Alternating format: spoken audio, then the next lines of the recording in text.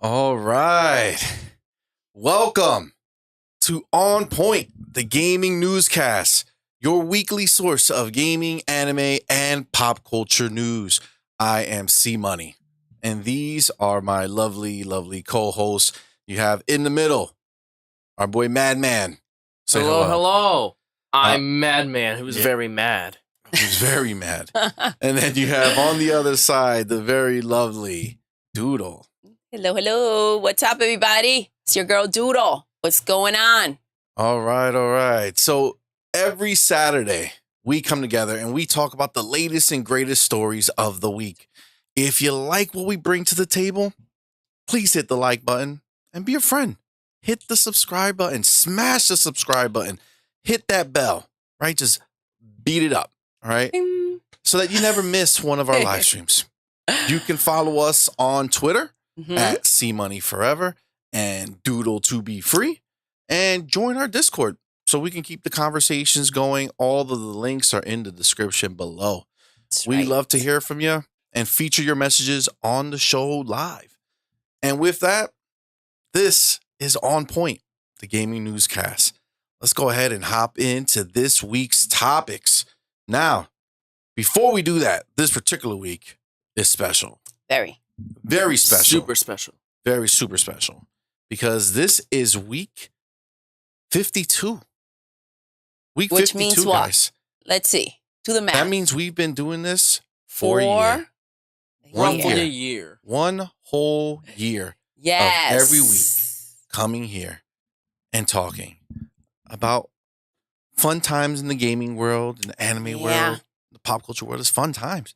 And like It's crazy, right? Where we started, like you think of like the first podcast. Oh my God, we're on a dining room table With a the phone, just in in recording. the middle, Yes. trying to make sure everybody can be heard. Yep. So we will edit after. Oh my But now God. we're live, guys. We're here. We are live. It's a whole new world. We didn't I didn't even, man, when we started, I never thought we would do it live. No. I thought we would just do the recordings and put them up. Mm-hmm. But I'm digging it. I'm digging it too. I'm very excited. Man. Yes. This was is all your Madman's fault. idea. Yes, It this is is your my fault, fault. guys. This is We all your put this fault. on Madman. If you guys have a problem out there, Madman's it's to blame. Madman's fault. Madman's to blame. Guilty as Yes. charged. Absolutely. It's all on you. That's right. If you didn't say you wanted to make a podcast, we probably wouldn't be here. We wouldn't be doing a podcast. So, it's Madman's fault, or it's all thanks to Madman. Whichever All way, thanks you to guys. Madman. Whichever way. Very guilty. So, very guilty. Very. All right. Listen, no more shenanigans. no We're more. in here. Let's go. We It's got a been lot to year. talk about. We're excited, but we got news to cover. We All do. right? And listen, the one topic that obviously is still on all of our minds Oh, man. is this whole FTC thing. There's no answer yet, unfortunately. We have no answer. We were hoping we would, but they I didn't think there would be an answer by now, though. Like, I didn't feel like we would get an answer yet. well, it's something, it's imminent. It's just whether the judge is, trying to finagle when the timing is right so that there's the least amount of time for, an appeal. Oh, back and That's forth. the way we look at it. But we're not going to start with that conversation. We do have something to talk about there. But the Xbox and Bethesda crew, they're going to be at Gamescom this year. Nice. Really? Now, they were at Gamescom in the past, right? Last year, they were there as well. But this is the thing. When it comes to the shows, Yes. right? When it comes to the showcases that go on, Xbox has always been on the keeping everybody's expectations low, right? Yes. Keep everybody in check, Mhm. right? So obviously this past year, we've seen a different Xbox come out, right? Yes. We had... The confidence level Yeah, the has confidence elevated. are higher, right? They did in January, we had the Direct, Mhm. right? Which was a hit, right? It was. And then obviously we had the big gaming showcase in June, which was excellent. which was Yes. beyond amazing, right? So they were super confident going into that as well, right? Yeah. No expectations put in check, nothing. Now, if you remember, during that week after the showcase, we talked about a lot of news came out. And one of the things that came up was Xbox still having a lot to talk about, a lot to show, a lot to reveal. Yes. And Matt Booty, during an interview, mentioned that the amount of shows coming up are going to allow them to do that. And, Gamescom is one of those shows, and that's coming up really soon in August, right? Okay. So Gucci Gooch. The thing is that last year when they were there, they had some games that you can play, right? Mm-hmm. But it was, there weren't really many games coming out in 2022, right? So now this year, obviously we have Starfield coming out in September. Yeah, Forza coming out in October. Gamescom is in August, right? In the middle of August-ish. Yes. So it's only a couple weeks removed from Starfield. So they know that they're going to be doing stuff on the show floor, right? And they put that out there. So on the show floor, they're going to be a big part of it. You got to imagine that's probably where most people are going to get their first hands on Starfield. Oh my gosh. Yeah. Jelly. Of course. Super jelly. And on Forza. Along with whatever else they're going to be bringing, right? Last year, they showcased third party as well.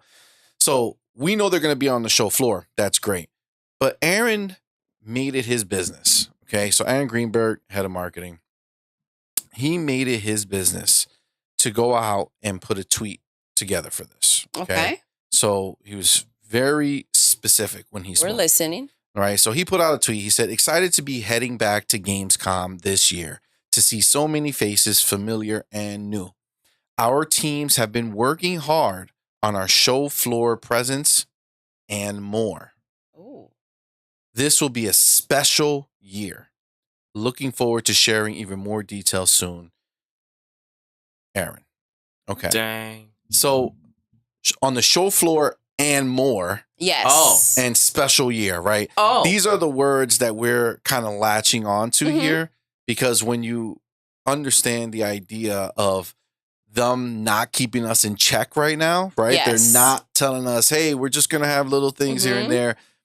When you say and more, and it's going to be a special year, you're going to set off the ears. A lot of right? surprises are going to come our way, I think. So they always do. So not Xbox, but Jeff Keighley has that's his second big show of the year is the opening night live. So he does a summer show in August where they do very similar to E3, right? They have trailers and things like that get that they put out. So my question is Xbox going to be coming big onto the Gamescom stage? Are they going to be showing us new stuff, like things that we're wondering about, right? That they didn't announce during their conference, or are they going to do new trailers for the stuff that we saw? Like, are they going to do deeper dives into your Fables and South of Midnight? Isn't Gamescom like for behind the scenes? Like, it's not like the public can view. No, it's the opposite. Gamescom is one of the biggest public venues that. Then what's they the have. one where it's about publishers and communicating? Nothing anymore. That used to. Oh, well, that's GDC. That's the one. Yeah, no. Gamescom has always been about the fans, and it's the biggest one. There's like hundreds of thousands of fans that go to Gamescom every year. So it's huge. Like, it's not insignificant. It's not like some lame shit. No, it's huge. It's big, right? So there's going to be a ton of people there. But during that opening night live, that's what we're focused on here, because when you tell us and more, right? Show floor and more. If it's not the show floor, the only and more that can be is trailers is and on the show yes. announcements. So what are we thinking? We did a whole big prediction episode before the show, and there was still a lot of studios that were not showcased, that did not show their things, right? Well, listen, maybe some Perfect Dark footage. I don't think but I don't think I do like where we kind of landed with the whole Fable situation, because it's not coming out next year. Then the same thing as with Starfield, they did the 1 hour, and we know the game is coming out in at that time in a few months, right?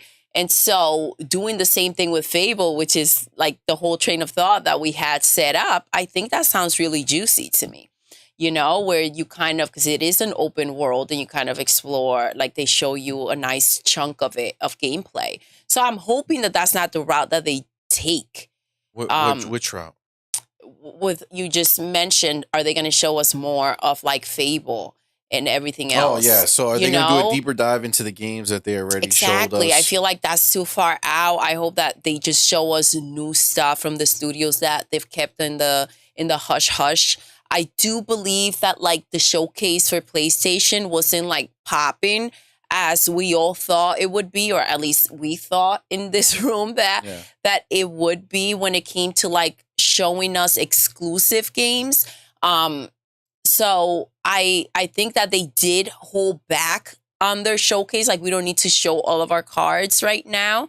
And even though it was close to perfection, like I do think that they have a lot more. So maybe they're just going to bring us in, maybe those smaller games that could be coming out, into Game Pass or like close early next year.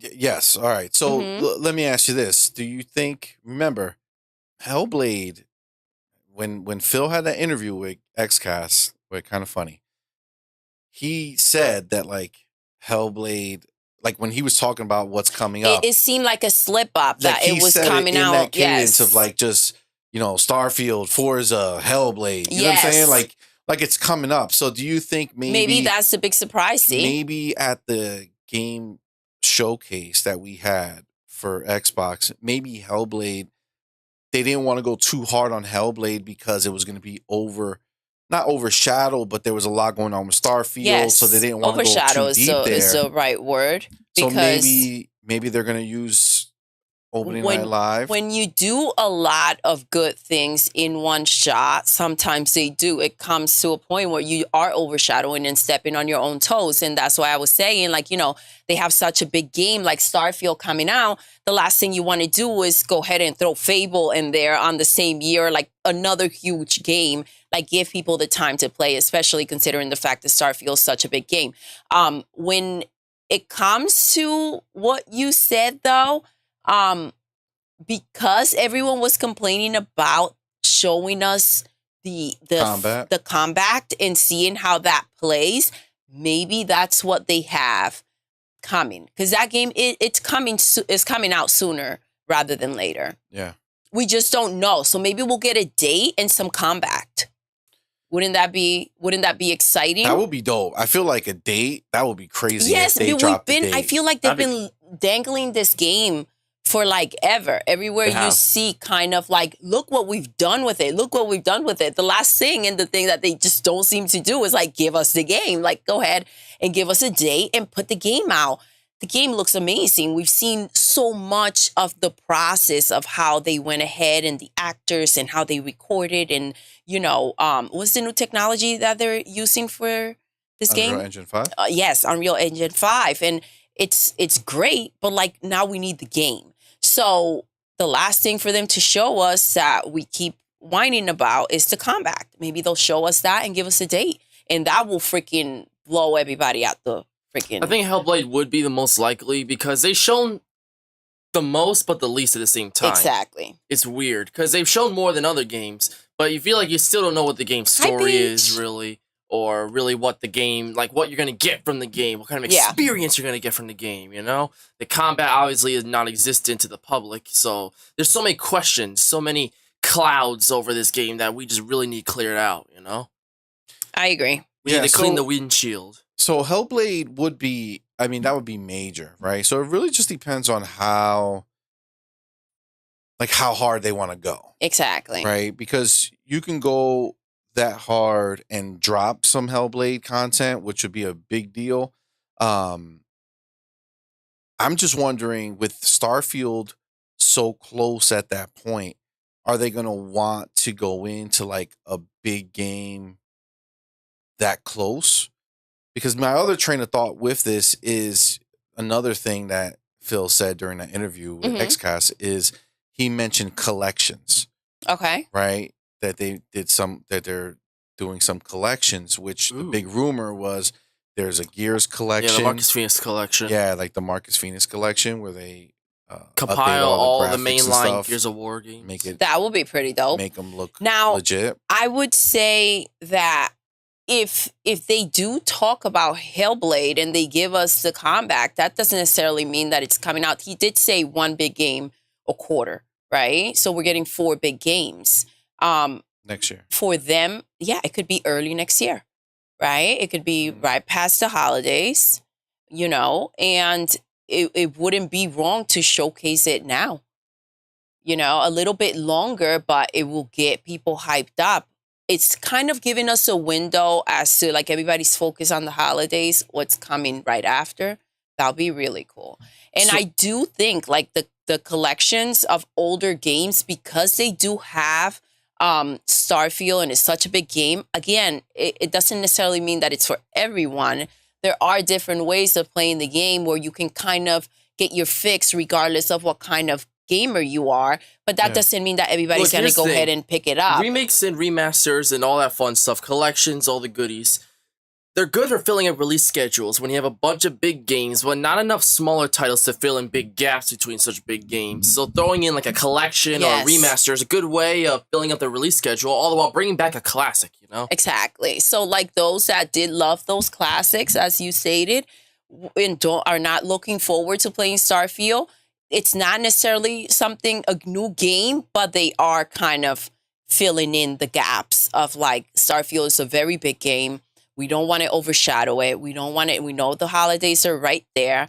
What better way to do it than to, give them something that they love, that they can gift, Yeah. Of course. Not to mention Game Pass, by the way. Don't sleep on Game Pass. Handing somebody months of Game Pass prepaid or a year prepaid of Game Pass will be a nice Christmas gift. Well, I think at the end of the day, I'm really torn on the idea of them going deeper dive on Hellblade right before Starfield.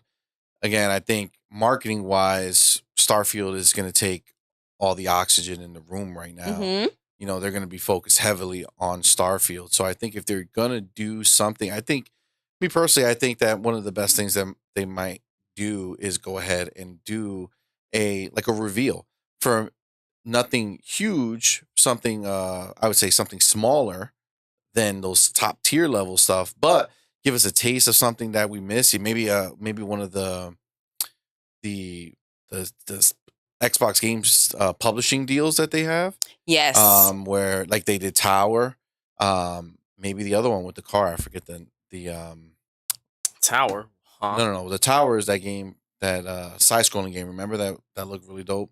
Oh, Towers of Blank. I don't know if it was Towers or something. It's always Towers of Blank. I don't know what it is. Yeah. But that maybe remember the heist game? I know what you're talking about. It starts with a C. It's from Avalanche. Contraband. There we go. Maybe throw us some Contraband. Show us an update on there. Shucks. Oh, I'm excited to see what they might. What we do know, though, it's like this is Xbox year. Like, I feel like expect the unexpected.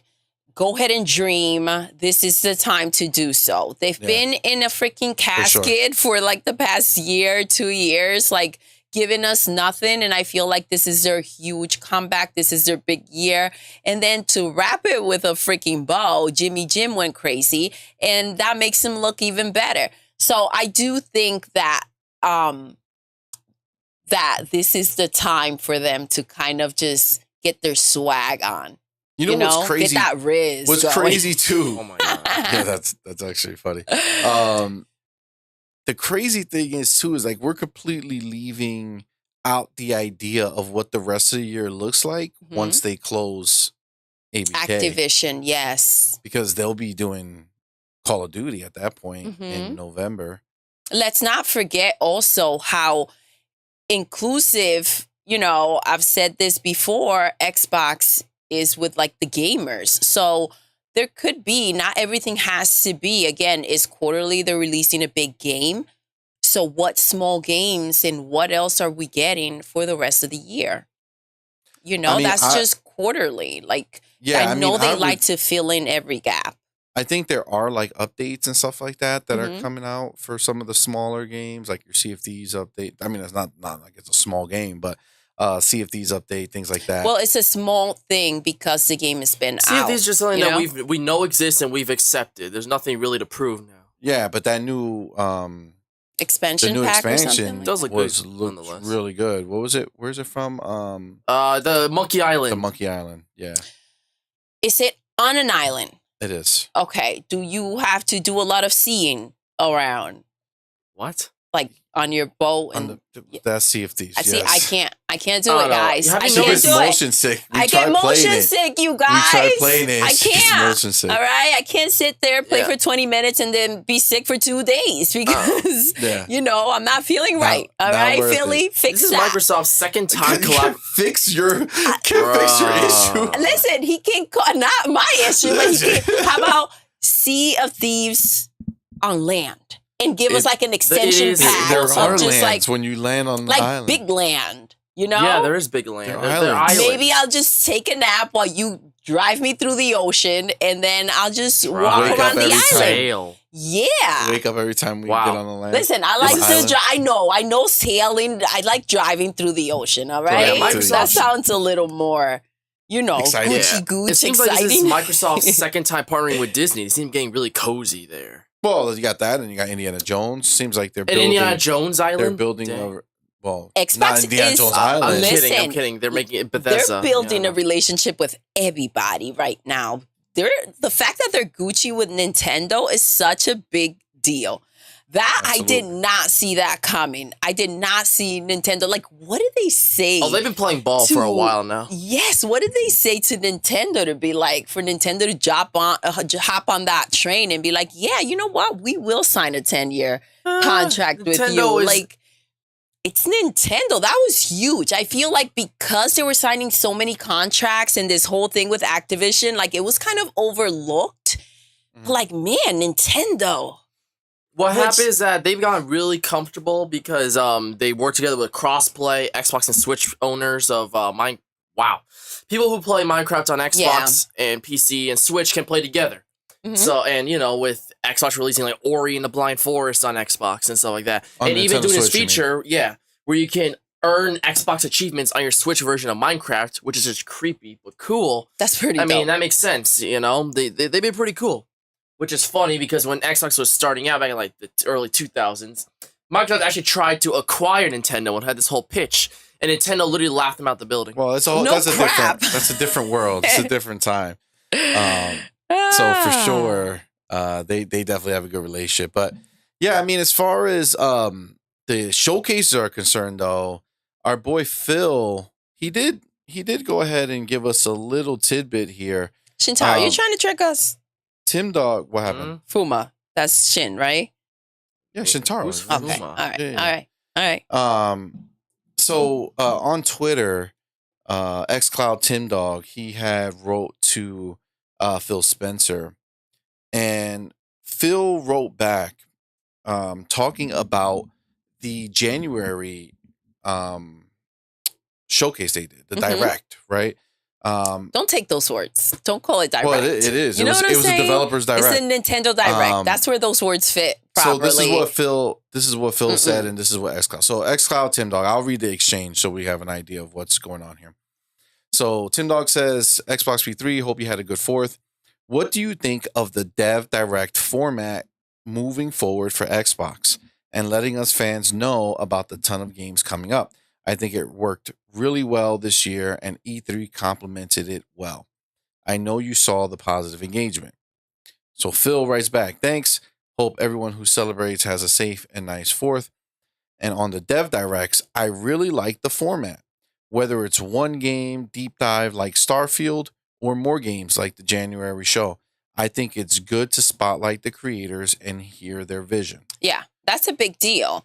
A lot of times we get the games, and obviously, like, let's say, it's a PlayStation game and you're looking at my game, The Last of Us, right? Mhm. And you don't think necessarily, if you're not, if you don't know that much about it, like you don't think Naughty Dog, right? You think just PlayStation. So it is a nice way to bring them to the front. And it also makes them almost like want to do better. If you showcase their game and you put them out there, the studio and the people that created the game, kind of put them on a spot. Because then it's kind of like, listen, I'm not hiding behind Xbox or PlayStation or Nintendo. It's my face out there. I'm here talking about what we created. Yeah. It has to be great. It's a good way. It's a way to shine the light on them, which obviously, there's a lot of studios who are big names that people know. But especially for some of the lesser known ones, like give them their real chance to shine. I think that's a great idea. Now, what I'm glad about is it seems like Xbox finally figured it out. Right, because Sony's been doing this for a while now after Nintendo started it with these directs, where Nintendo makes a direct for one particular game. They do small things, but it's a deep little dive things on around, the big game, right? Yes. Sony copied that same thing where it's like all small announcements, then the deep dive, or sometimes it's just a big deep dive, right? Yeah, the state of play is essentially a Nintendo Direct minus personality. Yeah, so Xbox found a way to kind of hop on the train but still trying to give it their own spin on it by calling it a dev direct, right? So it's a developer direct based off of the game, right? So that dev direct had 4 or 5 games that they did in January, which was perfect. Gave us deep dives into each game. It wasn't too much. It wasn't too little. It was a nice surprise because I remember you guys were all up in arms. You Xbox fans were crying and kicking. And I'm like, see. After the year end, listen, here's your pacifier. Calm down. All right. They're going to come through for you and they're going to give you something. All right. And they did. They came through. And it doesn't necessarily have to be where they showcase, 4 or 5 games. It could be when they're talking about that big game coming out on that quarter, right? It could be changed. Like it doesn't necessarily have to be the same way every time. Agreed. Yeah, and I think that Starfield deep dive really set the stage for what I believe we can expect, especially with Phil kind of coming back saying, like, we see it, we know people like that, and we can make it versatile. If we want to talk about one game and one game only, like we did on Starfield, you do what you want. It's your show. If we have smaller updates on a few games, then we can make a whole show about that. Which I think that, like I said, they hit it out the park last time. They really did. And again, it doesn't necessarily have to be exactly the same way every time. I do think that their level of confidence has changed. Obviously, they had to spend a lot of money to do so and a lot of time. But there's nothing like having, swag. Even if you're not necessarily doing exactly what you needed to do, that confidence puts you there. Absolutely. And I think it was something that we're lacking for a very long time. Absolutely. Yeah, no, I mean, I'm so happy with the way Xbox is rocking right now. Yeah. Like, there's just a new level of confidence that is just exuding from every source. Whether they've been so bold lately, with their decisions and how they move forward and present themselves. Yeah, and again, because they kind of have like that swagger back, they're out there and they got the content to back it up. And that's always been the difference, right? Like before, no matter how good they were doing or how confident they may have seemed, there was like no big games within reach, right? Yeah. Like 2022, a whole year, they basically just relied on small games and third party stuff, right? So like this is the first time in the entire generation, because Halo was like, a big that was thing. Supposed to be big, but it didn't make as big of a splash as probably anyone predicted. Well, it missed its release date, and that's when it went to shit. If it would have launched, if it was ready by launch date, like it was supposed to be, and it launched with the system, it would have been a much bigger deal. That delay, even though the delay was great for the game, it was a hit to, essentially what it was going to do. So, I mean, that being said, Season 4 just released of the multiplayer, and it is phenomenal. So good.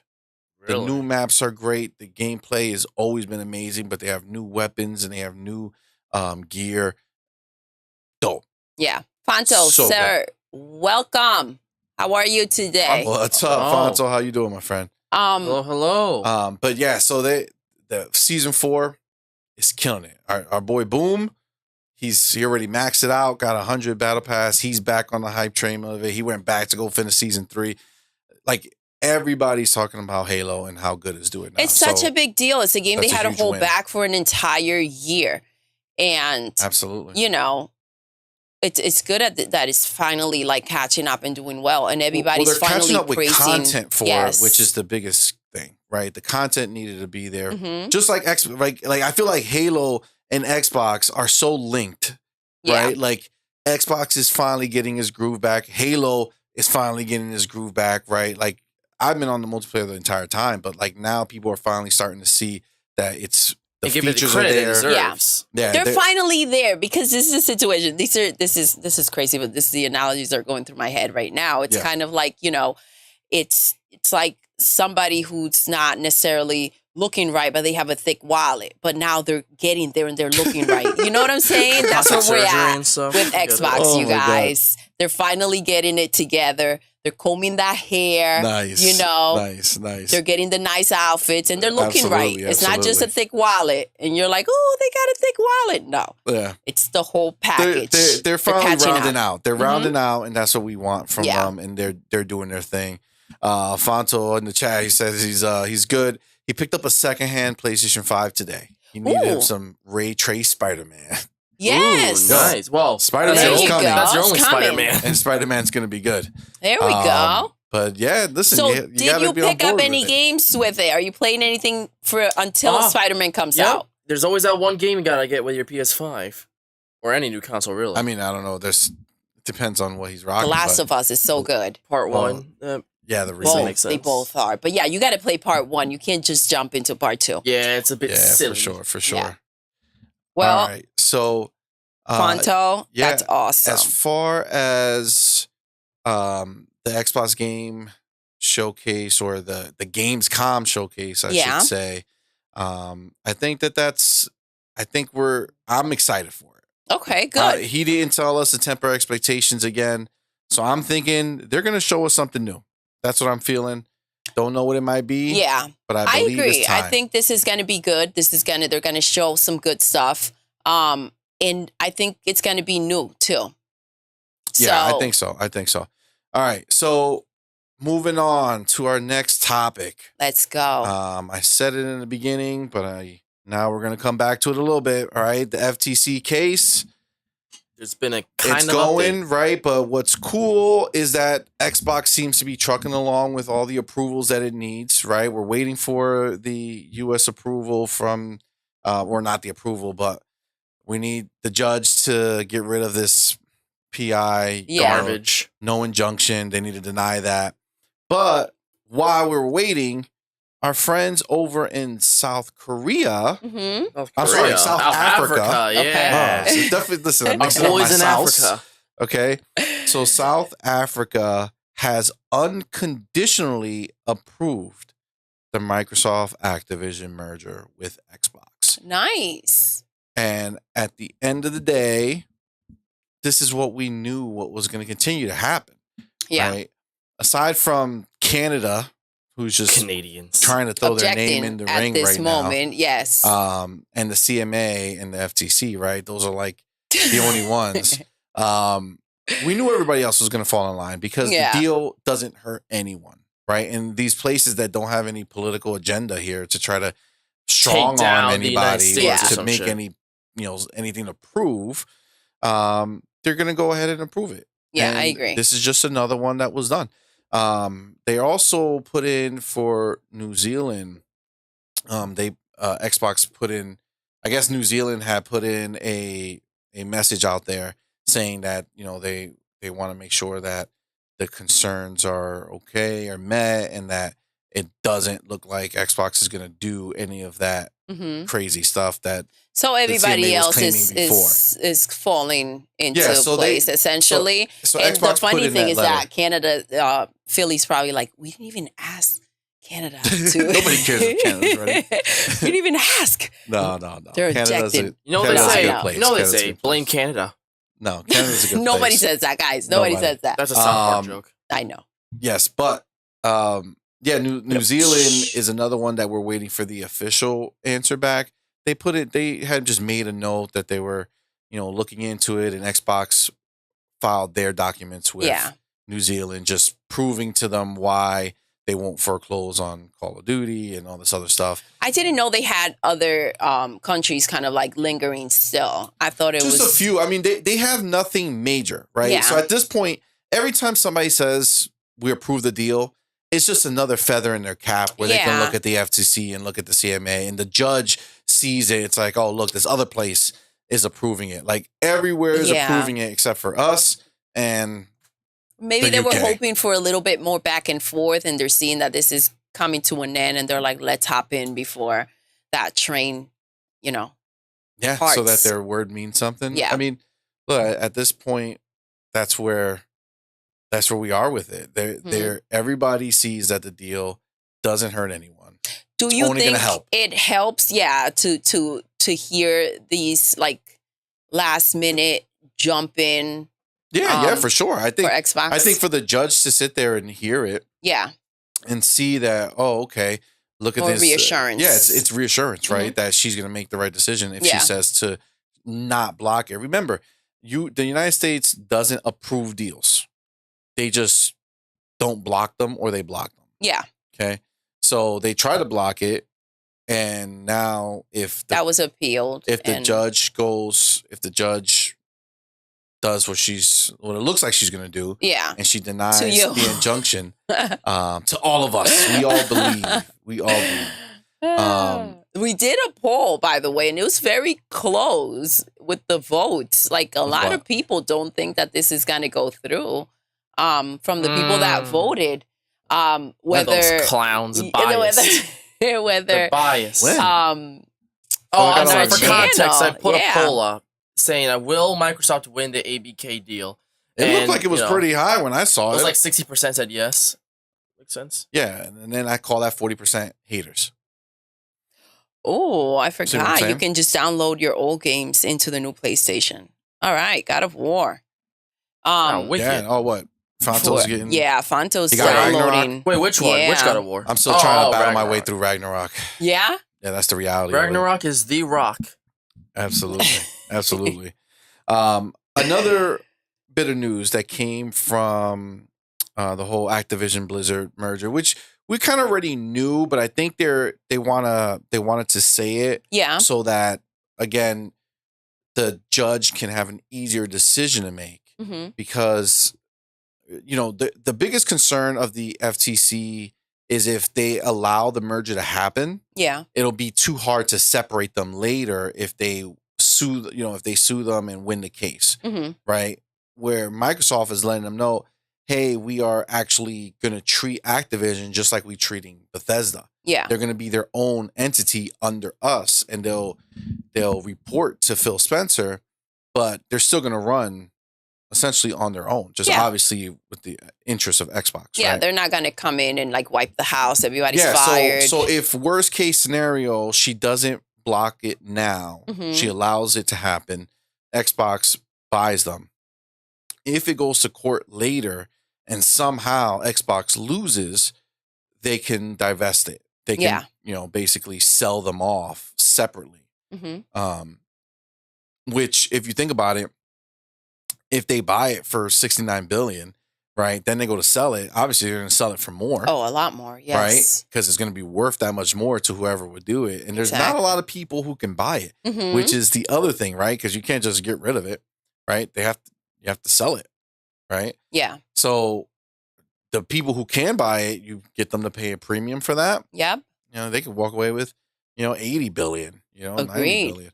And listen, that's the cool thing of keeping them in branches. You know what I mean?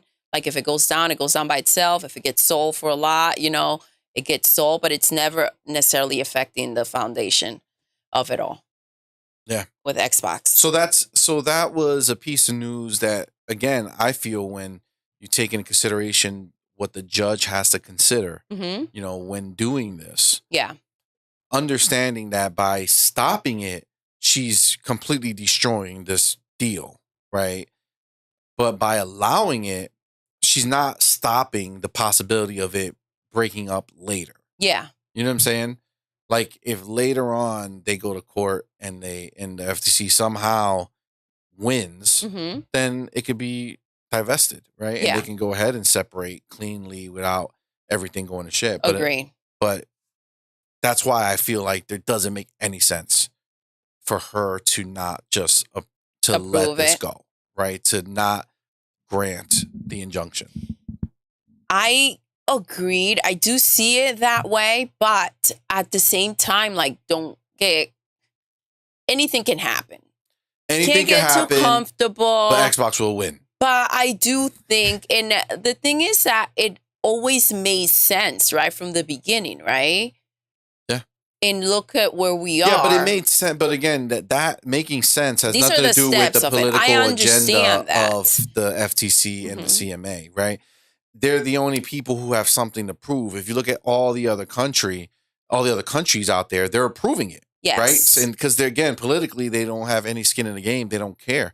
Where, it's proven. FTC came out before this happened and they said that they're looking to stop big mergers. It's their agenda. You know what I'm saying? And CMA, they just broke off from, the European Union and they're on their own thing now. And they're trying to flex and they're trying to show that they have, power and relevancy in the world, right?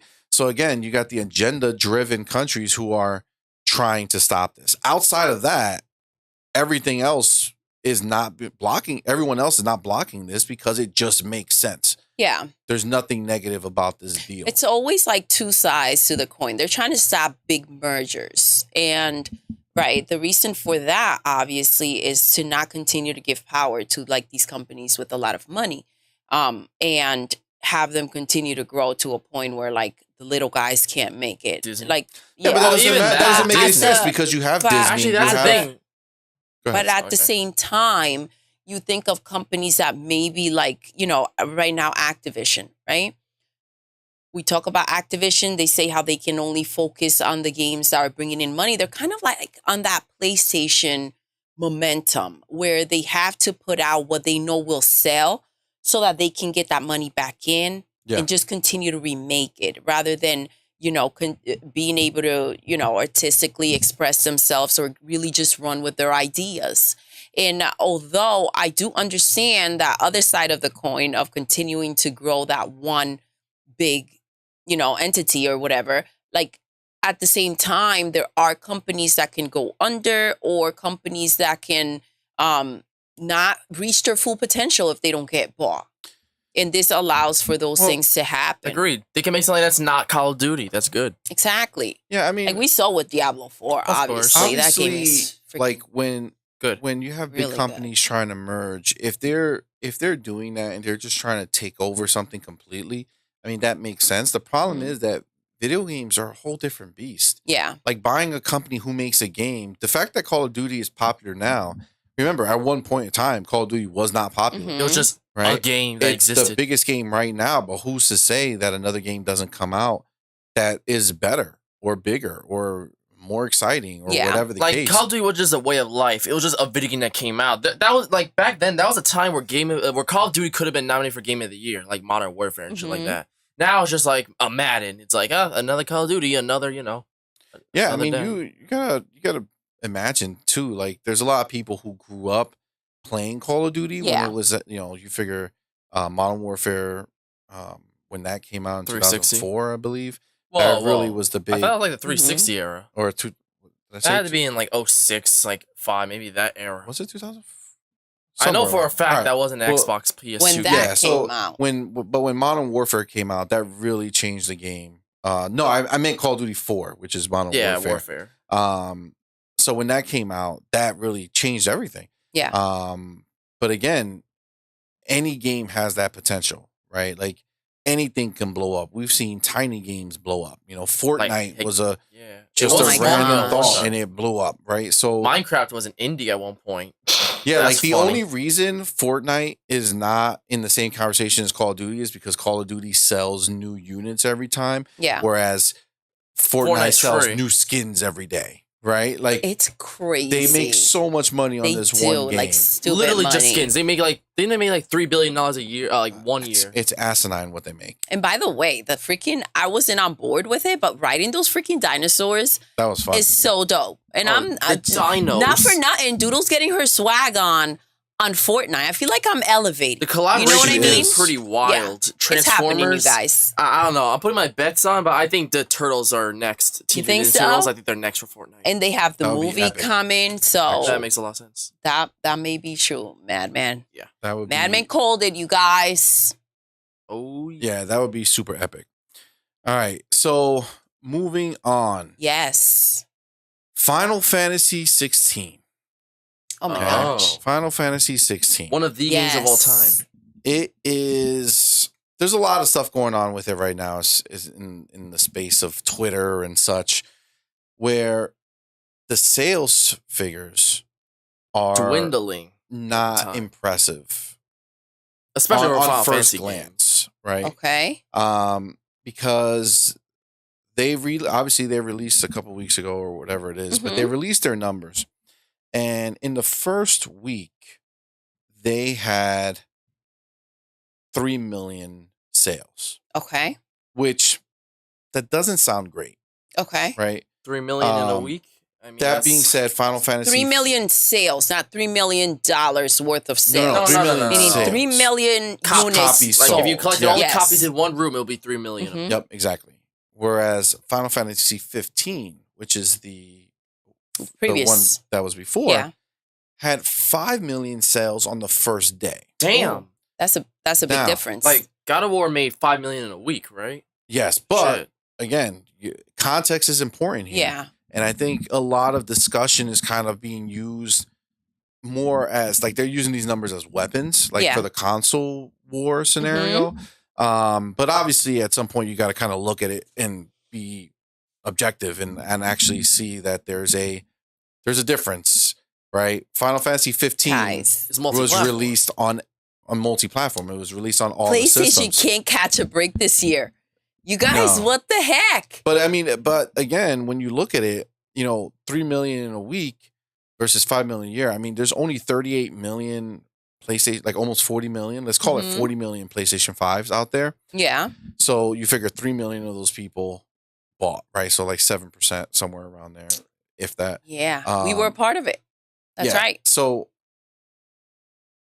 compared to Final Fantasy 15, Yeah. which that number actually starts to look way less impressive when you consider that at that point in time there was like 114 million Like, a PlayStation. stupid like, amount. Yeah, even and if as it was you mentioned, 80 it million was PlayStation 4s, multi-platform, right? yeah, and let's say 40 million. That's It's crap 117 too. actually. Yeah, so I mean, you're talking over 100 million people who were able to buy a copy of this thing, and Yeah. only 5 million did, Mm-hmm. right? So when you look at that, I mean, Final Fantasy is not doing bad, Yeah. right? But on the flip side of that, you still look at the number, and that what that tells you is It's not how impressive. little Mhm. the PlayStation console sales actually matter. Yeah. For Right, like- the game I know. developers, Like they're right? acting like that. If we're exclusive to PlayStation, all our dreams will come true. Yeah, like you didn't sell. Like if you would have just kept it multi-platinum platform, Exactly. It would have sold double that. it would have Probably triple sold that. way more. Way Like, more. by far. The game is stunning. You can see how much work and time went into it. Absolutely. It does. It's not necessarily my type of game because of the cutscenes, but I do want to go back and play a bit more because the game, it's really good when you do get I deep agree. into it. And some people And- try. Sorry. So the point is right now, that's the developer's freaking fault. Listen, Square. you wanted to Ooh. take that cut to make it exclusive. Enjoy that money. Nobody told you to So- do that So crap. Yeah, that's and the it's- bigger. That's the bigger Yeah. thing. Go ahead, my man. There were some people online who tried to pin it on, oh, it's so different from every other Final Fantasy that no shit, no one likes it anymore. Well, let me tell you this, Breath of the Wild was hugely different than all the other Zelda games that came before. A huge Yeah. left turn. And that did way better than any other Yeah, Zelda. but that's not a great comparison because a lot of people didn't care for Zelda. You understand? Well, you mean it started they popping needed now. a left turn to try to reach a broader audience. But I argue that a lot of people obviously didn't care for Final Fantasy either. Well, 5 billion was, multi. Well, that wasn't what it ended up with. That was just day one. Well, there's a reason why Zelda's one of the like. It's always got an entry in every single Nintendo platform. Yeah. Obviously, it's second to Mario, so it did have worth before. I do get that. I didn't say it didn't have any worth. I'm saying that it's not. Again, I didn't like it. There's the main people like there's hardcore gamers who are not Nintendo fans. Didn't care about Zelda. Yes, but only Nintendo fans cared about Zelda fans that like the old style of Zelda are embracing the new style of Zelda just fine. And that's the difference. But listen, I honestly, if there were just more cutscenes, less action, I don't freaking understand what the heck they were into. Yeah. Because, dude, I will take 2 steps and it's that's like, just RPGs for you. 10 cutscenes. Most RPGs that's not what changed. So Final Fantasy's always been cutscene heavy. Yeah. Most RPGs It's the gameplay that changed, right? It's the gameplay that changed. So, more action. It's an action RPG. It is action versus turn-based. Versus what, nap time? Turn-based. Like when you play, so turn-based is like you go to a battle, the 2 people are standing there, and then you stop, and it's like, what you attack do here. Command. Press this one. Oh, use my I magic. hit him once. Use your this. turn. Yeah, it's a different. It's a very different game. I couldn't play that. But the point is that there's a lot of people who like that when they think of Final. That's what they like Final Fantasy for, right? Whereas now, it's not that, right? If you like Final Fantasy, you don't. That doesn't mean you're gonna like this game because it's a completely different game than what you're used to. Final Fantasy VII started the trend. The reboot, the remake they it's did. Like a weird it's like a mix, right? Where it's like it makes you feel like you could do more action, but it's still turn based. I played it myself, and the thing is that they would have you play, but then if you want to execute like a special attack or anything that's not just a basic swing, you have to go into command mode. Everything goes in slow motion. You have to click triangle and like which command do you want to do and shit, and then they'll have you do some crazy attack. So that's like really heavily. Is it really an action RPG though? Yeah, like that's heavily watching a movie, and then every once in a while grabbing the freaking remote and like I don't know, hiring the volume or lowering it. Like I don't understand the interaction in that, and so for me, the new route that they're taking would have worked best. Remember we played Persona 5? Yes. Yeah, that is an RPG when we played it? Yeah. And you sat there and you had to pick the attack, and that's what it is. That's what Final Fantasy is. So the people are up in arms against the idea that they've changed it. So like the reason why these numbers are troubling is not that 3 million in a week is bad. It's that in a lot of places like Japan and UK, the second week sales are tanked. Okay. Like they're way like someplace I don't know if it's UK or Japan, but it's 90% lower. And then the other place is like 35% lower. So it's like huge drops. I think the way that they could have first party, not first party, but like for a place you find exclusive, it's a big no. It's like everybody showed up on day one. Nobody showed up to the party after that. Week 1, and that pushed it to 3 million. The word got around. But overall, listen, if you are expecting the dreadful movie situation going on and, they do deliver with that. Well, it's not dreadful because the movie started picking up, right? Yeah. We didn't like it in the beginning, but then when shit got real and it got really involved, we got into it. We got super involved as they continue to let us play and watch, right? There was a big balance. And even then, you kind of feel like, okay, now we're back to this. It's RPGs. Like, there's a reason why RPGs are as long. Like, even something like The Witcher or something like that. I guarantee you it starts a bit slow in the beginning and stuff like that. But it picks up more and more as you play. So, like, usually the first hour is usually, like, kind of, like, introducing you to the world and characters. You'll have usually some tutorial that's literally just the same thing every time.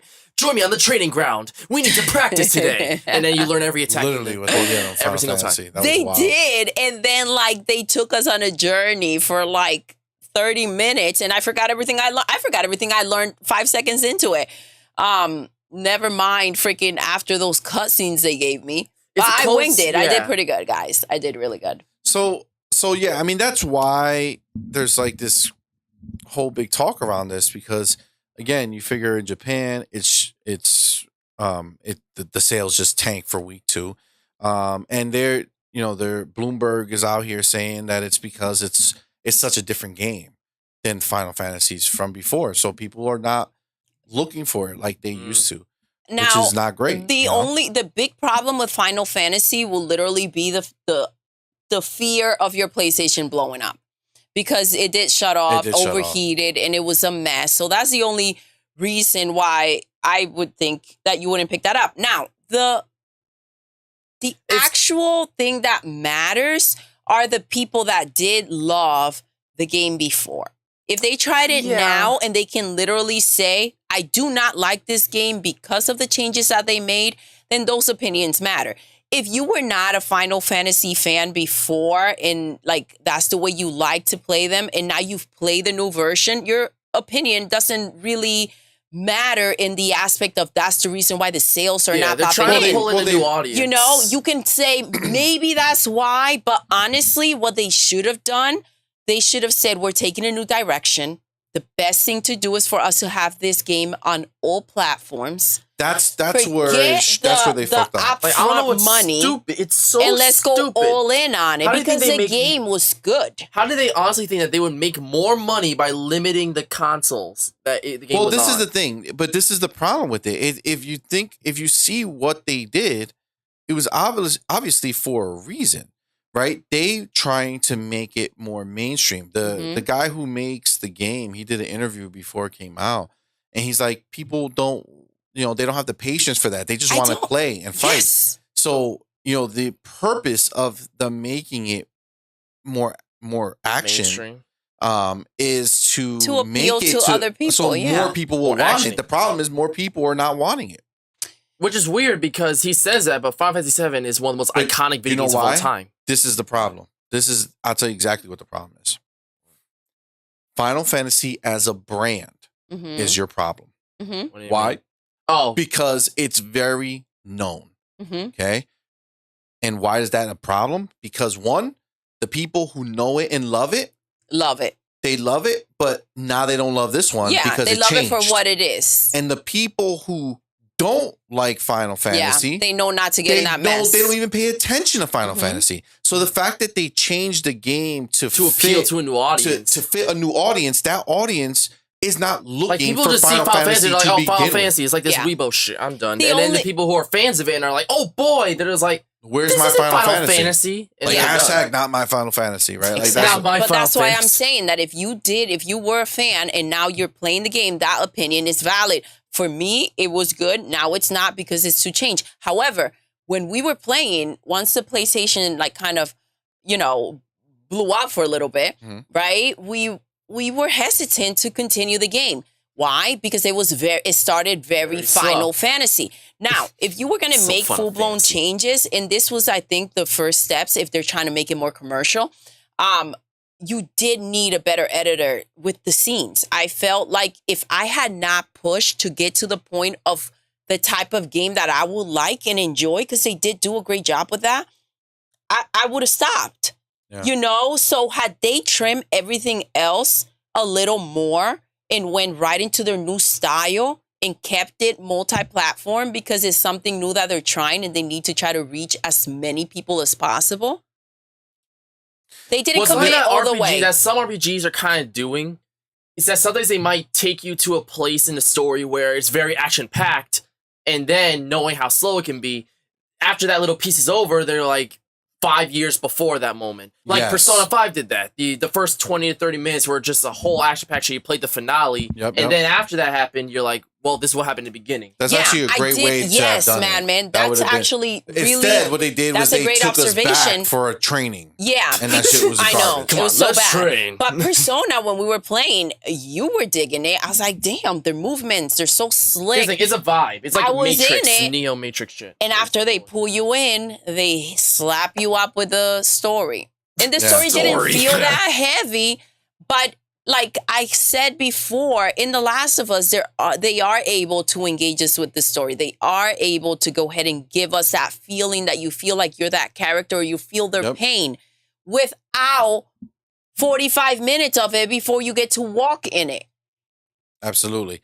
And even like we just did The Last of Us, another extended play of it. I love and that we were talking about how like we watched the cutscene it felt like a long time. Yeah. But it didn't, meaning it didn't feel like a long time. It captivated you as if it were like it's heavy and it gives you that feeling. And even because we were joking around while we were playing, we were getting the freaking creepers and whatever. Yeah. So we were goofing around a bit, or I was goofing around. Doodle's always goofing around. Yeah. But I was goofing around, and then it pulls you, like, it just draws you in. Like, they give you that story, and you feel so, like, connected. All the joking goes aside. You kind of just focus in there, and it sucks you in for those few minutes. And you're like, like, you feel a part of it, and you go and get back into your gameplay. Like a game that's known for having long cutscenes, but being, like, very known for being extremely engaging is Metal Gear Solid.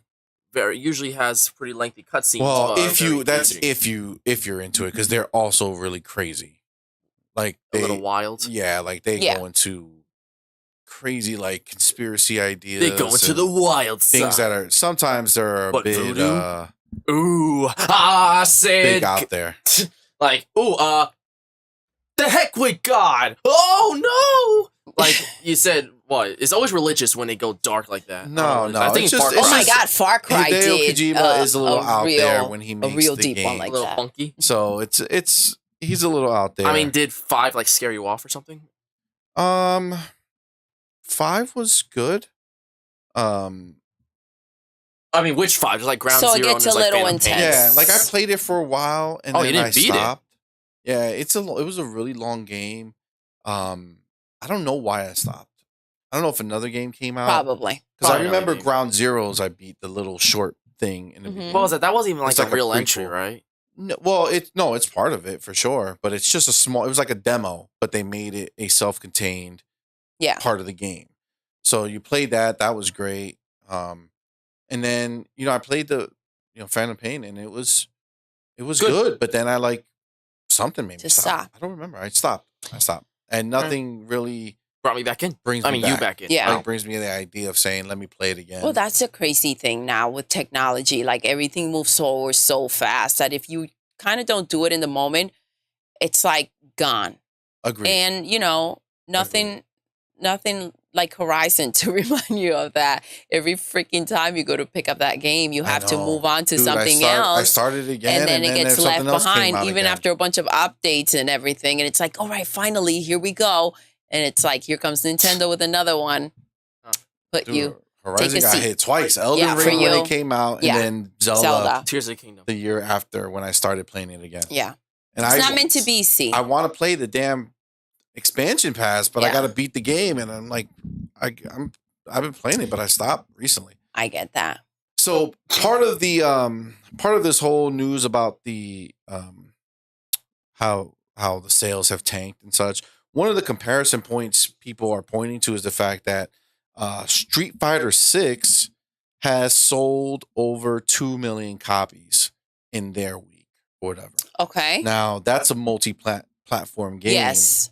And it didn't sell a lot. As expected. Yeah, but one of the people on Twitter kind of summed up both sides of it, right? Okay. So it's the trend that's the question, right? And the trend that's the problem.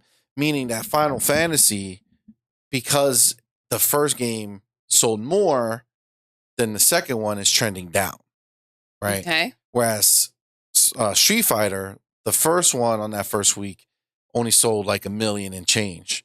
So the fact that it's at 2 million means it's a that big deal. More people are playing, right? And it's a fighting game, so it's a niche on itself, right? That's what I was thinking. Like, it's a fighting game, so it's understandable. You're not talking about an open world, let me go and whatever. This is kind of like, ooh, let me get a few fights in. Yeah. Or, I mean, I don't know for how long you can sit there and whether...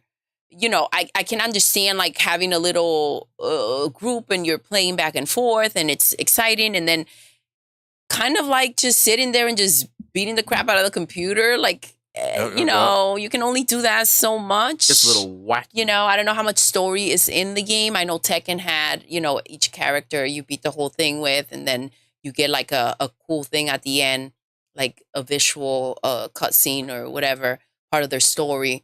So I'm really looking forward to Tekken 8. But at the same time, I do know what Tekken 8 is, and it's a game that all of us are going to sit together. We're going to do some fights, and we may just play it that one time, maybe a few times, and put it down. Like, I don't know how deep into it we're going to go. Agreed. Depends on how good it is when we play it and whether we want to do like the story content, if the story content is good. Yeah. But yeah, I mean, I guess the idea is that Street Fighter is doing well for its niche, and the fact that the audience is growing for it, you know, from the last game to this game. Yeah. That's weird. Like, I kind of think about it, and you don't really think of it as niche because it's so recognizable. But it's the it kind genre. of is niche. It's weird. Yeah, the game itself is not niche within the fighting genre. Yeah. But the fighting genre is what's a niche. Yes. Right. So it's like if you're also talking kind of like a driving game, right? It's also kind of the same way as a fighting game. You're sitting there going in circles, or whatever. Like, there's a reason why Mario Kart is the only racing game game that really sticks out. I mean, obviously Forza is a driving simulator, but in terms of like the racing genre for party racing, there's a reason why Mario racing is Mario Kart. Forza Horizon has dominated the arcade driving experience, and they have like 20 million people who play that game. So, like, that's the power of Game Pass, man. Like Final Fantasy, had they done a Game Pass release day one, a Game Pass release, one. even if they were exclusive on Xbox instead of PlayStation. Yeah. See, there's no benefit to being exclusive on PlayStation, right? Because aside from the paycheck that comes up front, that Sony gives you, right? But as far as the players, there's no guarantee people are going to play your game just because you're an exclusive on PlayStation, which that's what they're showing, right? So that Final Fantasy is one of the biggest names out there, and they have 3 million sold in the first week, right? What does that mean for smaller games that are exclusive, right? Yeah. Like, I don't see where it makes sense. Whereas on the flip side, if you're exclusive to Xbox, or if your game is in Xbox, it's a very different situation. Hacker, welcome, baby.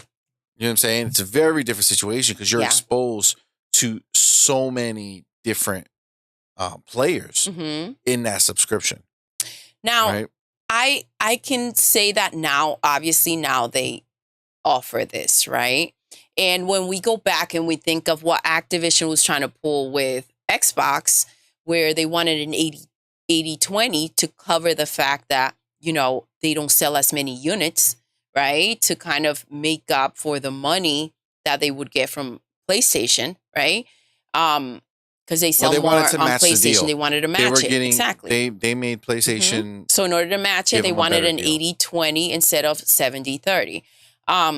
So when you think of that and you think of like a game like Final Fantasy, that's also the wall that they kind of hit. Do I take this money up front, or do I go ahead and make the copies and set it up for a console that potentially we're not going to sell as many, right? So that's like the dreadful and the scary part. But now with Philly making deals for Game Pass, right? A big game like Final Fantasy, it will get a lot of exposure, right? So I think that that's now what they have to offer that will kind of combat that other situation.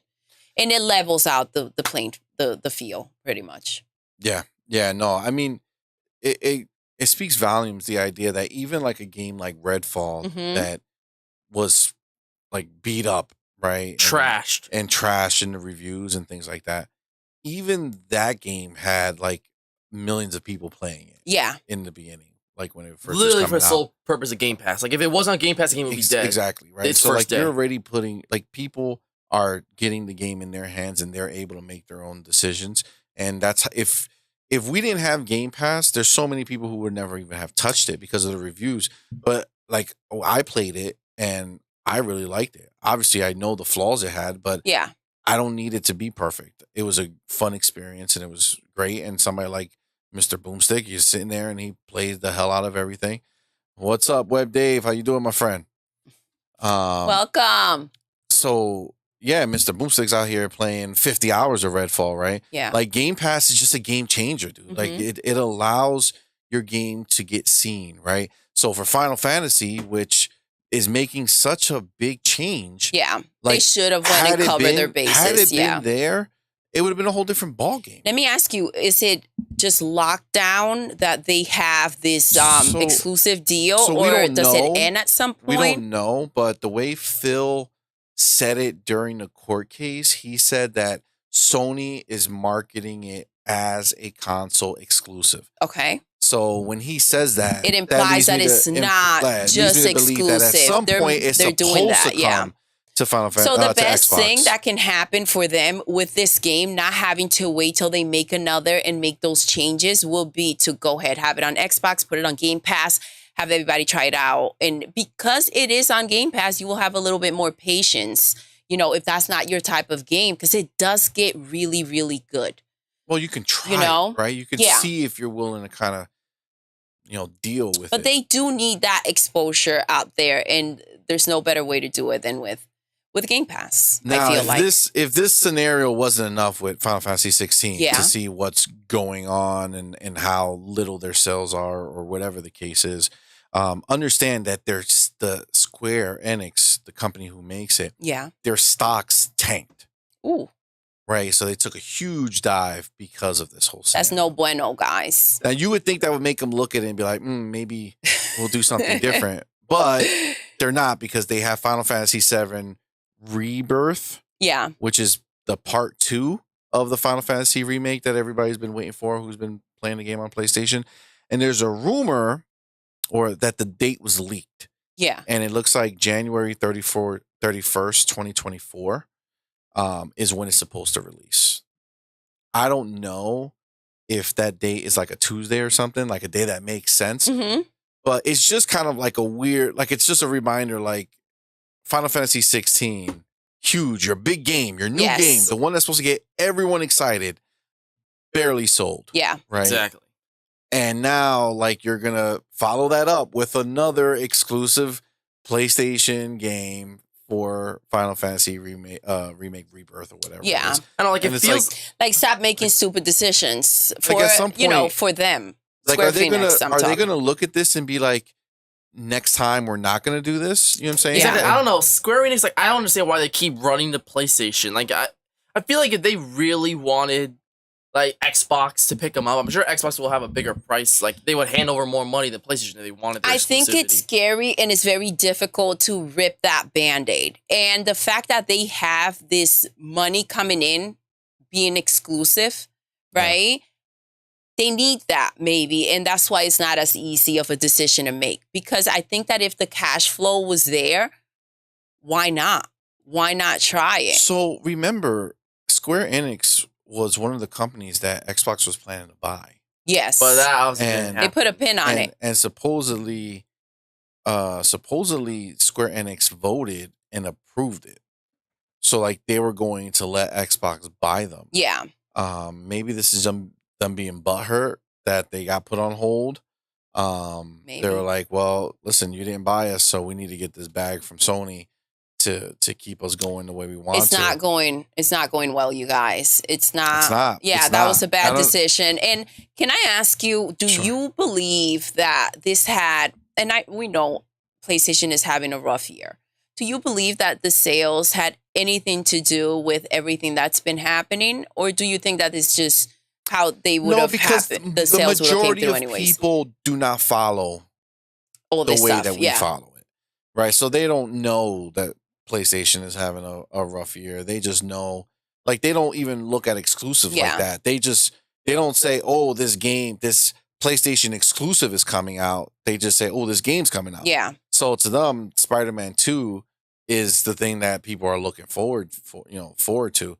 So they don't know, like, they're not paying attention to the court case or any of that stuff. Like, doesn't matter to them. Even when, like, PlayStation raised the prices and things, like, there's all this noise on Twitter, but the generic, random person going to buy a PlayStation doesn't care that it's $50 more. They're like, oh, they raised the price.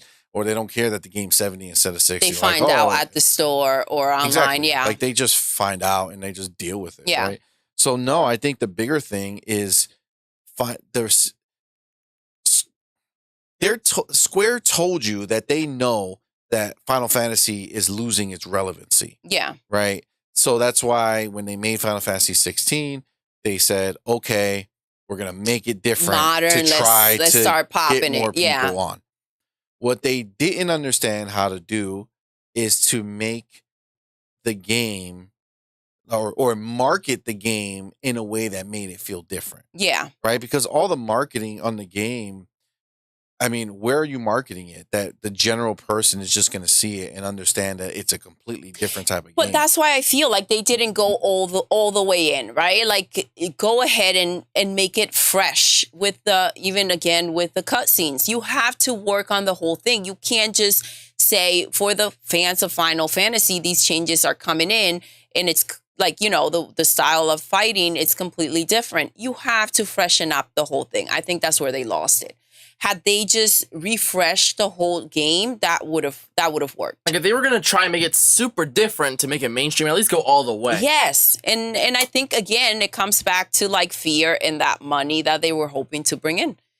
I think that next time, and I think for the type of player that I am, it is necessary that they make these changes. Is it worth making those changes?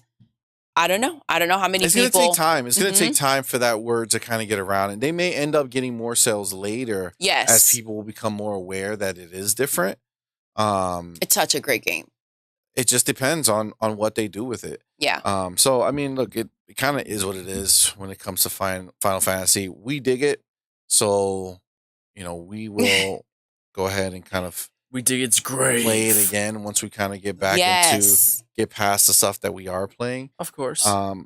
So that being said, I want to move on to the next topic. So first of all, I see in the chat that there is some conversations going on that doesn't make any sense to me. So let's go ahead and let's take a look. Just everybody be super cool in the chat, because that's the only way we like to do it. Right? That's right. So it's all about being chill and having a good time. Honestly. So now, the next topic I want to do, we have some updates on numbers, but that's not the topic. The topic that I want to talk about is going to come from this Brazil. They had like a Ooh, our boys at Brazil. Yeah. They had a ID at Xbox presentation at a festival in Brazil. Nice. Okay? Now that's a party. In that presentation, we got a lot of information. Just updates on numbers, because they're talking to developers, right? Like ID at Xbox is for independent developers. Yes. And so they went to Brazil and they put on a presentation out there to kind of show people, hey, make games for Xbox because, we're great, right? Yeah. So they have we got a update on a few numbers that kind of reveal a lot for us. Okay. They put out there that the Xbox Series X and S has over 21 million consoles sold, which again, PlayStation is almost double, right? Because they're almost 40 million. Damn. Yeah, and so there are 40 million just on the PlayStation 5. Between the Xbox One generation and the Series X and S, they're at 79 million. Okay. Thanks, Web Dave. I appreciate it, bud. Thanks for stopping by, brother. Thanks for coming by. Thank you. So they're at 79 million, right? Yeah. Which is PlayStation 5 alone is half. Yeah. Right? Not even mentioning the fact that, PlayStation 4 has 100 plus million, right? And then another cool little tidbit is that 48% of Series S players are new to Xbox. So almost half of the people who bought a Series S okay, so that's good news. are coming to that's Xbox a big for the deal. first very time. first time. Yeah. Damn. That's Okay. a big deal. See, that's the juicy part. So Absolutely. they have sold a lot, but damn, not when you compare it to PlayStation, definitely like it takes that away really quickly. But the fact that 40% are new, like that's a big deal. Look, here's the thing. The consoles came out during 2020, which obviously we know as the pandemic era. Were really ignited, and a lot of people did not have the fortune of buying a big meaty console. And if they did have the money, it would not be enough for a $500 machine. So, like, $300 price tag, that's a lot more in someone's range for a bigger, like, purchase. And because the PS5 was $500 or $400, take it or leave it, it was like, why not go with the Xbox? Even if you're not big on Xbox, it's better than having no game at all, because that's what you could realistically afford at the time. So, that makes sense. No, agreed. So, those are some nice little updates that we got from this festival. But the topic that I want to talk a little bit deeper about is the idea that in-game advertising is something that's coming soon. So what form does that take is the question, right? So there's a lot of talk about it. And obviously, like, if you sign on to the Xbox, there's a dashboard. On that dashboard, there's ads. Yeah. Right? They advertise whatever they want to advertise, whether it's their games, whether it's whatever. Okay? They advertise there. The bigger question, there was a survey a little while ago, I believe, that Xbox did and asked about in-game ads. I'm pretty sure that's where it came from. Yeah. Like that first idea was put out there. But the idea is, and I think they were talking about like a Game Pass that was supported by ads. So like you got Game Pass, it's free, quote unquote free. But when you click on the game for Game Pass, instead of loading the game, it shows you a 2-minute ad, like a TV show would, right? 2-minute ad. Then you jump and play the game. Maybe you play the game for an hour and there's another ad. Yeah. The game pauses, everything freezes, and you play, there's an ad. And then you play again. You know what I'm saying? Like, is that something, if that were to happen, do you think that, number one, you would be okay with? And number two, do you think it would make sense to do as an option? Understanding that you can still pay to have Game Pass like normal. So do you think that option makes sense? Obviously, they're doing it to make more money, right? Advertisement throughout the gameplay. Like, I would be so annoyed. Like, it's different, obviously. But if you couldn't afford it, would you be annoyed? How much are we talking about? Like, are we like I talking? said, if you press the button and before you play the game, there's a 2-minute ad, and then throughout play, I'm making this up, by the way. I'm not saying that this is what they said. I'm saying that they're talking about advertising throughout the game. So if you didn't pay for the game, you didn't spend any money on the game, you're just playing it. Mobile, they do it all the time, right? You play the game on mobile, and every once in a while, an ad pops up that you can't skip, right? Of course. That you have to wait for. It's just a way of life. Yeah, and they're trying to tell you, hey, press the button here and buy this game while you're trying in the middle of playing a different game, right? So, which is super annoying, makes me want to leave right away. Which that'll be smart, actually, if you think about it. I'm sorry, but I think it's cool. Like, the Xbox uses that to an advantage. Maybe it gets to a point where all games naturally have advertisements. But if you play on Xbox Game Pass, you get no ads. Well, that's gotta be the new pitch, right? Pay for the ads to be removed, right? We do it on Hulu, right? We do it on YouTube, right? We pay extra so that there's no ads. Makes sense. Right? So the people who can't afford to pay for Game Pass, the people who can't afford to play the newest game, if there was a way for them to just turn on their Xbox, press download, play a game, but they just have to wait a little bit for the commercial to pass. Yeah. And then throughout their game, there's a commercial, right? What do you think about that? I don't know that I like that. It's kind of like, well, why don't I just watch the 2 minutes and then play a full freaking game? That stops every hour. Full minute game, usually you how would you usually die. If you die or get game over, it's like, here's another ad, and it gets really annoying. So I don't know. It could get frustrating. Okay, well let me give you my take on it. Imagine you're playing Tetris and you've been playing for like a 5 minutes or something like that, and you lose. I do understand. I just feel like it's not like, what are they going to do? They're going to go ahead and this is only going to go ahead and start adding to the money you're spending. If they start doing that, then what they're going to do is, this is the way to come in, and then you pay this much, and then now if you don't want commercials, we're gonna up it to this, and then they're switched the way that they will do it and keep because upping Game Pass you. already exists. That's what freaking Hulu does. It's annoying. But Game Pass already exists. Yeah. So that's not what it would be, because you can already just pay for Game Pass. Yeah. The whole point is to create an entry point that people who can't afford the $11 a month for Game Pass, where they can come in at. That's risky to start putting. Why will they put the games? And I guess that they will be making the money from the ads, but that's the purpose of the ads, right? They get money every time an ad is played. That would be something to think about, because yes, some people will also probably not pay for Game Pass anymore because they don't mind the commercials. But that would be the point. They're making the money from the advertiser. If you think about it, they have to make a lot of more money from advertisers than from one individual, because if that one person plays all the time, right? Every time they play, they see the ad, they're getting Microsoft is making money versus just giving you $11 a month. All right. Well, this is hypothetical, right? Well, I mean, it's hypothetical in the sense of the way that it's going to happen, but you know, it's on there. In-game advertising is coming. There have been rumors of a lower tier Game Pass that maybe started at $3 but had ads that supported it. Yeah.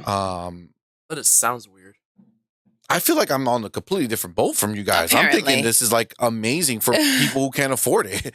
Like, what does it bother you? Like, you have Game Pass. You know what I'm saying? You don't deal with it because you'll. Once they announce it for Game real, Pass. and then we'll see what they're giving, then we'll. Oh, I thought you were talking about like having ads as an industry standard. Like, games will have ads, but if you get Game Pass, then Xbox games that are on Game Pass don't have ads. Well, it would be. I'm not saying it's going to be anything because we don't know. But as a industry standard, if Xbox has every game that it releases available to be played without purchase through ads, I'm trying to understand the downside that you guys are thinking. I mean, it'd be funny to play Starfield and get an ad for Ziploc bags. So, I don't know. Yeah, but if that happened because you can't afford to play it any other way, it'll make you want to save up the money. Like, again, remove yourself from it because you have Game Pass. I mean, this is cool. I think this is a good idea. I talk understand about the person who's sitting there saying, "Man, I wish I could play Starfield, but I can't afford it, or I can't play it because I don't have an Xbox." Yeah, I support it. And I can't afford the monthly I like payment. it. I support it. Because remember, it's going to be $17 or $16. $16 for Xbox Ultimate, Game Pass Ultimate.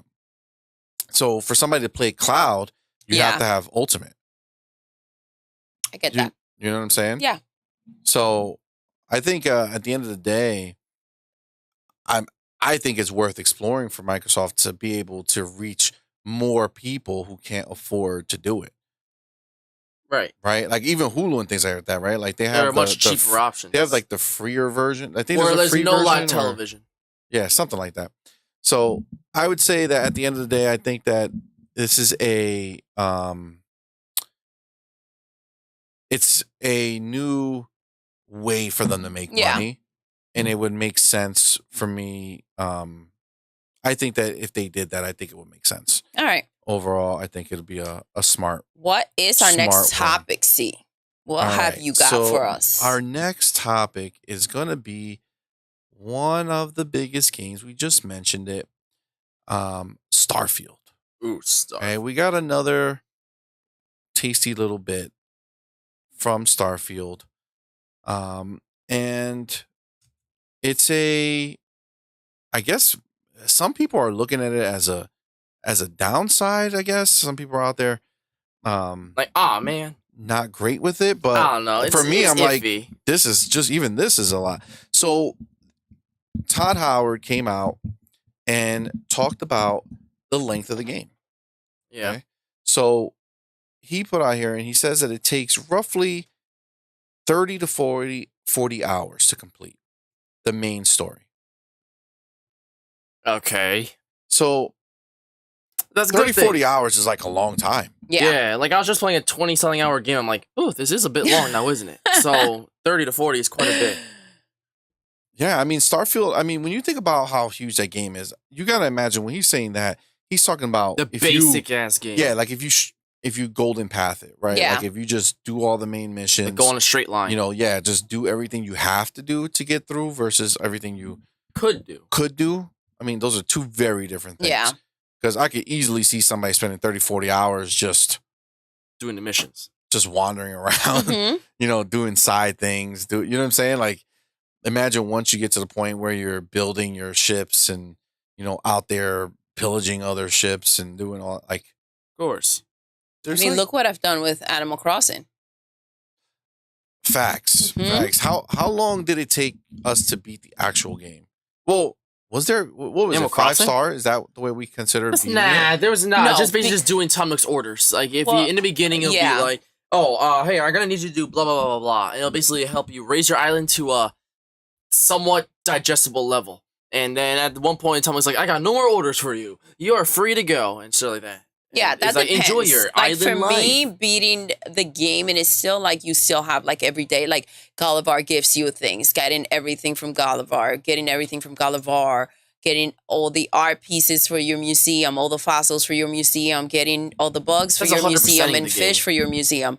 For me, also making all the flowers and making them yourself, not picking them up at someone else's island, like having all the fruit, and like having your villagers. I still haven't collected everybody's picture, and I know they have like a ridiculous amount of villagers that you can have coming in, but you know, also you get the stamps. Like if you go into every fishing tournament and every bug tournament, you get all the stamps and you collect more miles from that.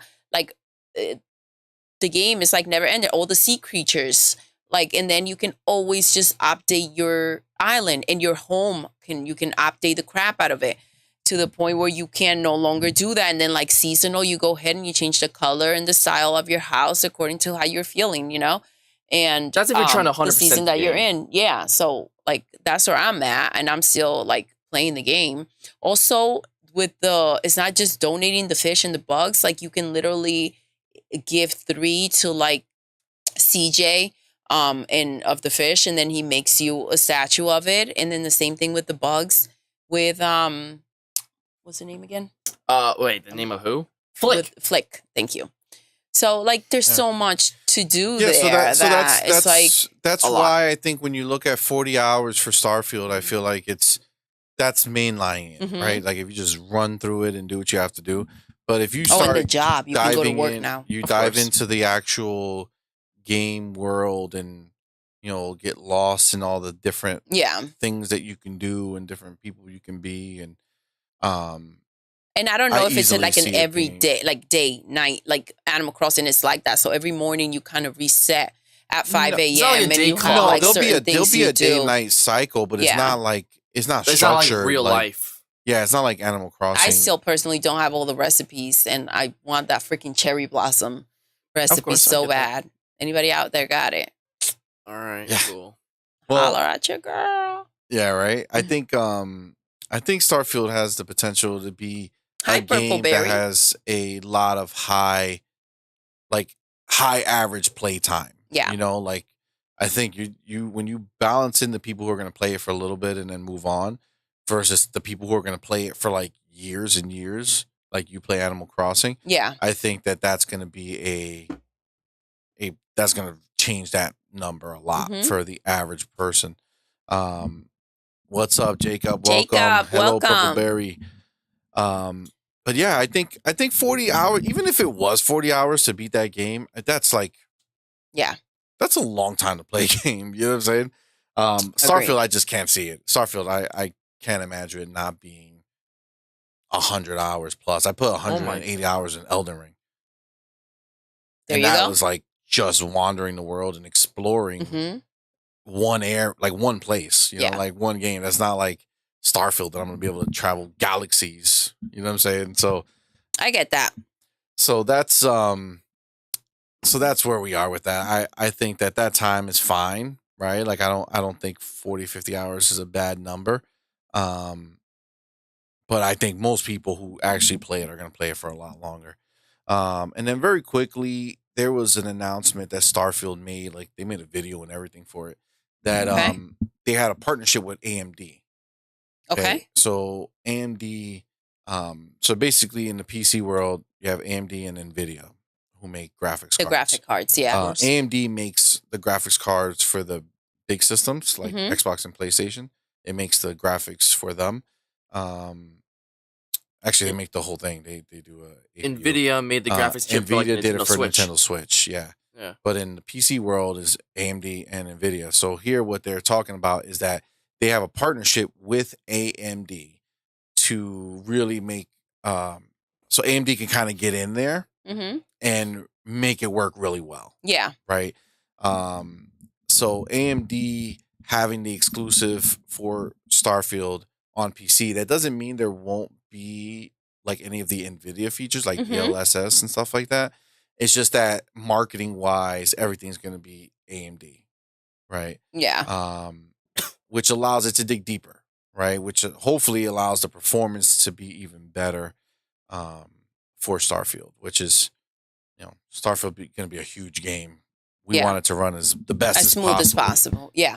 The best that it's probably going to run, right? I know I keep glancing over to the game and it's like, I remember how crazy it was. It got really good. Yeah. But this is kind of like, this was made by Bethesda, right? Yes. And they made Redfall. And it's kind of like Redfall. You kind of start off slowly. You don't know if you like the freaking game. And then you kind of just get into the action. And it turns out that it's better than you thought. But Purpleberry said something really funny. She said, it's a mixture of The Last of Us, a bootlegged Last of Us, and something else. And I think it was Redfall. It was really funny what she said. And then you get this mess, which is Evil Within. Evil Within was fun, man. I had a great time. Evil Within. All right. So so as far as like the AMD scenario, I think that it's just better overall for Starfield to have a focus, right? Yes. Changing it to be wait, real quick. Go ahead. Jacob, is this true? Jacob said about Final Fantasy 16 overheating PS5s. No, didn't it really? Start a house fire? No freaking way. That would be wild. Yo, that would be a lawsuit right there. You get PlayStation, you get freaking the makers of Final Fantasy, Phoenix, we said? Well, Final Fantasy 16. Yeah.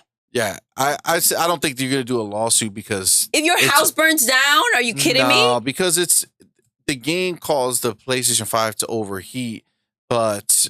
For it to cause a fire, can you imagine? You had to have it in just like the to most play this freaking game. Your house like burns down over it. That would be crazy. Well, I saw some pictures online of people like putting it in like this really tight spot with like no ventilation. Like, what do you think's gonna happen? Yeah, But you know what? Like, it shouldn't explode. That's true. That's true. It should. Everybody got the same space. guy who voices Jacob in Redfall voices Peter Parker in the Marvel Spider-Man Insomniac games. You're real awful. Look at that. I did not know that. That is a fun fact. I didn't know that either. That is a fun fact. Yeah, that's wild. I can't believe it. Place. Well, we saw it happen live when it shut down our stuff, so it makes sense.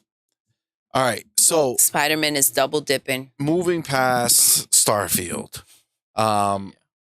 This one is interesting. When you look at it by itself, it doesn't really matter. But for the bigger context of Xbox, I think it matters. IO Interactive, they're opening a new studio. Now, IO Interactive is the maker of Hitman.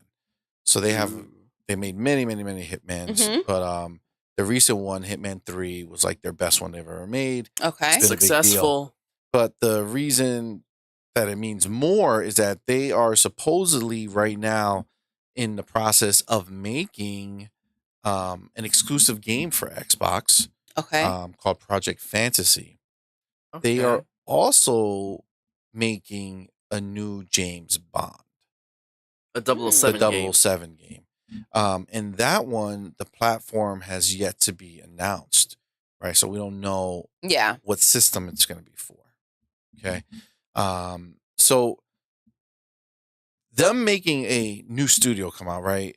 It kind of puts the spotlight back on them that they're doing this. But if we remember Xbox, we talked last week about like Xbox list, right? Of places they were thinking about purchasing, like studios they were looking to buy. IO was obviously on that list. Okay. So, I mean, what do you guys think? They're out here spending money, getting more studios. Does that make you feel like they're getting ready to get bought up? I think so. It's possible.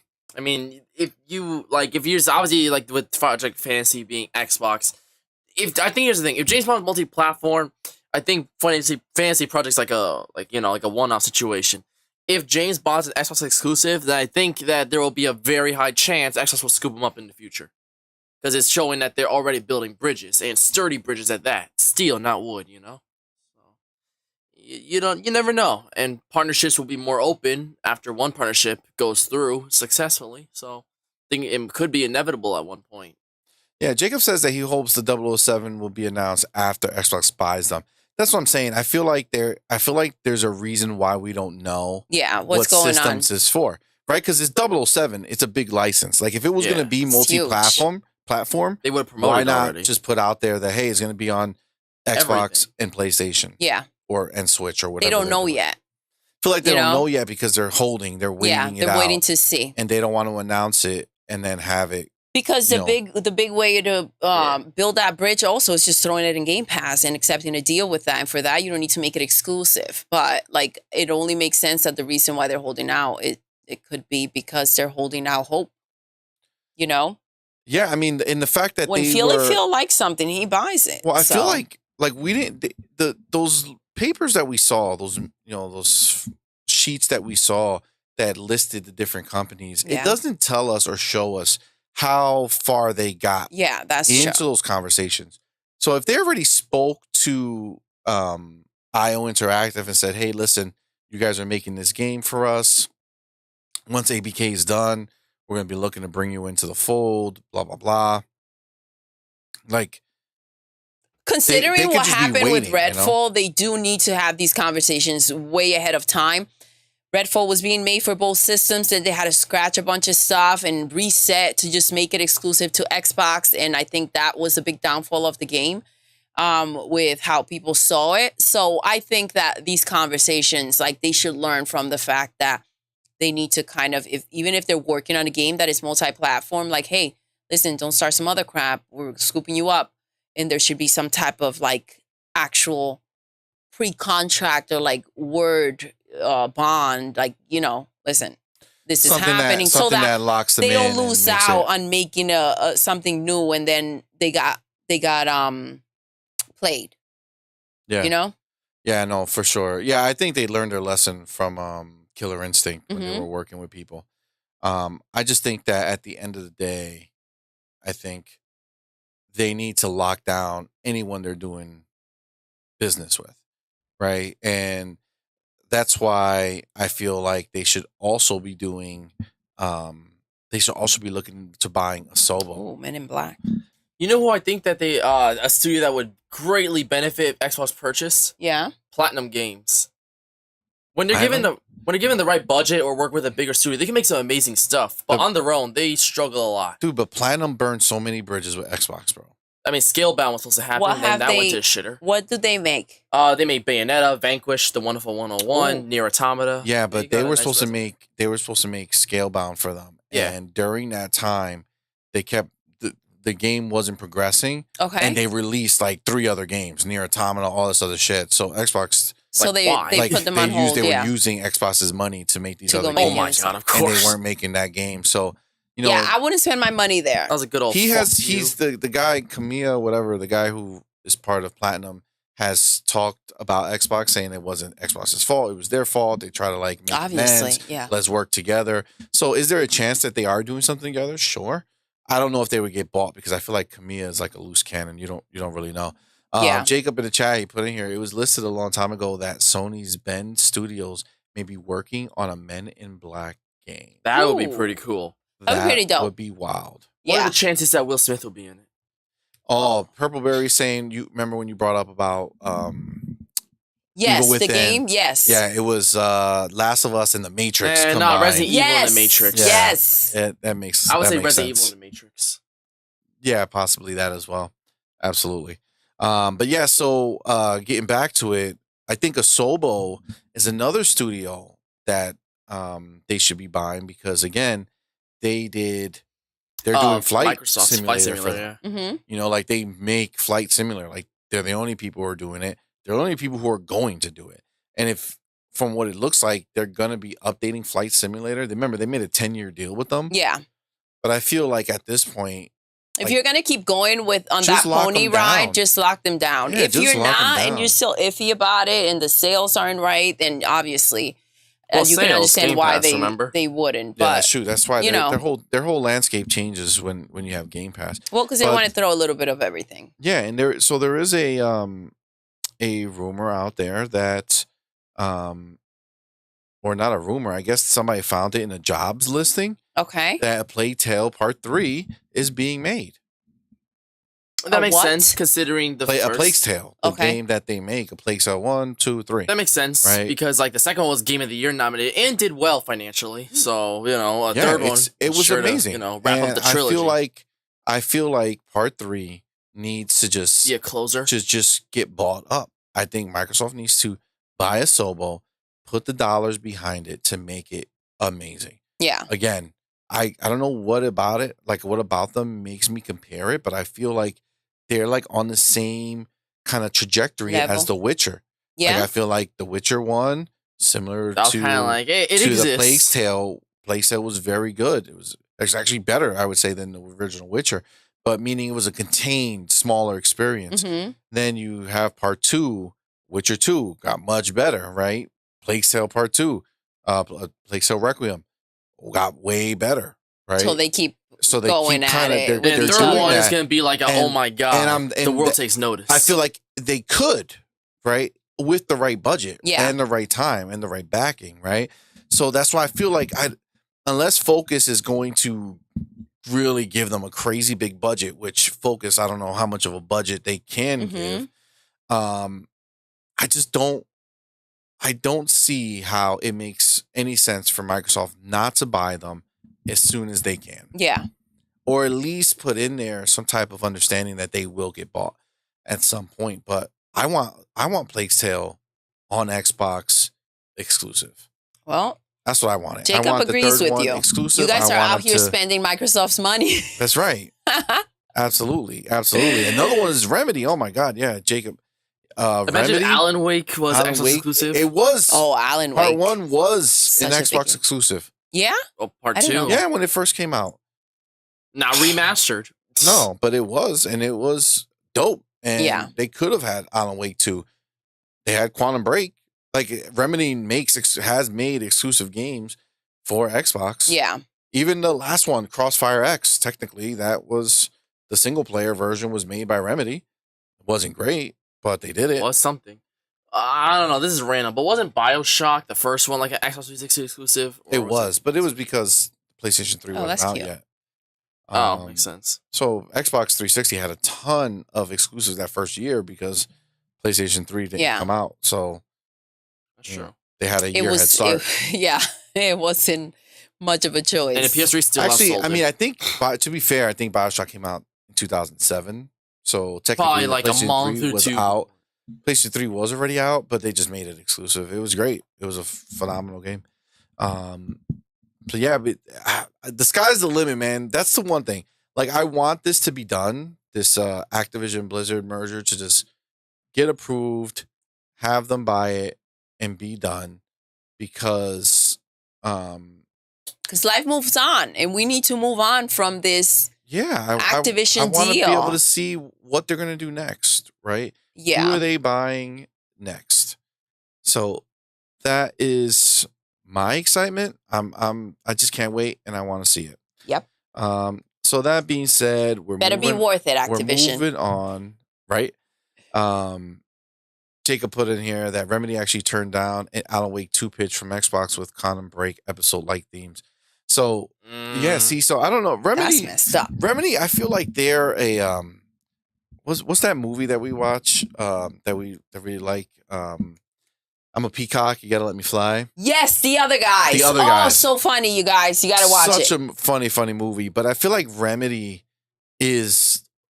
I feel like they just don't want to get bought. Yeah. I feel like they just want to be on their own, do whatever they want to do. Rebellious, like do my own thing. I'm a feisty spirit. You know? Like I feel like a free obviously spirit. with the right amount of dollars, anybody can be bought. Because we know Remedy don't got it like that. But Yeah. I mean, they're not even making a physical version, which is weird for a. Well, we're going to talk about that in a little bit, but yeah, they are. I feel like they just want to be free. Yeah. To do what they want. I love if they my want to freedom. lay with Xbox, if they want to lay that. with PlayStation or Switch, whatever they want to do. Do what you got to do. They want to be free. You know, Have Alan fun. Wake 3 is a Nintendo Switch exclusive. That would be weird. To feel contained, that's got to be freaking. That it's a tough decision. Like what Activision is doing and what Bethesda did. It's probably in those contracts. It may not just be Philly that's saying, "Here, do your own." You're going to still do your own thing. You know, they probably want to maintain that free spirit. You know, and it's probably a part of the contract in the deal. Agreed. I agree 100%. Speaking about Remedy, they made the first one with Rockstar, and Rockstar makes Red Dead Redemption. Of course. So I do want to touch on the fact that one of my dreams can be coming true, that Red Dead Redemption 1 can be getting remade. It's a remaster, right? Well, we don't know. We don't know, but it could be getting. What's the dream? See, remade, the dream remaster. Is a remake. Which remake. one? It's remake. We're making dreams and wishes. Like, don't be wishing on the wrong thing. They could do Listen, the you can't remaster be so quotation vague marks, about which is like it looks gorgeous, but it's like a remake. But it's already called remastered on Xbox. Okay, well, because if you play the original on the Xbox Series X or the Xbox, that's just like a backwards compatible. It's backwards compatible, but the frame is boosted and it's 4K. So you play at 4K 60. That's what they would remaster it to. So that's silly. So if they're doing it, the only thing that makes sense is to do a remake. Okay. I mean, they'll probably do it with like DuckTales Remastered, where they basically just like it's remastered, but it's literally just a different game. So they'll probably. I don't think the words remastered are going to be used. I think it'll just be remade. Red Dead Redemption. Redeemed. I guess. But yeah, I don't know. I feel like Red Dead's going to be coming. Do you like the first one or the second better? Second one better. Second one better. Second one better. Yeah, it got rated in Korea. Yeah, in Korea it got rated.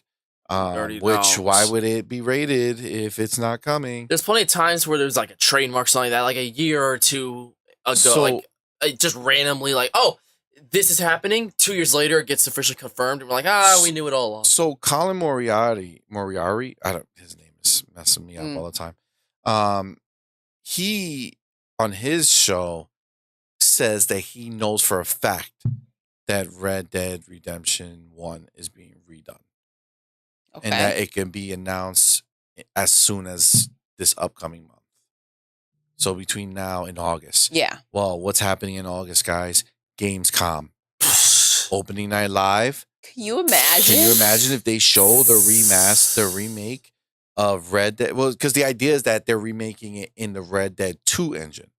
And the reason why that is doable is because the world of Red Dead 1 is in Red Dead 2 already. Yeah.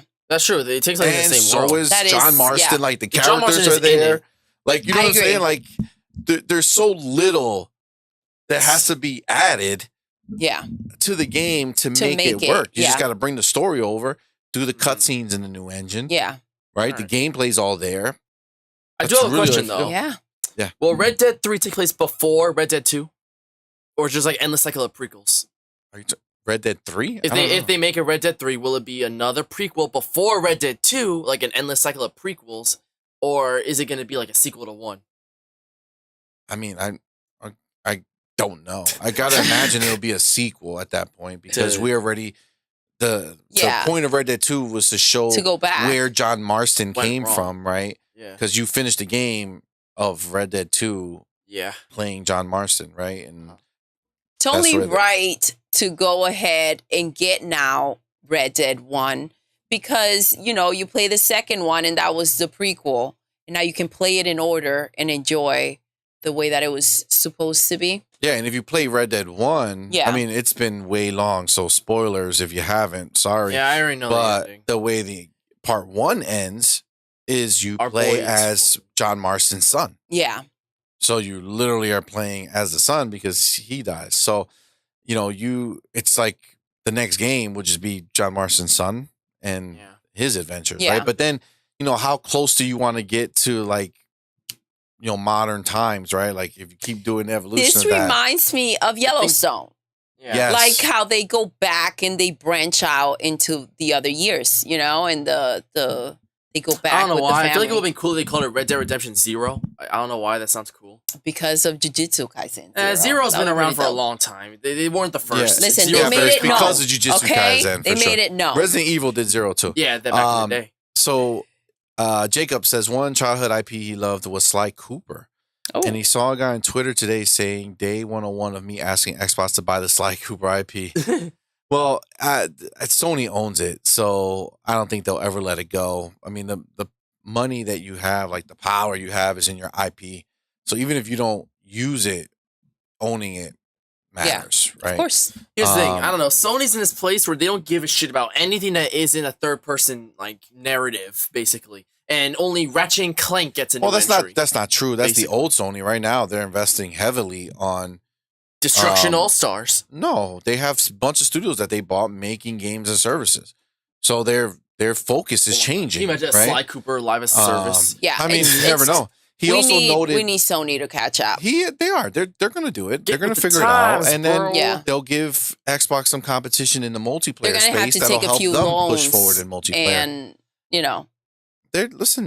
need have those money. loans. They just don't have Xbox money, right? Which means they can spend as much money as they want making a game. Yeah, and we've already seen they spend hundreds of $1 million on a game. Mm-hmm. So there's no doubting Sony's ability to spend money to make a game. Yeah. What they can't do is they can't go buy a publisher that's $20 billion, right? Because it's too much for them. Yeah. But as far as the game world, Sony's gonna be what they be, and they're gonna make what they make. They're gonna be I think they will push the games as service world forward. They have to get there. Just like we had to wait for Xbox to catch up to what, where we are now, where it looks like it's finally all gonna turn on. You got to do the same thing for Sony, right? Yeah, they need a breather. You have to give them the time. They just bought these studios. You have to give them the time to make these games and see what they do. Yeah. And they'll either be garbage or they'll be Sony caliber amazing, right? So we'll find out when that happens. But, I think they earn their kind of... I get that. The trust, right? Jacob also notes that Quake 2 Remaster got rated in Korea, which... Ooh. Quake 2, just like Quake 1, the original got re-released or remastered or whatever it is. That was a multi-platform game. Looks like Quake 2 is getting the same treatment. Yeah. So more than likely, Bethesda's still holding their QuakeCon. So that's like a conference that they do for Quake. Quake's still getting supported? I'm assuming. I'm not really into that scene. But so I would assume that at that event is when they'll announce Quake 2 remastered or whatever, being multi-platform, going everywhere. So Purpleberry says, I'm a peacock is from the Amiibo videos. I stole that from the other guys. He stole it from the other guys. Yo, the other guys. That was such a good Amiibo video, though. That was when comedy. Yes.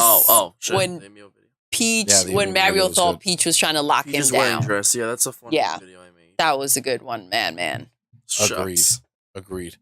So yeah. Shout out to Purple Berry because she is a part of our channel. She's one of us, but she's also has her own channel, Purple Berry Crafts, and she hit 4,000 subscribers. Good for her. Congrats, That's awesome. Purple. That's awesome. You have not, go check out her channel. It is funny and awesome.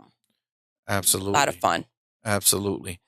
So we're going to move in to our next block of topics. Yes. This is where I just call it gaming news block. So there's going to be just things that we talk about. We might dive deep, we might not. I can't but wait. Whatever catches our attention, we can. So one thing I wanted to talk about right off the rip is on Twitter, right, and in YouTube, right, you have what's called like the influencers, right? Mm-hmm. So, people who have big followings on social media, things like that. So one of the new things that Sony fanboy type people are putting out there is that Microsoft is buying influencers, right, and paying these influencers just to like Xbox, right? Okay. Please like Xbox Ninja. So that was different. They pay them to go on Mixer, but it's a huge thing now. So the Xbox community, obviously, just like they do on most things, they take it in stride. So they're making fun of it. So people are posting pictures of like, oh, thanks to Microsoft, and they're showing like a mansion, like, oh, look what I bought with my Microsoft money, or new cars and things like that. So it's funny because the reason I really want to talk about it is to kind of give Xbox a little bit of some flowers for how they deal with their community. So gracious. The problem and the reason why PlayStation, like hardcore people who are like obsessed with the Twitter wars of it, they don't understand how Xbox treats its fan base because PlayStation doesn't do it. Yeah. Right. So you don't have any of the executives from PlayStation going out there and talking with the fans. To you. Yeah.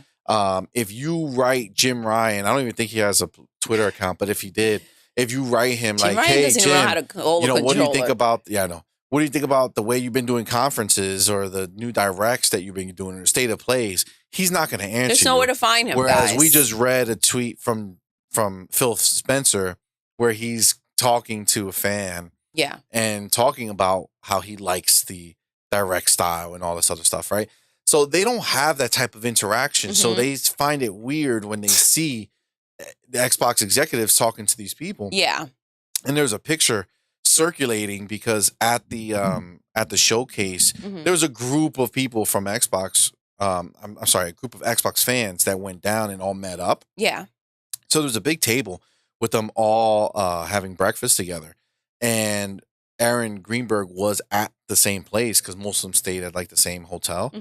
And they called Aaron over to take a picture. So Aaron is sitting at the table with all of them, putting up the Xbox sign or whatever. Yeah. And it's just a picture. And people were running with this, like, look, Xbox paying for all this stuff and doing all these things. And that's why they like Xbox. They're paying for the positive, news and things like that. I mean, you have to disclose that when there's a contract and you're paying someone when it's a huge to company. go and say certain things. You have to let everyone know. It has to be in your content somewhere. So start digging and give them the views, PlayStation fans. Yeah. You know what I mean? It's not a crazy. It's ridiculous, but it's not a crazy topic. But I just wanted to talk about it because it's just so stupid. even if they send you an Xbox or a game and said, "Here, you have to mention this was sent to me," and you're supposed to. You're supposed right? to, yeah. But even still, like they do it, but it's like they just interact with their fans. It's just a different way. Xbox has always been about like Friendship. putting a face out there. I've said it all the time. They always they go have ahead, an image, they listen. They're supposed to be very friendly. Yeah. Yeah. Like, They you could just go like sit down at lunch with Phil Spencer maybe one day. That'd be pretty cool, Philly. Imagine You know going what to I'm Chipotle and just see him eating a taco or something like that. Yeah, I mean he's a regular person. Listen, Philly, don't take me to Chipotle. All right, I I wouldn't expect mind. somewhere Chipotle's nice. not worth it. All right.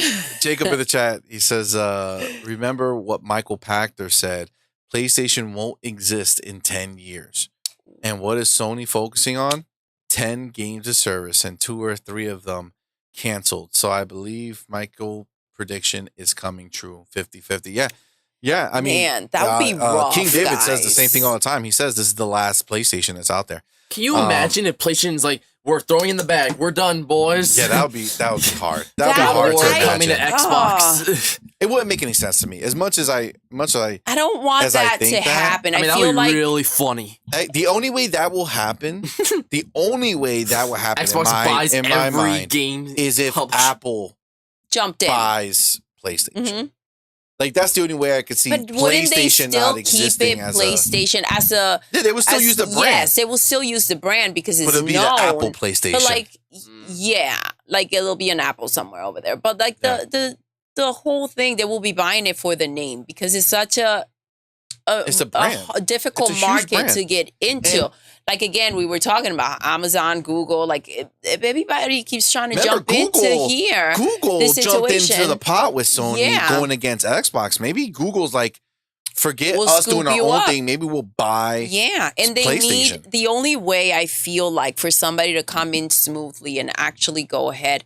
I mean, who knows? Netflix might jump into this situation too, but like kind of trying. But really people are thinking that Xbox might buy Netflix. Oh my god, that would just be horrifying. Like that would the Netflix Game Pass, like it'll be like a demon monster that engulfs the earth. For Xbox to do. Netflix is popping, yo. Xbox needs to buy a different, like they need to buy their way into the movie. Exactly. And the way for a company like Apple or someone like that, considering the fact that they continue to fail every time they come in with something new, someone try to get into this video game world, because right now it's just Nintendo, PlayStation. Yep, just the three of them running it. They will have to go ahead and buy one. And the easiest one to buy will be PlayStation. That would be wild. That would be wild. Mickey Mouse and Halo. I honestly, as far as licenses and things like that are concerned, I would love for Microsoft to buy Warner Brothers.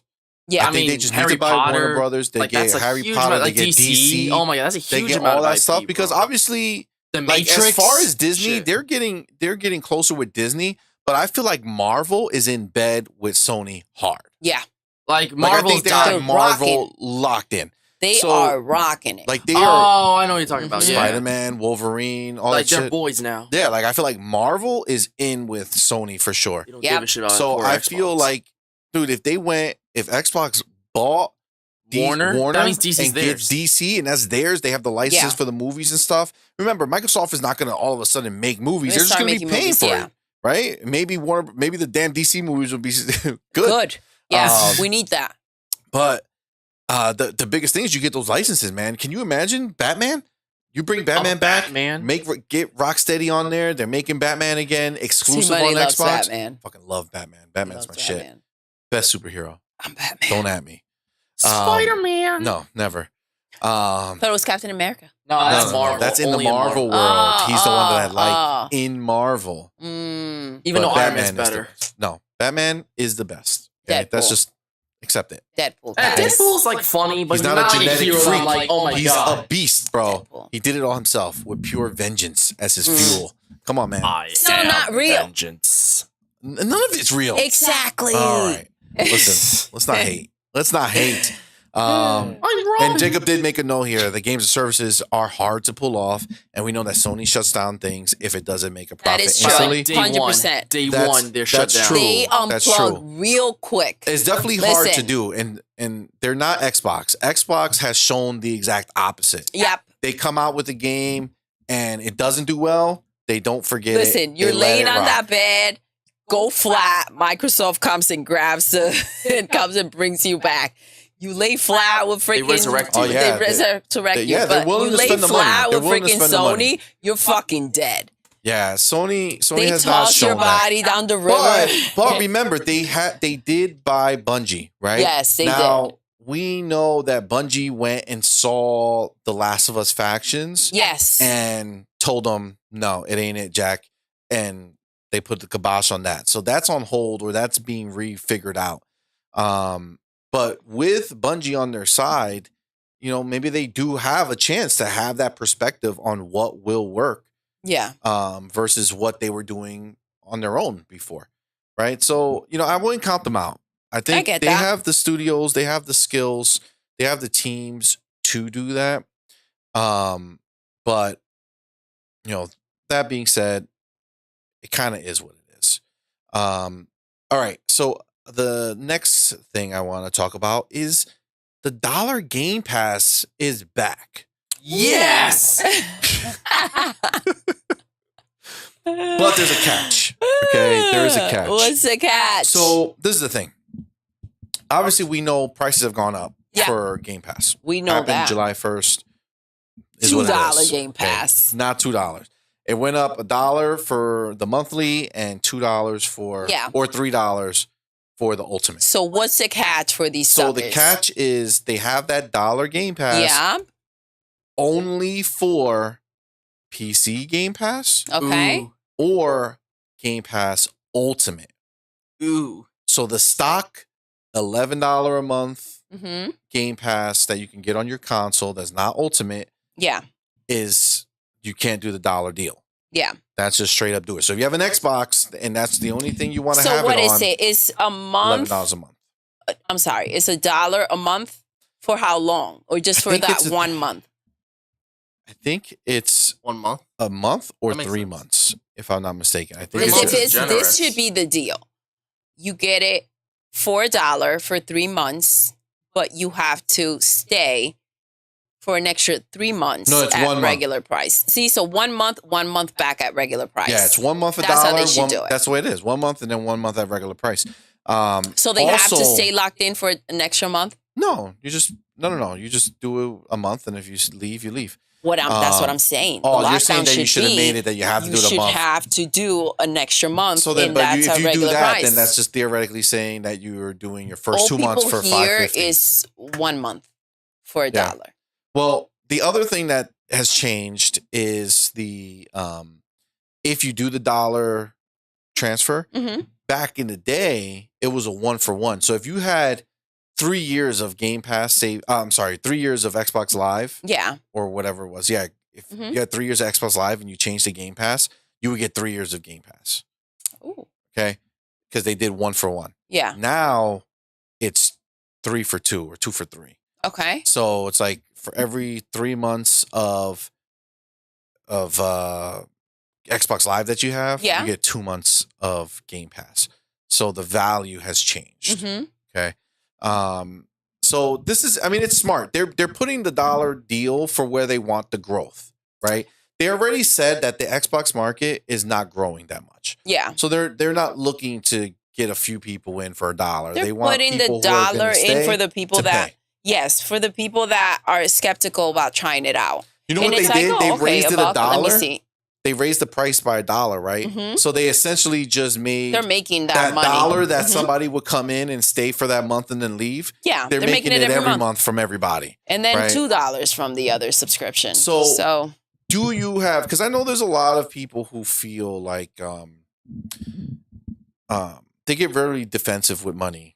You know, and like, oh, how dare Xbox raise the prices, or how it's been years, guys. Yeah, I don't care about it, but. Like, do you feel like it's fair that they're doing the deal just for Xbox Game Pass Ultimate and PC and not console? That they're doing? What do you mean? That they're not offering the $1 for console players. Only if you do Xbox Game Pass Ultimate or the PC players. Yeah, I think that's good because the lower is the way that people tend to jump in. Yeah. And what they want is Ultimate. They want the extra money. You're paying a lot. You're paying technically a lot more. What is it? Is $11.99 now? No, it was $10.99. It's going up $1. No. Regular Game Pass was $9.99. Now it's $10.99. Now it's $10.99. And then Ultimate was $15 a month. Now it's $17 a month. Yeah. See, so there's a nice. I think it's $17. It's still $1 less than Sony Premium. It makes a lot of sense. I mean, if you think about it, Xbox would want you to get the bigger, better version. But if you're unsure, they want to give you a stupid cheap option in the beginning to get you like, man, this is such amazing value. And then they're like, so do you want to pay a big price tag now? And then they're like, oh, hell yeah, this makes a lot of sense. I'll do it. I'll stop feeding my kid. Why not? So, yeah. So, yeah, ultimately, I feel like at the end of the day, it makes sense. Do the $1 on Ultimate, do the $1 on PC. I agree. Keep building that up, right? And then the console, you already know you're pretty much at the max of where you're going to be. And the people who, even at $11 is a phenomenal deal. So if you have an Xbox and you don't have Game Pass, you're doing it wrong. Yeah. You know what I'm saying? So just do it. I think it makes sense. Agreed. 100%. So I'm going back into the chat over here. Jacob writes, when Disney was going towards bankruptcy a long time ago, they were looking to sell some rights, and Sony signed a contract with them to be able to use the Spider-Man movie rights forever. Disney later wanted them back, but because the forever deal Sony got Disney couldn't get it back. Sony also wanted a forever contract with COD. Sony don't own the Spider-Man game right though. I think there's only one error in that, and that was Marvel. Marvel started selling a bunch of movie properties like X-Men. That's why I was with Fox, because they were horribly like bankrupt almost. So they started selling X-Men to Fox, Hulk to Universal, and Spider-Man to Sony. It really sucks when you have to like break out the whole family's brand, broken. you know? So Marvel was in the shitter. Yeah. But we know this to be true because the superhero movies were trash. Back in the day, makes sense. Aside from the few standouts. Like Spider-Man, dude, the early X-Men movies. Sony though stays with these like dreamland like forever. Pinky swear forever. They like just want like eternity. I will for own eternity. This for the rest of like time. map possessive. Like give me some room. Seriously. I mean, I think it finally it did pay off. I guess. Like, it felt like that they couldn't do shit with Spider-Man that wasn't good after Spider-Man 2. Yeah. And after the third one was a shit show. Amazing Spider-Man obviously they didn't even finish a trilogy.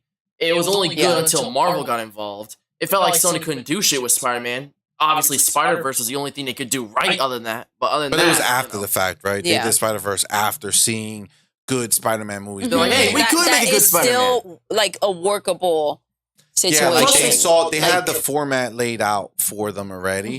They just had to come up with a cool art style to be catchy. And plus, they got the director behind like Lego Movie and 21 Jump Street to do it, and that was a good call. So it makes sense. Agreed, 100%.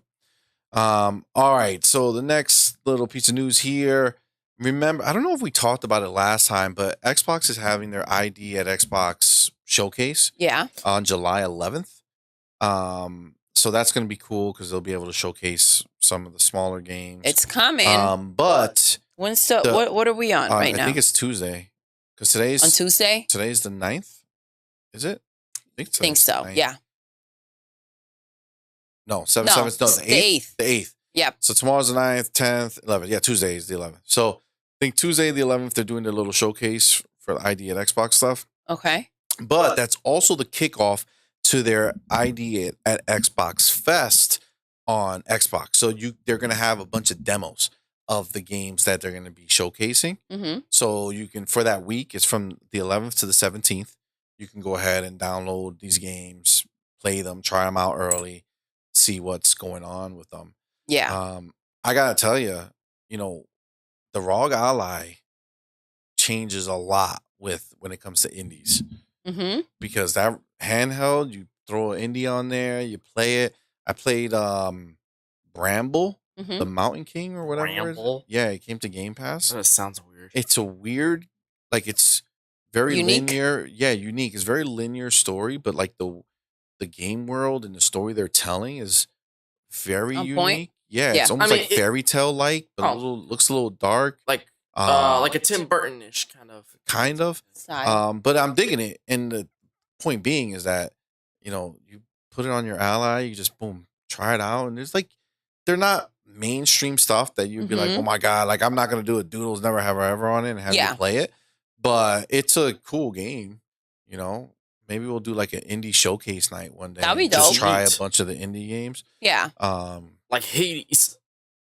Yeah, well, that's not a real indie. Like those big games, those are called like double A, right? Like it's not an indie little game. It's not a big AAA game, but it's big. Right? The budget's not there, and the name recognition Hades 2's gonna have a big budget like now. It's risen to that level. Like it started as a basic bitch, and then it rose to high standards. Well, the studio started as a basic bitch and rose to high standards. So the studio that makes that game is the same one that made, a bunch of other really good games before that. Let me tell you, Hades 2 is going to have a bigger budget. That's for yeah. Hades 2 is the first one that they're making a second one. That's the first sequel, which is crazy. At least a standalone sequel. I mean, it's not connected directly to the first one. Absolutely. So yeah, that's always cool. I love the idea of putting out demos. Like I don't really play demos too much because I'm not like I don't like playing unfinished stuff You know, like if I have time to play a game, I want to play a game that I'm actually trying to beat and finish. But demos are good for things that you kind of are on the fence about, you're kind of skeptical about, and you kind of want to see if, you don't really want the game and it's justified. Well, but it's like for people without Game Pass. That's what demos are. That too. Demos are for people without Game Pass, because that's what, like Bramble, it's in Game Pass. It's not the demo. I'm playing the full game. Yeah. And I get to try it out and see if I like it or if it's worth me playing. And it's not going to replace any game that I'm playing. But if I have just a few minutes and I don't want to get into a game that I'm actually playing, I want to just hop in and do something, yeah, I would play that game, right? So that's what these demos are for. It's letting you kind of take a peek into a game that's coming out and try it without, buying it, right? Yep. Like these games are probably not going to have a demo when they release, right? So if you play it now, you can keep it on your mindset, and then come next year or in a few months when they release, you can be like, oh, I played that demo. Yeah. I want to play it. I wouldn't want to play, like, Pikmin 4 is coming out. I already have it pre-ordered. They're releasing a demo. Yep. I'm not going to touch the demo. I feel like I want to experience it and not play something. The reason why is because it carries over data. I mean, it's like playing a game with like a head start almost. That's a different type of demo. When you can save it. When they release the game ahead of time and they say, hey, if you play this demo, this part that you just did is going to carry over. That's not a demo. That's more like a sneak peek, right? Yeah, that's like start the game early and then you can keep playing when the full game comes out. That's exactly what Pikmin 3 Deluxe did. And Pikmin 4 so that's a little different. That's a little different. And if there's not going to be any changes, that's pretty much them saying we locked down the beginning of the game. We're not making it any better. Yeah. So this is the beginning of the game. We're just working on the rest of the game right now. Right. So that I don't have too much of a problem with, because that I would do. Yeah. Nintendo does that especially a lot. But go ahead. Oh, I just said Nintendo does that a lot. I did that with Live a lot. That's the reason why I knew I wanted to play it. At first I saw that at Direct. I was like, oh, that's funky looking. Then it was a demo, and I'm like, oh, why not? It was actually really damn good. So I was like, yeah, I want the full game. So that's cool. Yeah, the only demo I remember playing recently was Diablo. Ooh, yeah, I recall that too. That we played the beta partially because we were streaming it, but I wanted to play because I was excited to lock us in. Yeah, I tried.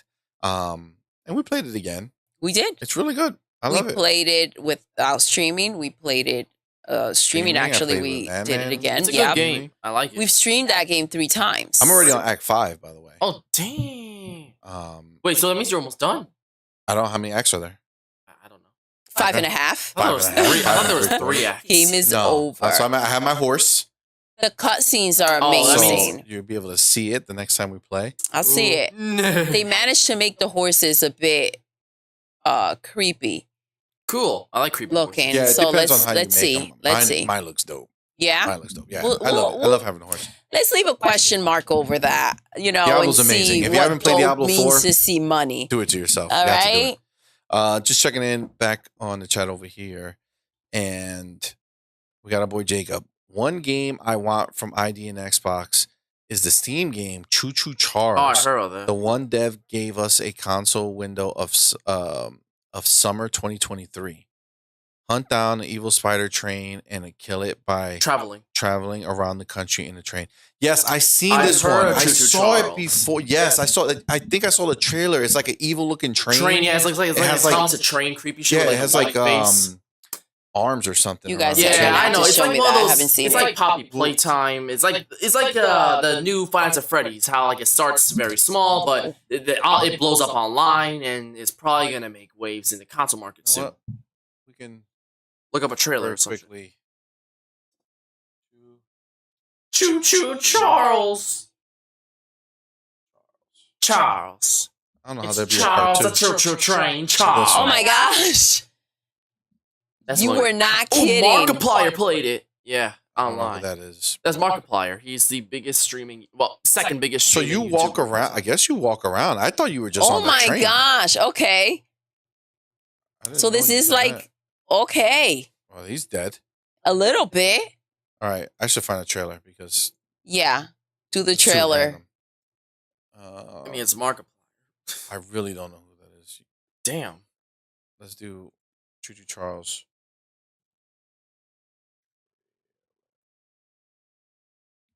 All right, there we go. Oh, this is old. Are we on part 2? Nah, it's the first one, but it hasn't come to consoles yet. That's the thing. All right, so see, you're on a train, but then there's a crazy train that chases you. Yeah. Oh, man. I mean, I would love to cuddle with that train. That looks a little fun, actually. Yeah, it looks crazy. It must be terrifying. Imagine playing that in VR. No, Madman, no, because we have video of you playing Five Nights at Freddy on a VR, and we don't want to see that I'm again. saving that. That's a video that I hold over him forever. The moment that he double crosses me, I will have my revenge immediately. He's a fraud. Oh, a fraud, you say? Yeah, this is He freaked out, you guys, badly. Cool. A little bit. I'm just gonna play these for now. But yeah, that's the game. That looks wild. That looks That looks wild. Kind of like it. Yeah, I think that I agree. That should come to Xbox. That would be super dope. All right. So moving on from idea to Xbox. Remember, July 11th to July 17th. That's when that's happening. The demo week. Another game that I personally, you guys probably don't know this game, but it's called Test Drive Unlimited. One of the games of all time. And it's a driving game. Okay. Wow. And they were one of the first games that did like an open world driving, like a Forza Horizon. Yeah. They were like the Forza Horizon before Forza Horizon came out. Happened, yeah. And I used to love that game. I thought it was really, really fun. So but that company kind of went away, and like I think another company bought the name. So this is not I don't believe this is the actual company that made Test Drives back in the day. So this particular game is coming out, and they're taking their swing at trying to make a new gen game. And the only reason I'm talking about it is because they are having a reveal where it says what they put out is get ready to discover everything on Wednesday, July 12th, 2023. Oh, yeah. So they're going to have their little showcase too. So if this showcase is amazing and I get to see it, I'm like, oh my God, it's so cool, because they're focused on lifestyle, right? So that's going to be their niche. They're trying to make it beyond the cars. How do you dress when you go? How do you look? Where do you go to party? All this stuff. Like they're trying to make it a lifestyle game, not so much just a driving game. So I'm really intrigued. I like the way that sounds. I'm really intrigued.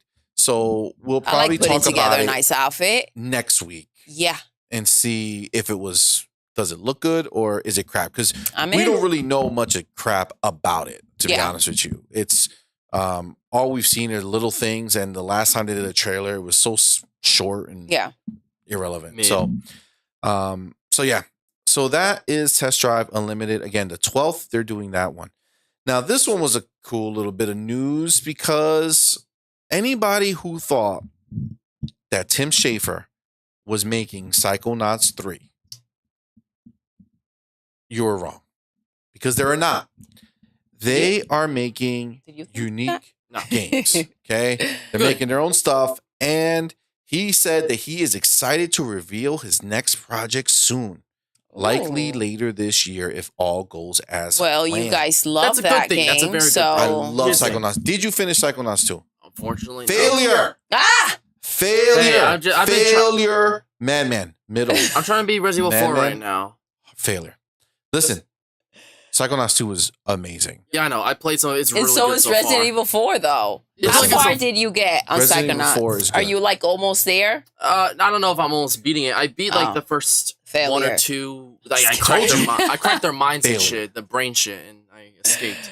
No, I passed the part where I like brainwashed my teacher or some shit like that, and she's pissed now. So something like that, roughly. It was so good, dude. It was so good. So, do I wish they were making part 3? Not really. Not really. Like, it Listen, I feel like it was a self-contained game. Can they go further? Obviously, yeah, they could do more. They can go further with anything. I think if you want to they make can another go backwards, wait a long sideways, time. Like, here's the thing, whichever way. That's the thing, that there's options. There's no longer like I got to do the next thing. You can do a prequel. You can do a side. Maybe. I mean, the big thing about Psychonauts 2, the reason why it was so impactful is because the game was like a hidden cult classic from years ago that was largely forgotten. And the fact that they were bringing it back was like, oh my god, they're bringing back Psychonauts. Yeah. So, yeah. Yeah, well, I would say this team, Double Fine, they're super unique. Okay, now this is what my personal desire would be. See, they are another studio that doesn't really make sequels. Okay, they made Broken Age, and I think they made Broken Age 2, which was like a different type of game back on first release on iOS, I think. And they did Costume Quest and Costume Quest 2. So maybe my idea that they don't make sequels is full of shit because it seems like they make a bunch. Yeah. But load of crap. You just lied to us, guys. Yeah, I think like smaller games they make sequels, but they haven't made sequels to the bigger games. Whatever. Even if that is completely false, what I want and what I really desire. What do you want? I know what you're gonna say. What am I gonna say? Brutal Legend 2. Yes. Brutal Legend 2. You gotta do it now that Mario movie came out.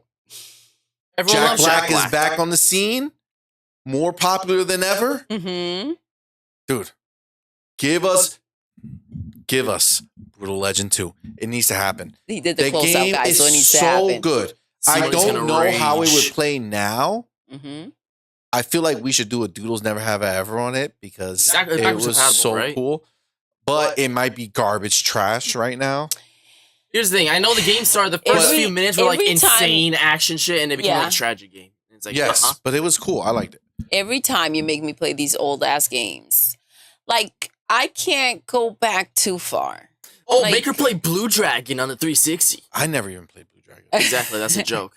But Brutal Legend. I can't even go back with movies, guys. I talked these clowns into watching Mission Impossible. Yo, let's take a side step on this for a second. It wasn't bad. It was all right. So, I want to watch Indiana Jones. No. The original. No, that's too far back. My kids haven't seen it. That movie's from like 1912. I don't remember it. 1912? Are you insane? No, that's like 80s. All right, 1935. So I want to watch it. I don't remember it. And my kids I've never seen it. I've never seen saw single it. Indiana Jones. So I said, you know what? I want to watch it. Okay. But my wife made a deal with me. She wants to erase the past. I've been trying to get you to watch Mission Impossible movies. And I always fall asleep when I watch Mission Impossible. During the Mission Impossible movies. Okay, so how could you? Listen, she made a deal with me. I didn't think it through, you guys. If I watch the Mission Impossible movies, she will watch the Indiana Jones. Okay, so we put on Mission Impossible Part 1. Yeah. Okay, we streamed it. Where is it? Paramount Plus. Paramount Plus. Yeah. Okay. Especially with the new Impossible coming out. Let's go. Yeah. I stood up and held the end of the bargain. You stood away. I watched the entire movie. What kind of nonsense was that? See, first of all, it was good. How dare you? Now, meanwhile, watch that the crap. person who tricked me and forced me into watching it if I wanted to watch Indiana Jones, whatever, thought it was garbage and fell asleep.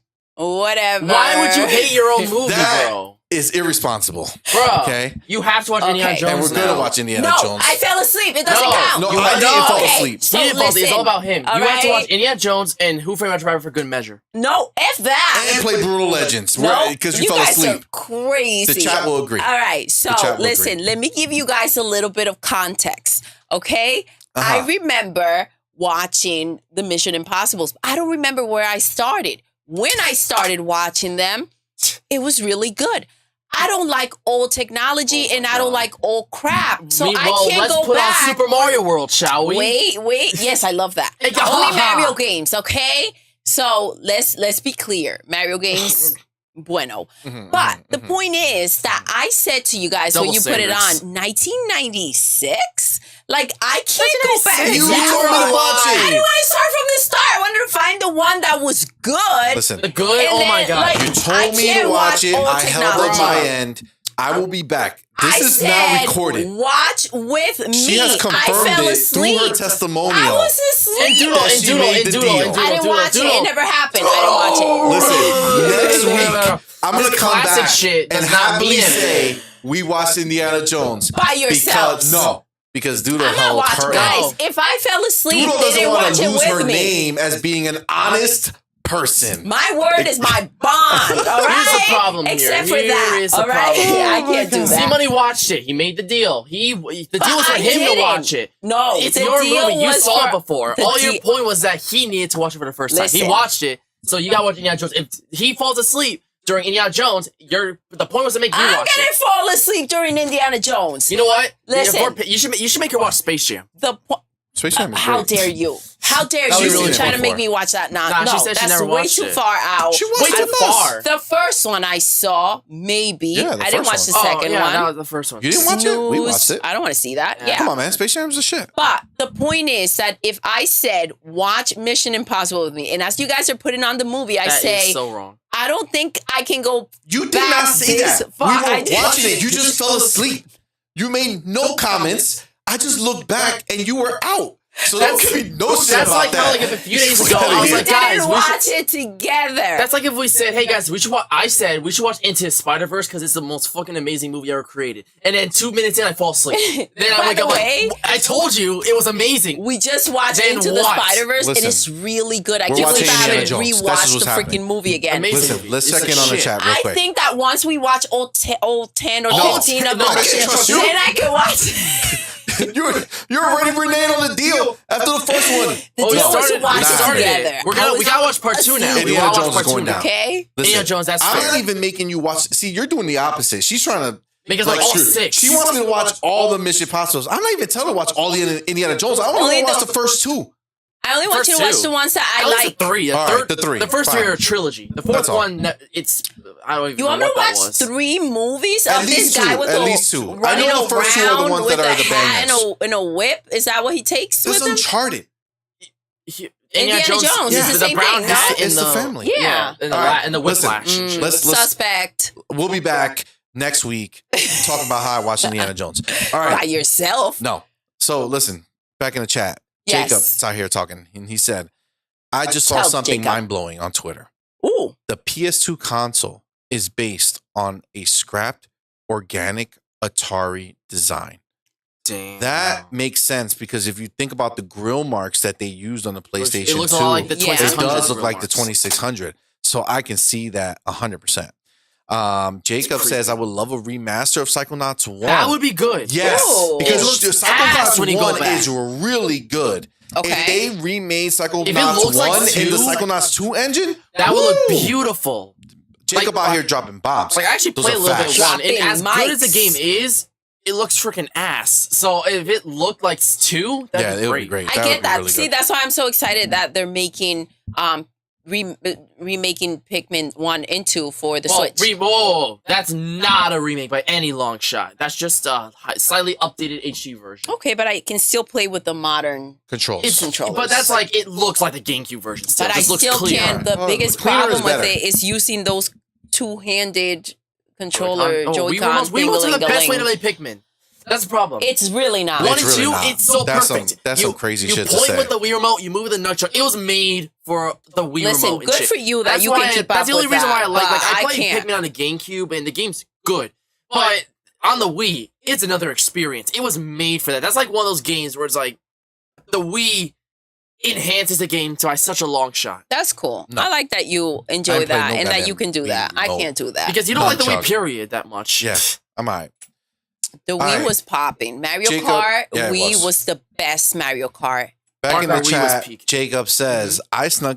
I sneak peeked on my brother watched E.T.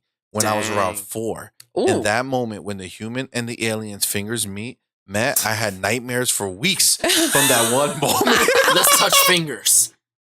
That moment when they touch E.T. He's just like, Lightning. Listen, E.T. We gotta watch that Iconic. too. It is an iconic movie. These young bucks don't No! know E.T. and you don't know E.T. I've never seen E.T. I do know the infamous I Atari know game that was E.T.. dog shit, but I never seen a movie. E.T. phone home.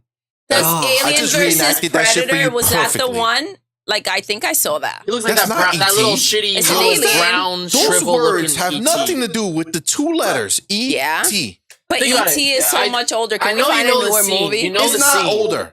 You know the scene. It's the one You with the made little me- boy on the bike riding with ET. Yeah, he floats with the- up. He gets taken by the moon, UFO he's shit. in Isn't the he moon, he's riding in a shadow. bike while he's going? Flying He in has the a air. blanket over and the police are I chasing pretty much him. saw it. I Yeah, saw he's that. also blocked on each end. I saw the poster Universal or something. Studios. Yeah, he gets blocked on each end, and then like the UFO takes him up. There's like one of the most iconic scenes of all time. Come on, man.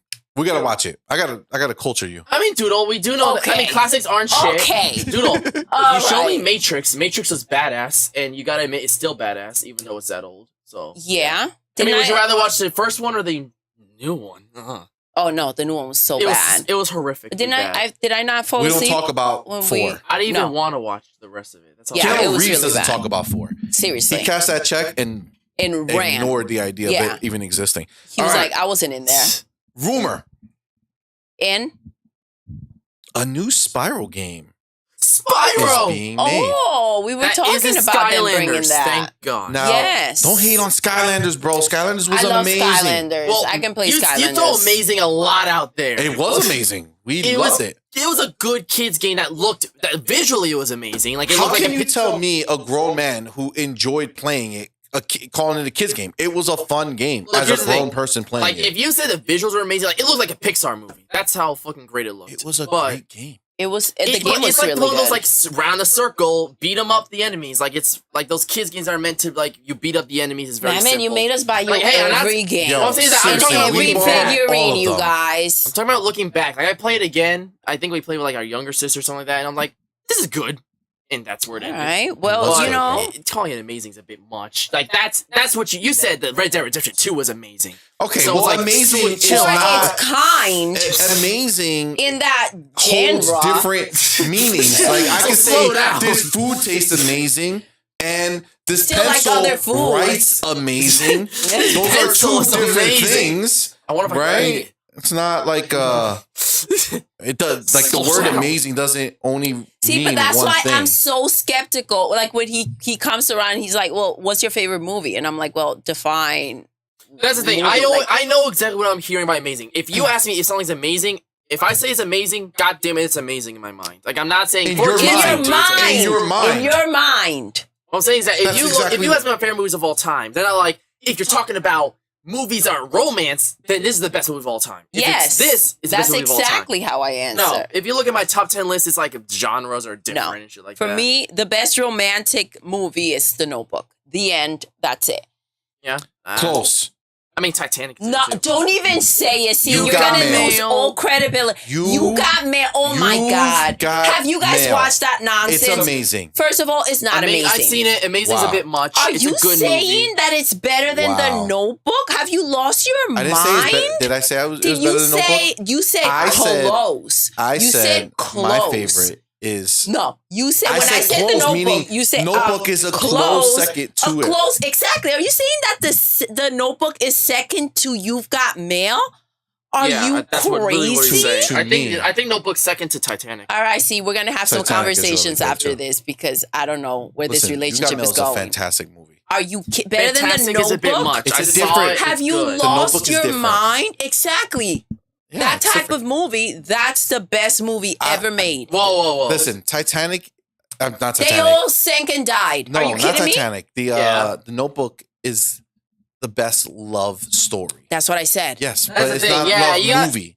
Dude, you gotta be It's not what? the best movie. It's just not- a romance movie. But I never romance said movie. I right. said romantic. Do you know you're very love vague? story. Like you say, this is like your favorite movie. Like you were just saying how Just Cause It's Here's your favorite movie And For I'm like, anime. But yeah, For but you anime. when you first saw it, you're like Yeah. very general about it. You're like, my favorite movie of all time. I absolutely love it. My favorite movie. Period. Now you realize that's your favorite animated movie. I have commitment issues, guys, so I have to put everything in a compartment so that there's a lot going on, all right? I can't just say favorite and mention one thing for it all. That's too much pressure. Like I can confidently say it's my 9th favorite movie of all time. The Oh, only Jesus. thing I Or can maybe confidently say is that Animal Crossing is Favorite video game of all time. my favorite video game. Well, New Horizons. That's, to be yeah, specific Animal here. Crossing New Horizons. Yes, yeah. Don't get Like, loose oh, it on must be that. City Folk.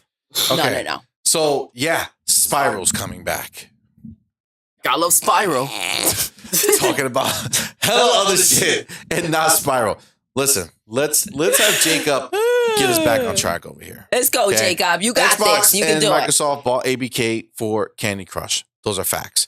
Everybody else cares about Call of Duty. Those are facts.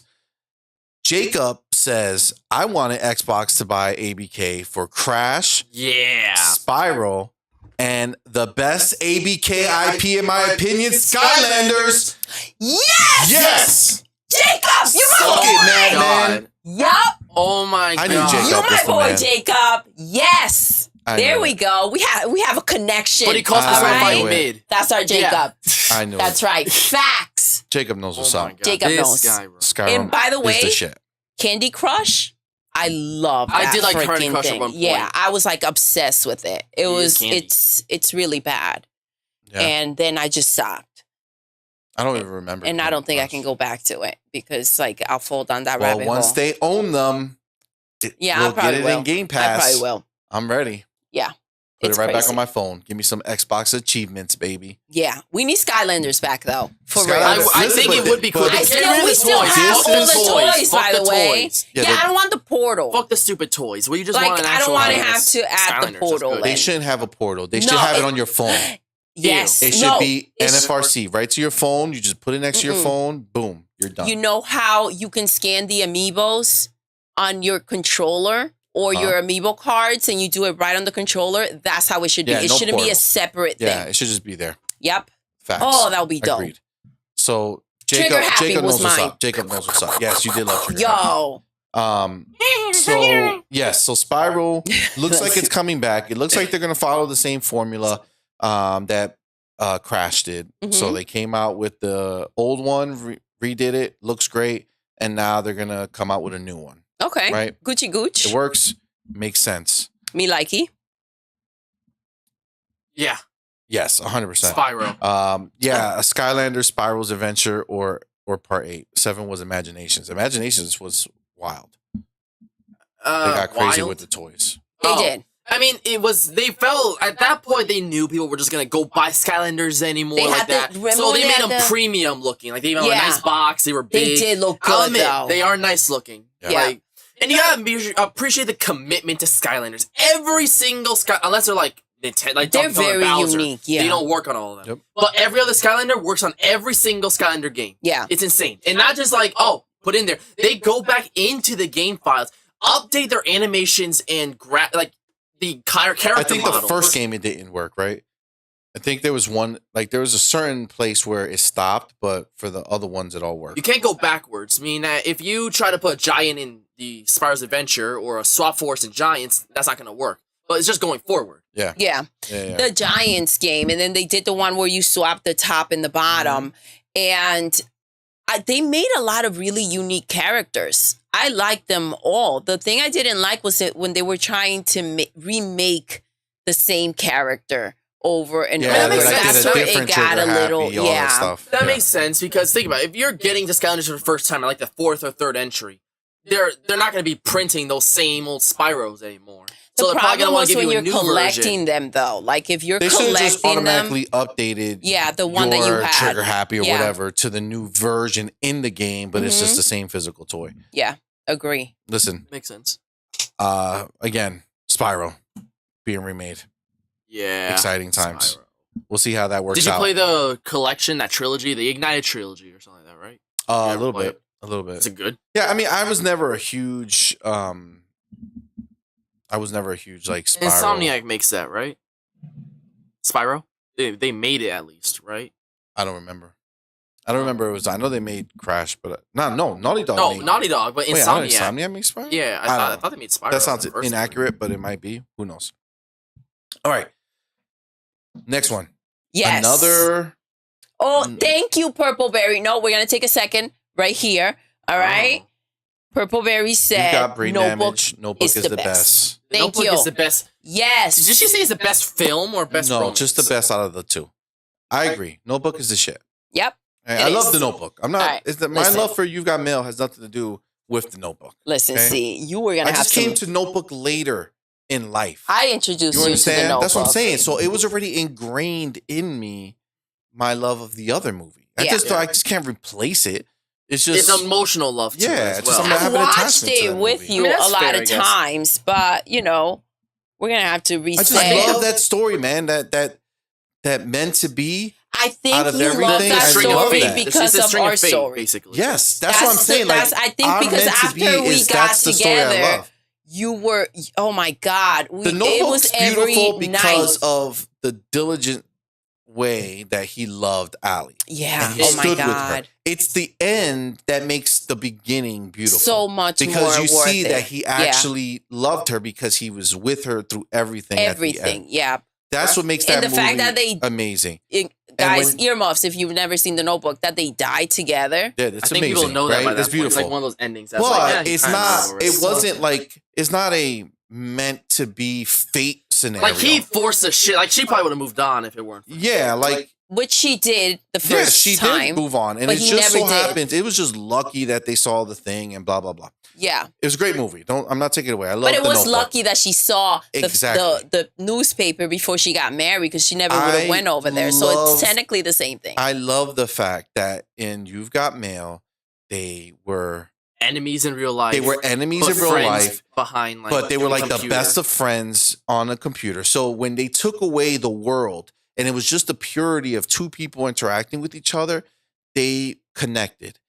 And then he found out that she was the person, and he hated her so much as a person, but his love for her inside as a person made him go and be a part of her life. And she still didn't know. And then at the end, when the fucking song Somewhere Over the Rainbow comes on, and he fucking walks up and she sees it's him. Hey, shot girl, blah, blah, blah. I think a lot of relationships get ruined by the outside mess and influence and people trying to get involved in what two people have. And I understand it. I see it. All right. It's up there now. Thank you. But the fact that they didn't let any of that nonsense touch their love and they still chose each other. Okay. All right. You could just watch Toy Story 4 and get the exact outcome. Fall back, bro. It's Woody. Don't be disrespecting nothing like that. All right, listen, Jacob went ahead and confirmed that, yes, Insomniac created Spyro. Yeah, I knew it. There you go. Funny that this is the real funny part. What? Sony owns both teams that created Crash Bandicoot and Spyro. And they will be going and Microsoft's about to own both of those IPs. That's messed up. That's Hilas balls. That's what they deserve. That's messed up. That's what they get. You, Sony. Listen. All right, the next thing. Resident Evil. Yes. Yeah. Okay. If you think about the landscape of what Capcom's doing, they're remaking every everything. mainline entry. Everything. It seems like. But in their recent investor call or some type of place that they were, Q&A with their shareholders, it came up that they are exploring the idea of remaking mainline games, which is the game that everybody's been wanting. Code Veronica. Resident Evil, Code Veronica. This is the thing. Fun fact. I never played Code Veronica. I can't say I never played it because I did play it a little bit. But I didn't have a Dreamcast. Yes. I wanted a Dreamcast with all my heart. My cousin next door had a Dreamcast. God, I wanted a Dreamcast so badly. Because it was fucking fire, bro. The Dreamcast lasted a year. was amazing. Thank God he didn't get one. It lasted a year on the market. I know. It was canceled. I was safe. I was lucky. And now we have like 6 of them because we went and bought a bunch of them. Bruh. Everything we could find. But just because CMoney's trauma growing up. Sega had the best shit, bro. Sega was the shit. Yeah, I heard. They got so screwed because of stupid business decisions. But they were amazing, bro. Football, banger. Basketball, banger. They are the reason we have good basketball and football games. Of course. Even though EA has took the obviously did their thing. I know they have Skies of Arcade. Point is, Resident Evil Code Veronica, needs to always wanted to play it. I played a little bit when it first came out. Well, it's coming your way. But obviously, I didn't live with my cousin, so I couldn't just play it. And then by the time it wasn't yours either. It wasn't mine, so he was playing it. But I did see it a little bit. It was super dope. I would love for them to remake it so I could actually go back, play it for myself, have a great time. I mean, I don't know whether it was Veronica or Veronica X, but it was either ported to GameCube, Xbox, and PS2, or Code Veronica X was just a. I mean, it's possible, other console. but it was not a remake. Now the way they're doing these remakes is great. Like I want to go back. We still have to play Resident Evil 4. I love that they're bringing things back. It's smart because what's next? 5. Like I did beat 5, the vanilla version. I would support a remake of that game, but I think that they're starting to realize like if we get to this point, we're just gonna start remaking 7. So they have to be like, well, let's see what else we can use. And funny thing is that Code Veronica is always spoken in the same breath as the main lines, even though it's technically not a mainline game. It's just a spin-off. So it makes perfect sense for them to try and, remake that game alongside the others. Absolutely. I agree 100%. I think it'll be a great addition. And I think, honestly, they know that this shit makes money. And why leave out Code Veronica? You know what I'm saying? Like, just remake it. Put it in there. Make it dope. It's going to be awesome. Why not? I'm excited for that idea. Jacob in the chat. Bobby said when Xbox announced the buyout that he wanted to continue making Skylanders, but there wasn't much resources. With resources, he really means money. Yeah. Sad, actually. Facts. 100%. I remember him saying that.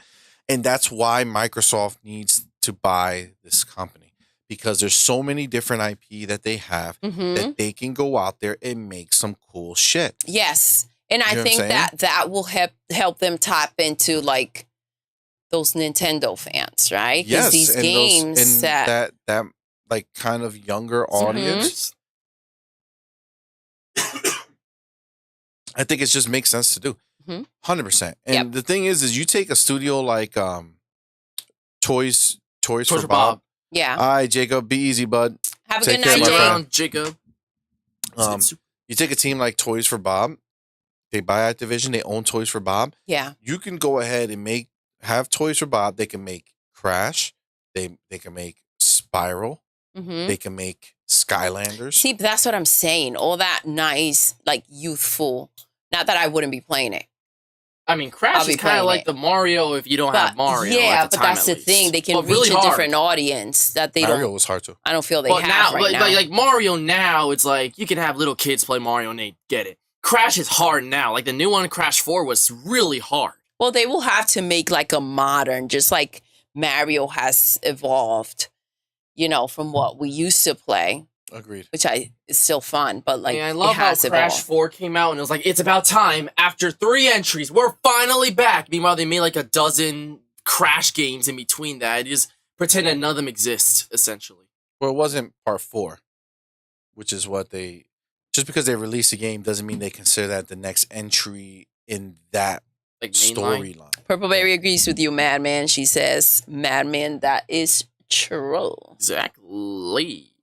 Listen, you know what is hopefully true? Halo Infinite had a leak that suggests Firefight is coming back with Forge support. Now, I don't know if you remember, my dear Doodle, but you and I played the shit out of Firefight. Wait. Okay, do tell. So Refresh. Firefight is when it's you versus all the aliens coming. Okay. Remember, you had to hold a location and just fuck shit up. We had a blast playing. Okay, well, I like trouble, so that's my kind of game. It was Halo 3, if I'm not mistaken. Yes, when we'll get on the trucks. Yep. Go get on a truck, drive around, shoot some I need a big wave. I need to feel like I'm, dominating. So I do love that kind of gameplay. Yep. So, all right, maybe I'll jump into a little, Halo Infinite if it's true.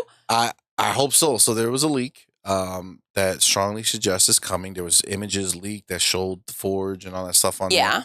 So I'm hoping it's coming. I'm telling you, Halo Infinite is back on track, dude. Now, like they have enough maps, they have enough modes, like all the stuff is lining up where now you just add more shit on top of it. Remember, Firefight, if that comes, that's great. But then there's also the Certain Affinity mode, the team that's making that so-called Battle Royale Warzone type mode, that is going to be a whole big thing that's added at some point. Yeah. Halo Infinite is killing it, bro. It's so good. I really enjoy playing Halo. again. It's so good. Good. I'm glad.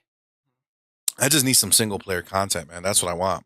I want some campaign expansion. Finish the story. Wait, finish it? Oh my god, did it leave on a cliffhanger? No, but it took you to a new place that made you feel for real. It made you feel like something more was coming, and it's not coming right now, and I'm sad about that. The fight is still going. Cut. That would be almost like the Spider-Man movie. All right, Philly Phil, make CMoney's dreams come true. Let's go see what do you got for me and what do you got for Madman. Okay, PlayStation. Ooh. Oh. PlayStation's out here making moves. Okay. So of course they are. PlayStation is pursuing partnership with Korean developers. Wow. Okay. So one of those companies that they're trying to pursue is the company that makes the company's name is called Pearl Abyss. Okay. And they make Black Desert, which is a online game. Yes. But that team is making Crimson Desert. And I don't know if you remember. Oh, I think I was gonna see it play and it didn't look bad. It looked amazing, but it looked like choppy. Yeah, like it was this looks like a mobile game on TV. No. The graphics were amazing, but it looked choppy. Like the frame, like they didn't optimize it yet. By the way, we're gonna talk about this in a second. This is Helldivers Part 2. Okay. Yep. They released a new trailer for it. It looks pretty dope. Cool. This is gonna be epic. I think this is gonna be fun as hell for us to play. Oh, all right, it's multiplayer. Right. Oh yeah, full player. We're in. Player. So I guess Sony's trying to compensate for their Activision losses by getting the Koreans on their side. Well, I mean they're smart because they have like Genshin Impact.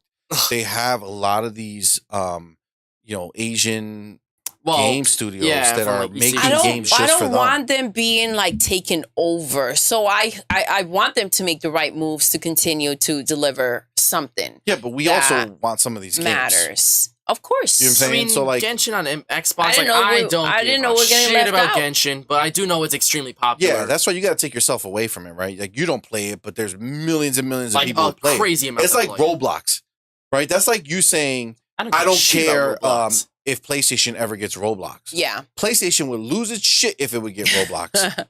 You know how many kids play freaking Roblox is insane. Yeah. Yeah. It's insane. But that's the crazy thing. You have to reach every gamer. You have to try to reach every gamer. You have to try to reach every audience, every generation that could potentially be playing games and see which ones are worth the most time to be spent on. I mean, is Genshin they need to do Korean the research and they need to get it going. I don't want them out of the game. You know what I mean? Yeah, for sure. They might even be Chinese. I don't know 100%. But like there's a big rise on the Asian side of that are focusing a lot on like beautiful graphics. Like they push things a lot. And I feel like they're gravitating towards PlayStation and PC obviously, but gravitating towards PlayStation because of the how much like the PlayStation dominates in those areas, right? So it's like it's the natural place for them to put the stuff. And I feel like the best thing Xbox can do is they have to go buy some of these people. Bro. They have to so that they can buy their way into the market, bro. The smartest thing to do would be exactly that. Because if you buy a big studio that's making like games that people definitely want or that it's being bought a lot on PlayStation, what you're doing now, then you're making it exclusive, right? And anybody who wants to play these games are going to have to come over, right? And they're spending a lot of money. They do need to tap into that market and do it just the same way they're doing with the other stuff. Dude, I would buy the developer of Genshin Impact. There you go. The MiHoYo or something like that. Immediately. No matter how much. How many billions? Let's do it. Yep. Just $80 billion. No, it won't be that much. Just to get in there. But just to be like, if you own that, and obviously not to make it exclusive or anything, but you own that, you put it on your system now, it's out there. You're getting known. Same thing with Square. Like you have to buy your way in. The crazy shit is that if they buy Square, you own Final Fantasy. Oh my God. You don't take Final Fantasy away, right? No. But you just make sure you always have it. The same way you do with put it Call in of Game Duty. Pass. But the biggest thing is you get Final Fantasy 14. That's the online Final Fantasy game. The only thing It's keeping only Square on Enix afloat. PlayStation. It's only on PC. It's literally the only thing that keeps Square Enix alive because it makes so much money every month. And they give you most of the game for free. Now, if you want to play Final Fantasy 14, you can play up to like level 65 or some crazy shit. And play like the whole beginning storyline. So you went too far back, Madman, with Contra. The Contra. Purple Berry says that Cuphead's more on Mario's level than Crash. And I was like, that's such a good game. Yeah, and I was like, Cuphead is more similar to something like Mega Man or Contra. And it's like, I don't know. Cuphead is epic. Yeah, obviously, I know that, but Mario is a little more simpler than that. So yeah, the point is that PlayStation is looking to invest in these studios, a bunch of them. It looks like NCSoft, Com2US, and NeoWiz are also in consideration by Sony. Now, NeoWiz, I think they're the ones making Lies of P. Oh, okay. Lies of P. That looks pretty good. Lies of P. Freaking see, Microsoft needs to just buy everyone. Well, it's not even buy everyone, but yeah, buy everyone. You know what I'm saying? Like, the thing is that they need to be done with this ABK deal. This deal needs to go through, be done with it, so that they can be fighting this shit. So if they hear that PlayStation's looking into buying a Korean company or some shit, then they go fucking buy it. Yeah, I feel like we'll hear about this sometime tomorrow or Monday, and see what's going on. Yeah, Florian is false patents on Twitter. He's been keeping everybody up on the trial. He thinks that we should hear by Sunday, Monday latest. Yeah. He said it's not even a thought. Like, somebody was like, well, what if we don't hear by Monday? He's like, that's not even worth considering. Like, it's not even worth thinking about. It's gonna happen between Sunday and Monday. So we'll see. We shall see. But if that's done, then they can go and move on in life. Yeah, start making moves, do other things. Like, what they're doing is great, but they're still gonna lose the mindshare market to PlayStation, no matter what they own, if they're not getting these big games that PlayStation sees value in and going to grab them. 100%. Right? I mean, they made the right move by buying Bethesda to get Starfield because PlayStation was going to take that. But you got to keep moving. You know, you got to keep going. All right, another little PlayStation tidbit. Spider-Man 2 is going to be at the San Diego Comic-Con 2023. Ooh. They're going to have a panel there, and they're going to be discussing it. So, can I ask you something? Yes. And just, like, no bias, right? All right, go ahead. Ass. Since Starfield had its big reveal. Yeah. Has anybody really even thought about Spider-Man 2 in any deep or meaningful way? Not really. I mean, some people still claim it's going to be Game of the Year, boys! But that's just PlayStation fans being PlayStation fans. So I don't think it's going to be better than Starfield. But it does look fun. So I think for PlayStation fans, yes, that's going to be the Game of the Year. For Nintendo fans, it's going to be Zelda. Tears of the Kingdom. I would have said it would have been if it wasn't Starfield. Yeah, and Starfield for Xbox fans. But I think for the general, like, if you have all three consoles, I think you're still going to pick Starfield if you had access to all of them. Yeah. Most likely. I felt like it was, for me, a little underwhelming when they had the showcase. Yeah, when they had the reveal. It was more the same.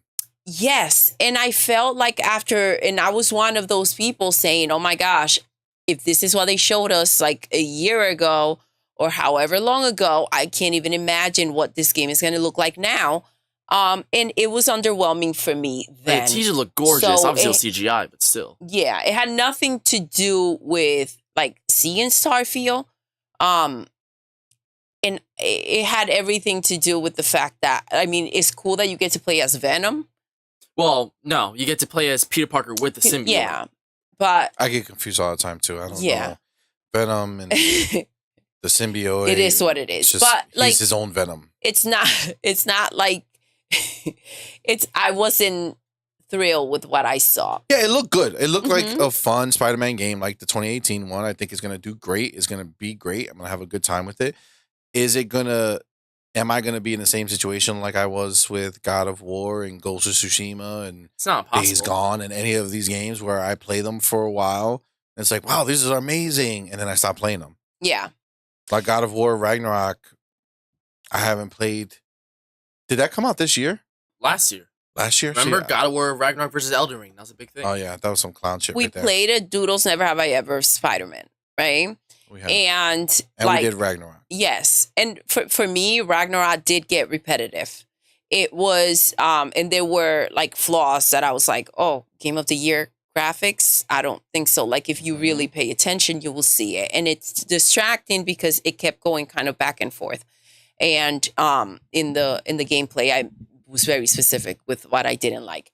With Spider-Man, my problem with that, it's not my type of game. I get that maybe like Spider-Man fans and, are going to commit to playing it. But like for me, it was very structured the way that you fight and the way that you move. I wanted to be able to feel kind of like I was swinging when he's swinging around. And I was more concerned with the how to do that. I couldn't just swing and enjoy what was taking place. Oh, like you were be near able a building or something like that. You can't be like ridiculous. You can't shoot to the moon and then you're swinging. No, like it's a little more realistic. Like we did this scene and he was going through a building and there was like a Christmas party and you got to observe that, but I was busy on the next move and the next thing. So it's not something that like naturally happens and you're like, I don't know how to explain it, but sometimes you have the connection with the controller. It's not as simple as just like if you being Spider-Man, like I'm Spider-Man. Yeah, like there are games where you're like, okay, well this is too much nonsense to get it to do this, and sometimes you almost react to the movement that you're supposed to be doing, and I didn't have that type of Spider-Man is one of those games that if you walk away from it after playing it for a while and you go back, it's like, oh fuck, what are the buttons again? Yeah. Because you end up like, oh, how do I turn invisible, or how do I use this power, or how do I use this? Because it's a little complicated. So I get that. That makes sense. You might actually, if you really felt like that about Spider-Man, you might not like Batman Arkham games because Spider-Man's very big, like heavily inspired by Arkham. Definitely not. It's very inspired by Arkham. I didn't. Yes, it is. CMoney's feeling threatened right now because he loves his Batman super games. simple. It's literally just fight with X, hit Y to evade. When you see the little sign pop on the bad guy's head, hit Y to evade. Fucking beat their ass with it. It looks dope. Done. And it's not necessarily that it has to be like baby proof, but it does have to. You have to feel like you can just flow with it, and it. I never got that feeling from it. I mean, Miles Morales F's people up in Miles Morales and even Spider-Man 2 in the trailer. I would love to see Miguel O'Hara try to attack fucking video game Miles. See what happens. Yeah, video game Miles is dope. All right, see what else you got for us. So the next up is talking. I mean, we already kind of talked about it a little bit because the trailer popped up, but Helldivers 2 has that new trailer. I'm in. It looks good. It looks fun. And if it's multiplayer, maybe we'll do for the win and have a little gameplay going on. When is it coming out? That's a good question. Because I'm in. I don't know exactly when it's coming out. I don't know if they actually announced the. Seems like there's a nice amount of action in there. I think it's this year though. Yeah. Yeah. I'm also in for some Halo. If they're really releasing it like that. Oh, if they do Firefight. Yeah, for sure. Yeah. All right. I get that. I'm looking here. It says this year. So they still haven't locked down. Probably for the holidays. It's just. Yeah, they haven't locked down a date. They're probably trying to see how good Starfield does. Yeah. And see where they're going to put it. Because October is Spider-Man, right? October is Spider-Man. Maybe November or December. I mean, it looks really good. It does. It looks fun, but it shouldn't come out around the time that like Spider-Man and Starfield are coming out. It's for when people are calming down and it's kind of like, all right, let's play something fun that's not consumed by. So the next little bit is for still PlayStation. We're keeping on the PlayStation track right now. Fire Sprite Games, which is the studio that PlayStation bought before they even made a game. Mm-hmm. They're expanding. So they must be doing something really good over there because Sony is expanding them, and they are a new studio, and they're looking to deliver showcase PlayStation games and become a creative powerhouse. This makes me within the happy. PlayStation Studios family. That's awesome. They currently have over 250 games. Oh, I thought you were gonna say games in development. That's really good. No. I feel this gives me hope, right? And I did tell you guys that we're not seeing all the cards, that Jimmy Jim is not just showing what he's got, especially right now when he's trying to shut down this deal and he's playing, the distress card, right? So this is just to show that they do have things going on. We just don't know about them. So this is good. I'm excited. Yeah, they're making a few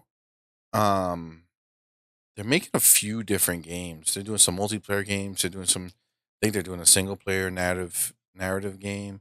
So they're investing in them. I just feel like stuff like this always worries me for the studio, because it's like they're making a big investment in them right off the rip. Mm-hmm. And what if their game is garbage? What if it's not? What if they know why they bought them? Why? Well, yeah. I mean, PlayStation is making cuts. They don't mess around. You're not doing right, you get cut off. That is not the place to be at or work at. If they're putting money into something, it's a big investment. There's a reason for it. It's risky. Yeah.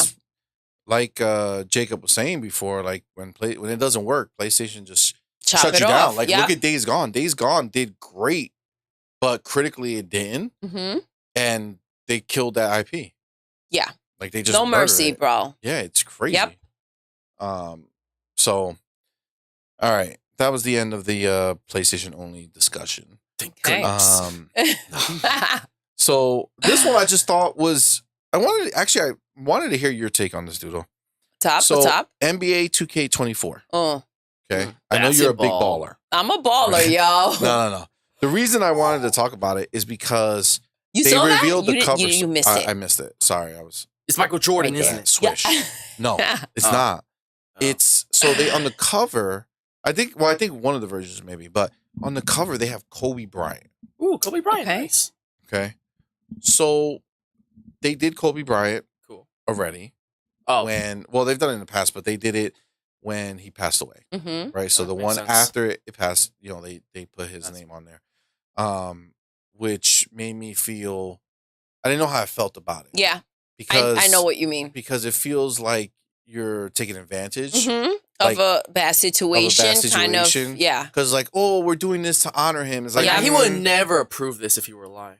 Well, no, I think he's been on the cover before, but it's just the timing, right? It's like, he passed away. We're gonna put him on the cover to capitalize. Right? It's same like, and then they're doing it again. It's such now, a risky thing. It's like to honor, but at the same time, it's like that was 2020, right? So that means 2020 NBA 2K19, and then 2K24. No, I effed up. 2K21. And then 2K24, it's like that's too close. That's what I'm saying. I feel like it's really close. I feel like maybe the numbers dipped a little bit, so they want to go ahead and use his name again, which is messed up. Let's do another one, like do LeBron James or something like that. Well, at the same time, I feel like I'm sure that they're receiving payment, right, to be able to use his face and his family. I would imagine. It's good that they're still having an income from that, right? So it's good for them to make money.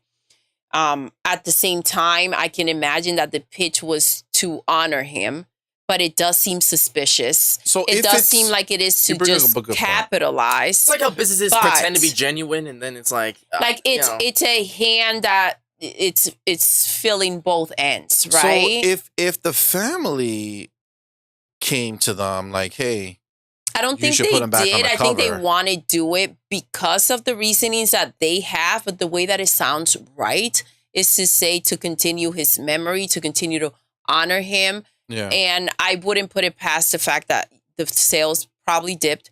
But when you hear that as a family, you're like, that makes sense. That makes sense to continue to bring him up, to continue to put him out there. Of course. And financially for his kids, you know, because money doesn't last forever. And I don't know how much money they had or didn't or whatever. I'm sure they had a lot of money, but you can always have a little more when you have a lot of kids, you know? No, I agree. So for them to continue, and I'm sure that they have money coming in from other places, but for them to continue to have, well, he has a shoe deal. Yeah, I know that other stuff. I'm not saying that they need the money, but you always need the money. Of course. Yeah, I don't know. I just wanted to bring it up but I do agree. I don't know. I don't think from the other end it's looked at that way, but I think for the family, the bigger thing aside from that is to keep his memory going and his name. And, you know, money for their kids. I agree. All right. So next up, and again, just a little tidbit here. Yeah. We have Game Pass this month dropping Grand Theft Auto 5 back in the Game Pass. Dang. Now, the thing is, the last time it was on Game Pass, it was just a regular one. Now it's on Game Pass. It's the updated version. Nice. So they Series have X version? the Series X version. Yeah. Very nice. So you got the ray tracing, you got the 60 frames per second. That's awesome. So that was I think that was a new mentioning. contract signed. Yeah, that they're doing that. That makes sense. So that's pretty cool. The publisher No More Robots also leaked out that over the next 18 months they have three unannounced games going into Game Pass. Dang. So again, like, people love Game Pass. Yeah. Yeah, I love Game that Pass, whole thing? People were Jim Ryan was out there Game saying Pass that is everybody ruining hates everything. it. Yeah. They must be stopped. People love it. Mm-hmm. And the studios love it. All right. And then so Peter Molyneux. Do you remember that name? I am waiting. That's the guy who made Fable. The original. Oh, yes. Okay. Okay. He was the brains behind it. Right. So he's part of the original trilogy. After they got fired, after they closed Lionhead, he went and started his own studio, 22 Cans. Okay. And then he focused on mobile games, and they were not successful. Okay. And he's recently been in the news because he's praising Fable, the new Fable. As he Oh, should. he's not attached to it in any way, shape, or form? No. So he's praising it, saying that they get it right. They getting it in all the right ways, which is good. Like that ridiculous energy to it. So he's kind of back on the scene because he's talking about that, but he's back on the scene because he's making a new game. Mm-hmm. And the way to get through the doors is to talk about Fable 4 because he made the trilogy. Exactly. And hey, by the way, dropping a game. You know what I mean? So the thing about Peter Molyneux is that his whole thing in the past, because he was also in charge of like Connect, not in charge of it, but he made some Connect stuff where he was working on Connect. I love the Connect. And he is like the worst type of salesperson. Yeah. Because he's the type of salesperson that just over-promise and under-deliver, right? So he'll promise you the world. You know? He gets caught up in the moment. He's like a 90s R&B song. Yeah. You know what I'm saying? I'll give you the earth, moon, the stars. everything, yeah. Right? Like, he promised everything and it never came through exactly, right? So that's his kind of MO. But now he's saying like, oh, I'm not gonna talk about the game that we're making because normally I would hype it up and then everybody get mad at me. So I'm not going to do that. Oh. And then he goes, but I would say it's like Fable, his other game, Black and White, and this other game. A mixture of everything you guys love. Got it.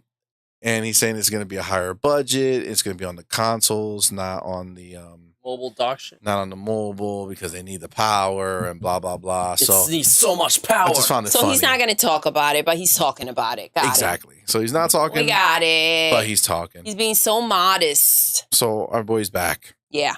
All right, then real quick, Microsoft has established an Xbox Games Technology Group within the coalition to help push and grow technology adoption across Xbox game studios.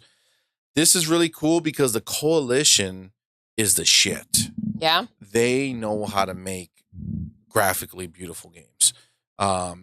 And pretty much in the industry, they're like the Unreal champions. Like they are the best at making Unreal games.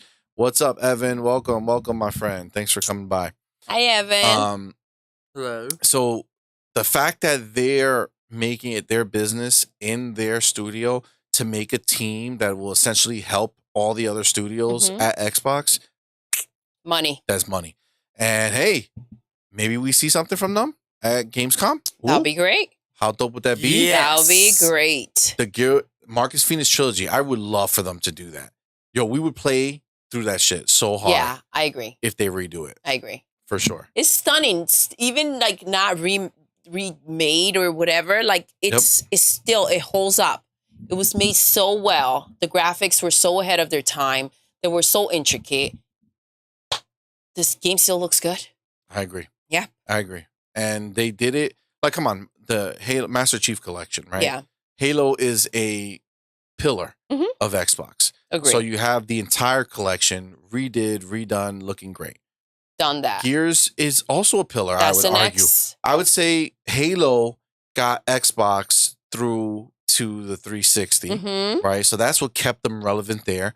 And I would argue that Gears took them to the next level to cement them as a force in the industry. Because Gears had that badass, like raw energy.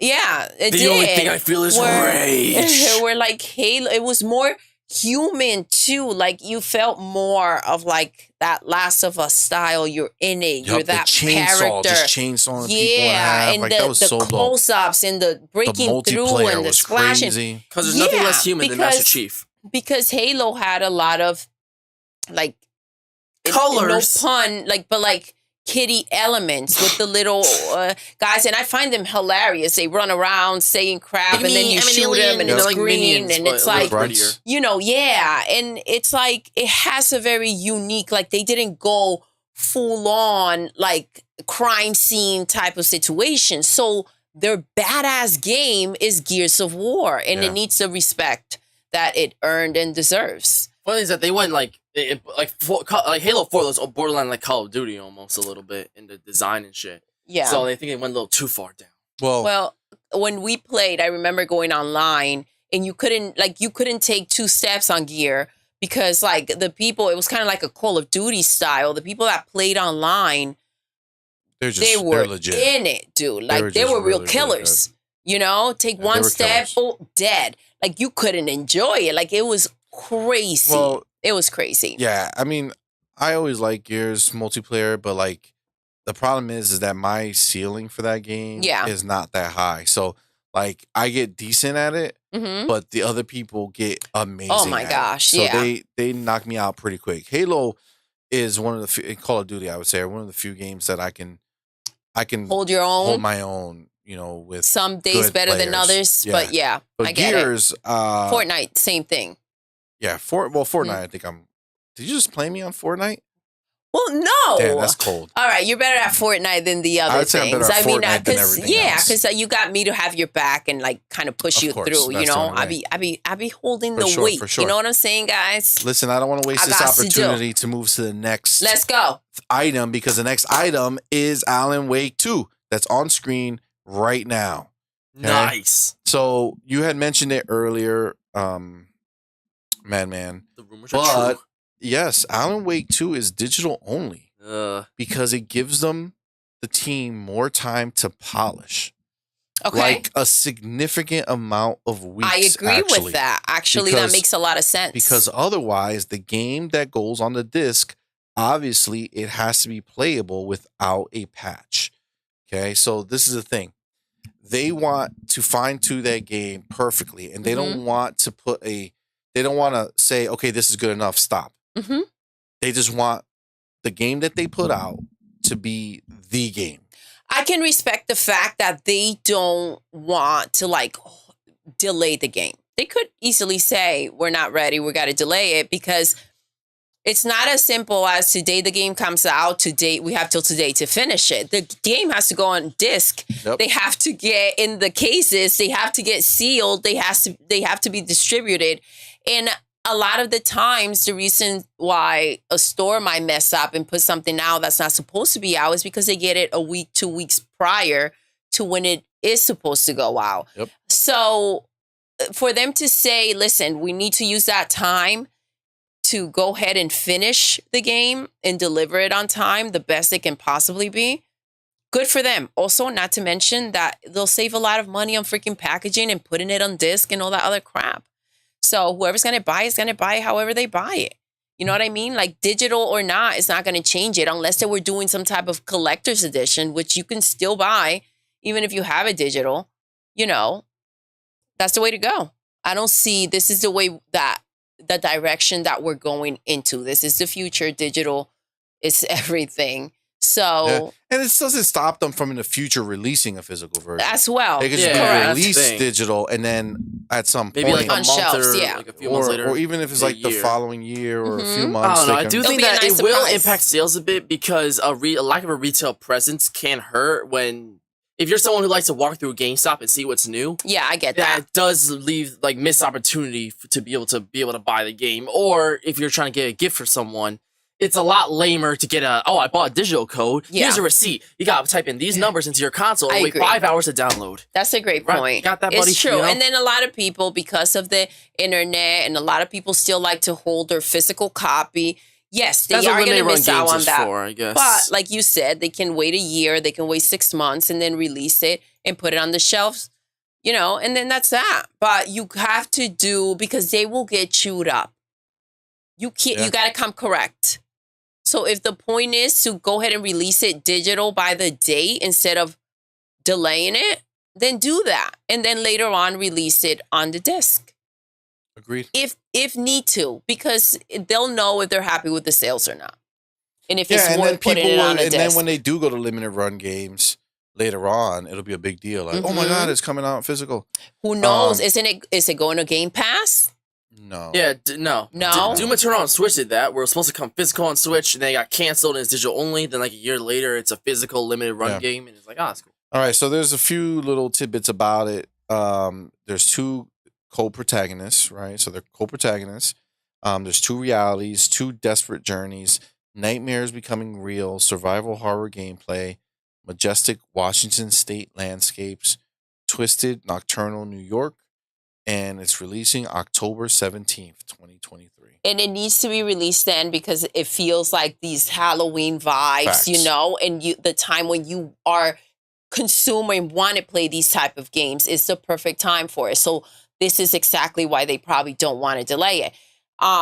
They don't want to miss the holidays. That's another reason to not delay it. And Agreed. by the way, the game, you just said that. And when we saw the trailer, it was like, you know, it would be amazing. a perfect fucking game to play in that time. Yes, during Halloween time. Come on, man. I jumped like 5 times in that stupid.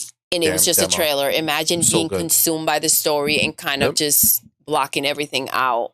Absolutely. It would just be juicy. All right. So this next tidbit here, this is interesting. Bohemia Interactive is supposedly working on a sequel to DayZ. Oh, Now- I've heard DayZ. Now, if you don't know what DayZ That was like a zombie game. It was coming out around time of Days Gone. People get getting confused or something like that, right? No, The names not at all. No, that's That's not what I even thought I close. heard. Days Gone. No, Days Gone is completely separate. That was when Last of Us. That was the confusion. DayZ is the first. Some people would say like the first battle royale. Okay. Because what it was is it was like a survival game. So you Mhm. would start in the world, okay, with nothing. Okay. And I think they eventually made it you start with a pistol, but like with very little bullets. Mm-hmm. And you have to like come to life, go scrounge, find shit. There's zombies in the world, Yeah. but they're like the shambling zombies, like from the old scary zombie movies where they would just kind of wander around. Yeah. So you can, smartly walk around them or hide from them and stuff. But the bigger thing is that in that world, there were people. Okay. But you didn't it wasn't like a bunch of people everywhere. There was You just had to people. find them. Yeah. So you would be walking and they can, you might stumble to a town, but in that town, there's people there already. And those Okay. people Don't want already no people. have their guns Yeah. and they already found their shit and they like have their crew and they're running shit. And dude, it became so popular. DayZ was humongously popular. It was a mod actually to Arma 3, which is the game that Bohemia Interactive makes. I don't know behind Arma 3. It's a military shooter. It's like a big open world, like really realistic military shooter. Like remember Ghost Recon? Yes. In the beginning. Oh my gosh, Ghost Recon. The first ones that we were playing. Yeah. That. Open world, like a big open land, and it was really realistic military shooter. Yeah. They took that, put it to DayZ, stripped all the guns, and just you had to live in that world. And the videos that people made, like they would, and it was like if you died, you lost everything. Oh, that sucks. So like, don't starve, man. It was like, so if you played for weeks and you have all these guns and you have all your stuff situated, and somebody killed you, you lose it all. You couldn't go back to like your last save? No, it was if you die, you can save the game and keep all your stuff, but if you die, it was over. And let me introduce you to Rage. So yeah, they would have videos where they're talking on mics because you could talk to people like proximity chat. Yeah. And where people were holding people up and like, give me all your shit and making them strip naked and making them run around and then kill them or not kill them or do whatever. And then just steal all their shit. But like, it was intense. Like people would you could handcuff people and it got real. It got real. People were fucking like getting so crazy. Mad and upset. It was crazy. So part 2 for like a new generation might be crazy, or they might tone it down because of the time. So it's possible. So nice. All right, and then Infinity Ward. Those are the people who made the original Call of Duty Modern Warfare. They are surprisingly are opening. No, Activision owns them. They're going to be working for Microsoft soon. But they just opened up a new studio in Barcelona. Ooh, and this is the interesting. Infinity Ward is seemingly working on an open world RPG. Ooh. Now they normally make Call of Duty. Yeah, like shooter. That's what they've made forever. But they're supposedly working on an open world RPG. Man, when Microsoft owns them, when the possibilities they own are all these limitless, things, we're gonna find out so much. I think so much is gonna come out. There's 4 unannounced games being made at Activision that are not Call of Duty. I can tell you this: I don't think that Microsoft paid 69 billion, 69, excuse me, $69 billion for just Call of Duty. Yep. I don't think so. No, I mean they did it for mobile too. I think that but I think there's a lot more in there for that kind of money. Yeah, well, we know Blizzard is making a new survival game. Like all the studios are making new things, and I'm excited to see what those things become. So that's that. Arc Raiders gameplay leaks. Now, you didn't get to see this, so it's a little less impactful when I'm talking to you about it. But remember the finish, the finals? Yes. That multiplayer game that we saw, that the destruction is crazy, all that shit? Okay. Yes. So that same team, that same studio is also making another game called Arc Raiders. That one, the first one, finals, is more of like a regular multiplayer shooter. Situation, yeah. Whereas this one's more like an open world, I think it's multiplayer as well, but it's more open world destruction gameplay.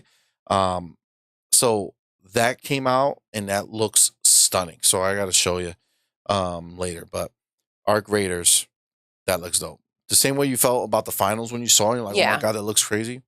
Same thing. It looks legit. All right, Ubisoft. They're making a PC Connect PC beta where they're making a launcher on PC.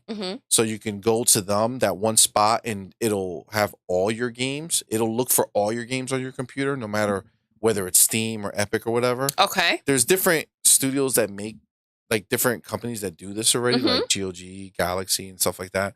But they're throwing their hat in that ring, which is fine. But the real reason I want to talk about Ubisoft is there is a rumor that Assassin's Creed Black Flag is being remade. That would be a little crazy. Now, I don't know if you've seen Black Flag.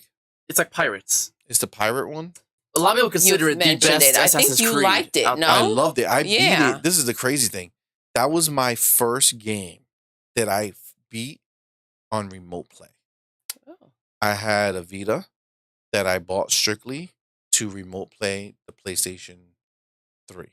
Okay. And that's how I did it.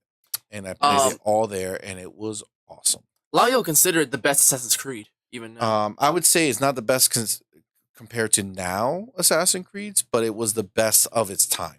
Origins. Like the stealth-based. Yeah, I like Origins and that's Odyssey, the best. all that stuff better.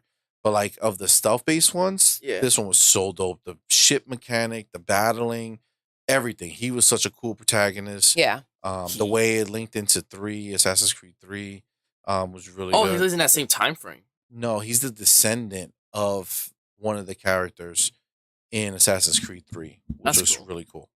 But that looks like a remake. So it looks like they're gonna graphically enhance it. Really go in, because again, just like you said, I think of the pre-origin time, Black Flag is the most popular. It's the one that everybody looks back to. Yeah. Man, those were good old days. I would love to see that. And I know, Doodle, you do have a soft spot for Assassin's Creed in your heart. How soft? A little soft. Very For soft. Origins, you really like Origins. For that particular one, yeah. But I'm heartless when it comes to anything else. Poor Black Flag. Thought you had a chance. All right. And then finishing up, there's two more little snippets before we move into something else. Daedalic Entertainment. The people who made Lord of the Rings Golem. Yeah. The one that came out after Redfall and became the new worst game ever made. Yep.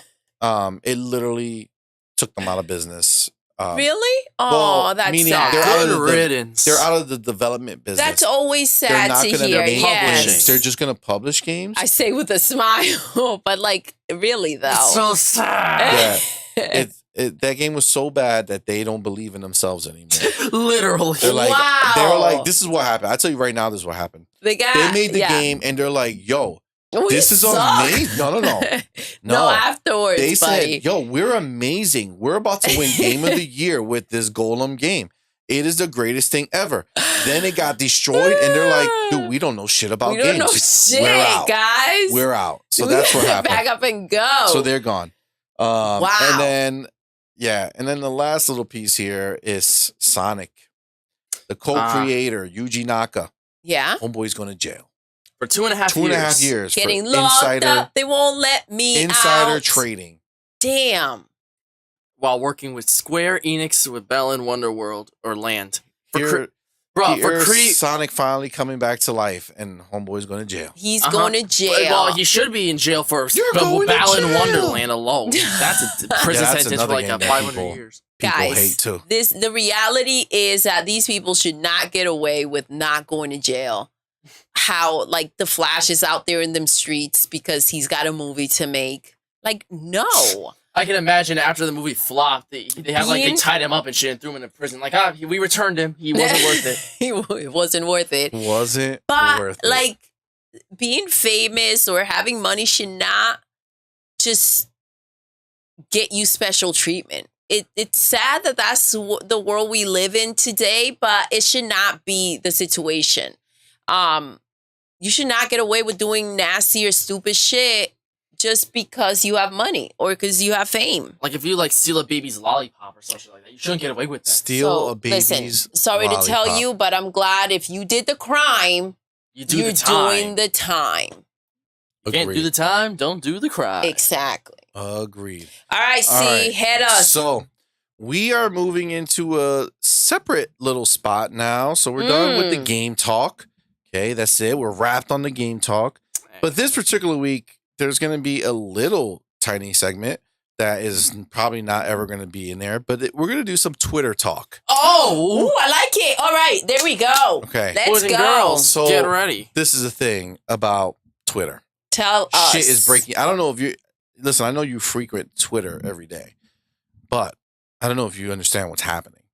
You said I freak with Twitter? Frequent. Oh, I was like you go there often. Got it. Okay. So there is a mass exodus that's been happening on Twitter.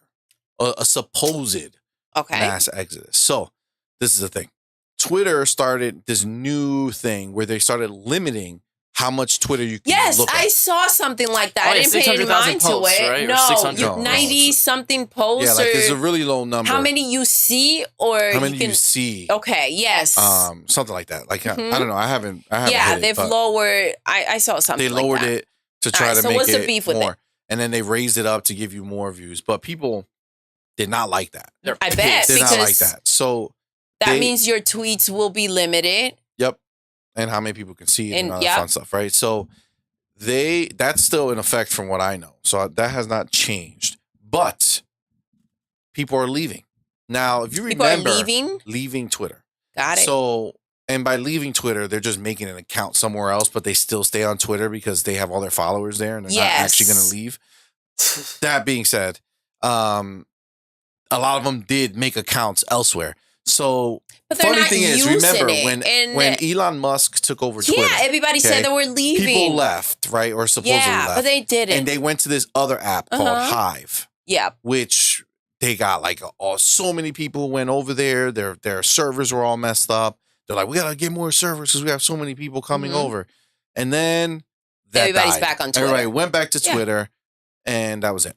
So I made a Hive account because I was like, oh man, maybe this is actually You did? Back oh my gosh, he was a part of the problem. Well, I got suckered in because Xbox started doing it. When Xbox did it, I was like, oh shit. No, let me go you can't listen to the mess. And that was obviously stupid because nothing happened from it. Well, they weren't this is leaving. Part 2. But so now this is part 2. The crazy thing is where they're going. Yeah. So they're going to this app called Threads. Okay. It's based off of your Instagram account. Okay. Which is owned by Facebook. Oh. Now, if you remember, Facebook's making a comeback. Facebook is supposed to be the bad guys that people hate Facebook. It's just old school. It's not that people hate Facebook, no, people hate but like Facebook, like the company, like passion. Okay. And they hate Mark Zuckerberg. Mark Like, Zuckerberg, that yeah. guy. I guess they hate Elon Musk more, apparently. Because Facebook is like, dude, toxic. I got hacked with my account. Well, we don't really use that shit. Yeah, that's from like I don't even touch it. That's the crazy thing. Like I somehow found out, but the business has a Facebook account. Then I went ahead and I reported it, and I never heard back. So apparently they don't have anybody working. No. So, but the point is that, dude, 70 million people signed up for Threads. Really? The day after this whole thing went down. Because of the amount of tweets that are going to be posted out and all that other crap. All the control. I mean, you got to remember, some people run their businesses like this through Twitter, right? And then they were complaining, right, about paying for the blue mark, though. Twitter is free. So they're complaining about the blue freaking mark and all this other crap and how much it costs. So I don't know if you have the blue mark, maybe you don't have a limit. That's what it should be. I have not hit a limit. Because if you need it that much for your business and what you're doing, then why not pay the money? So this is the thing. Twitter now is supposedly looking into suing Threads or Facebook. For stealing me customers. Because so this is the thing. When when Elon Musk took over, you remember he fired a shit ton of people. I remember. Okay. Well, a lot of those people went to work, got picked up by Facebook to go work here, and that's where they started making the Threads app. You can't hate the player. So Twitter is saying that they're using proprietary information. Yes, from Twitter to go and build intellectual property to go build this other company. I bet they are. App.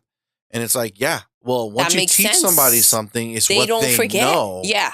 Like, you can't. You knew this when you were letting them go. For using what they know. Obviously, that's how you get another job. Exactly. So, so that's happening.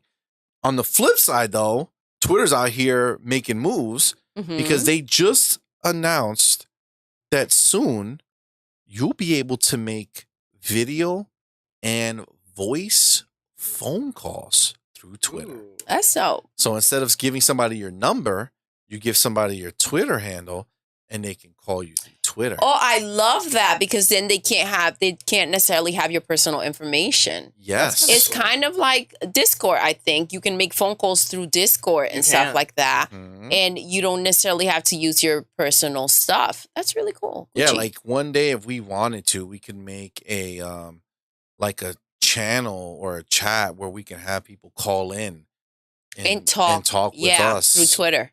Twitter. I like that.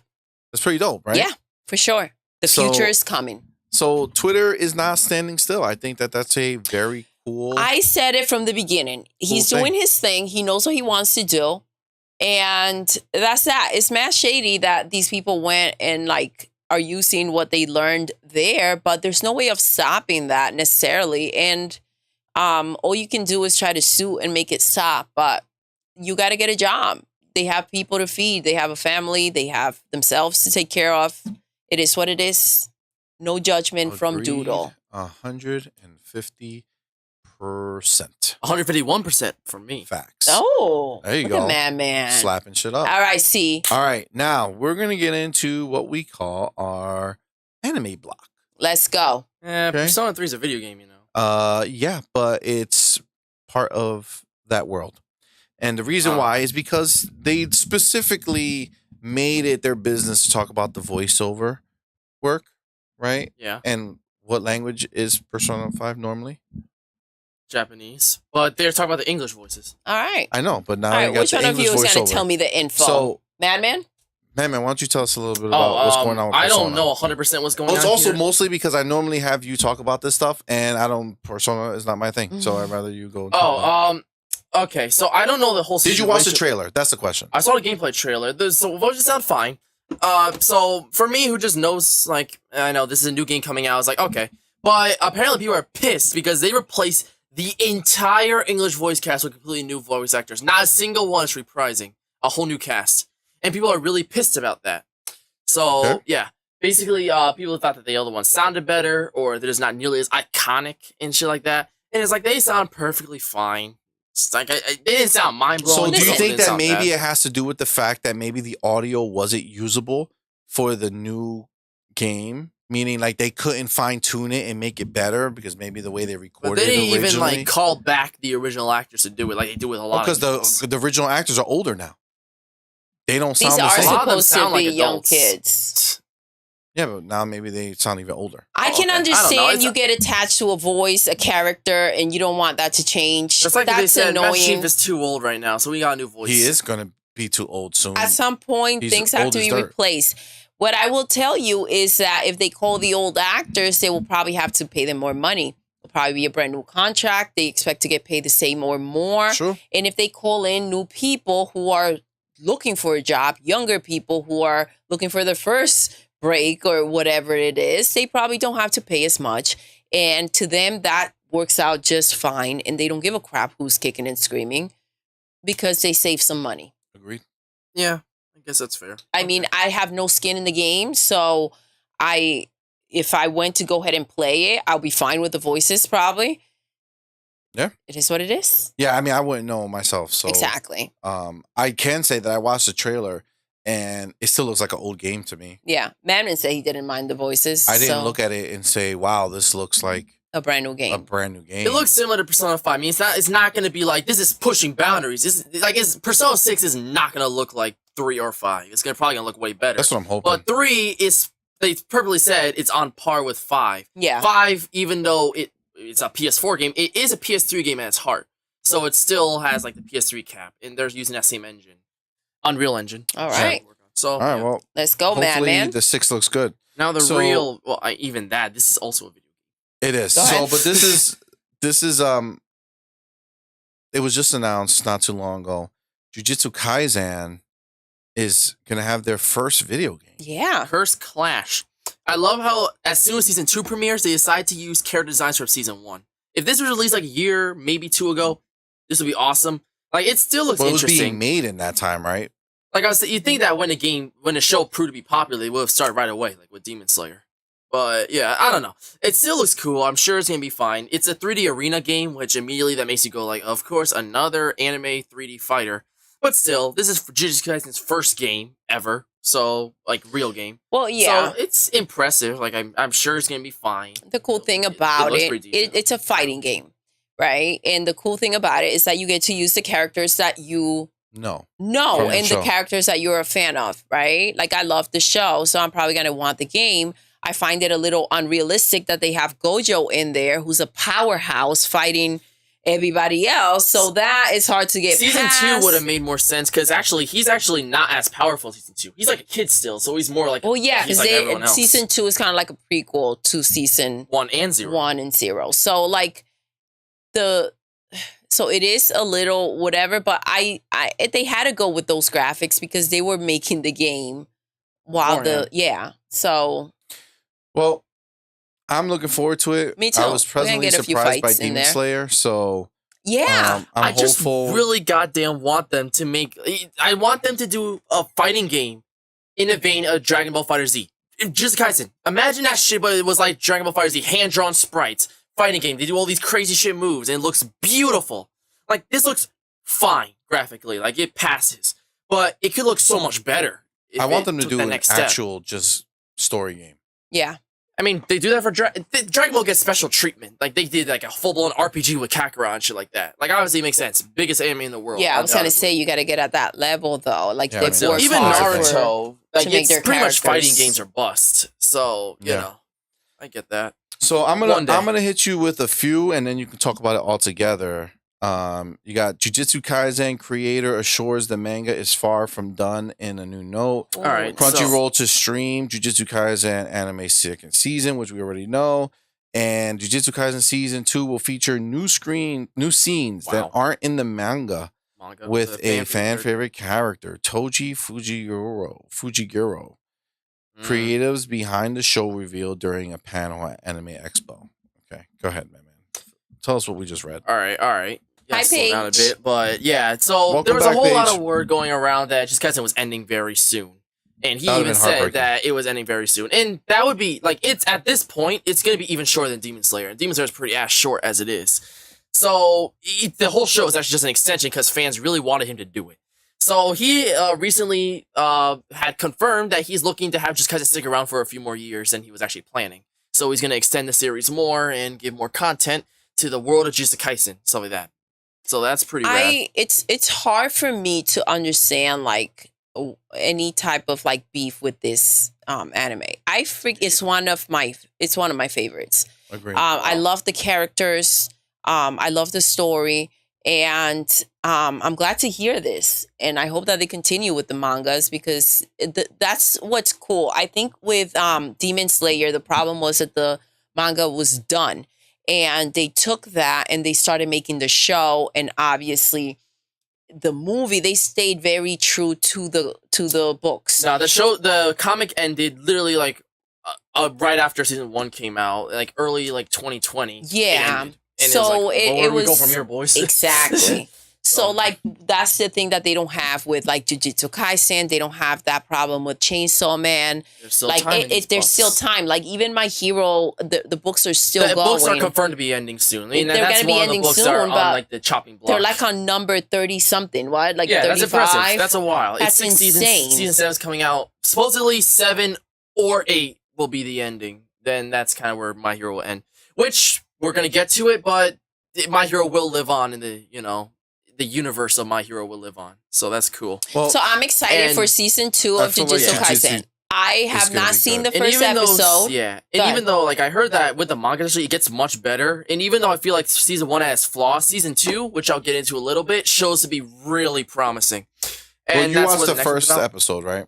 First episode, yes. And it's not in English yet. No, we're waiting for the dubs. Hold on. Here's the thing. It's Japanese with English subtitles. I know what happened. I understand what's going on because you read what's going on. But if that's a problem for you, there's no date, but usually it's 3 weeks.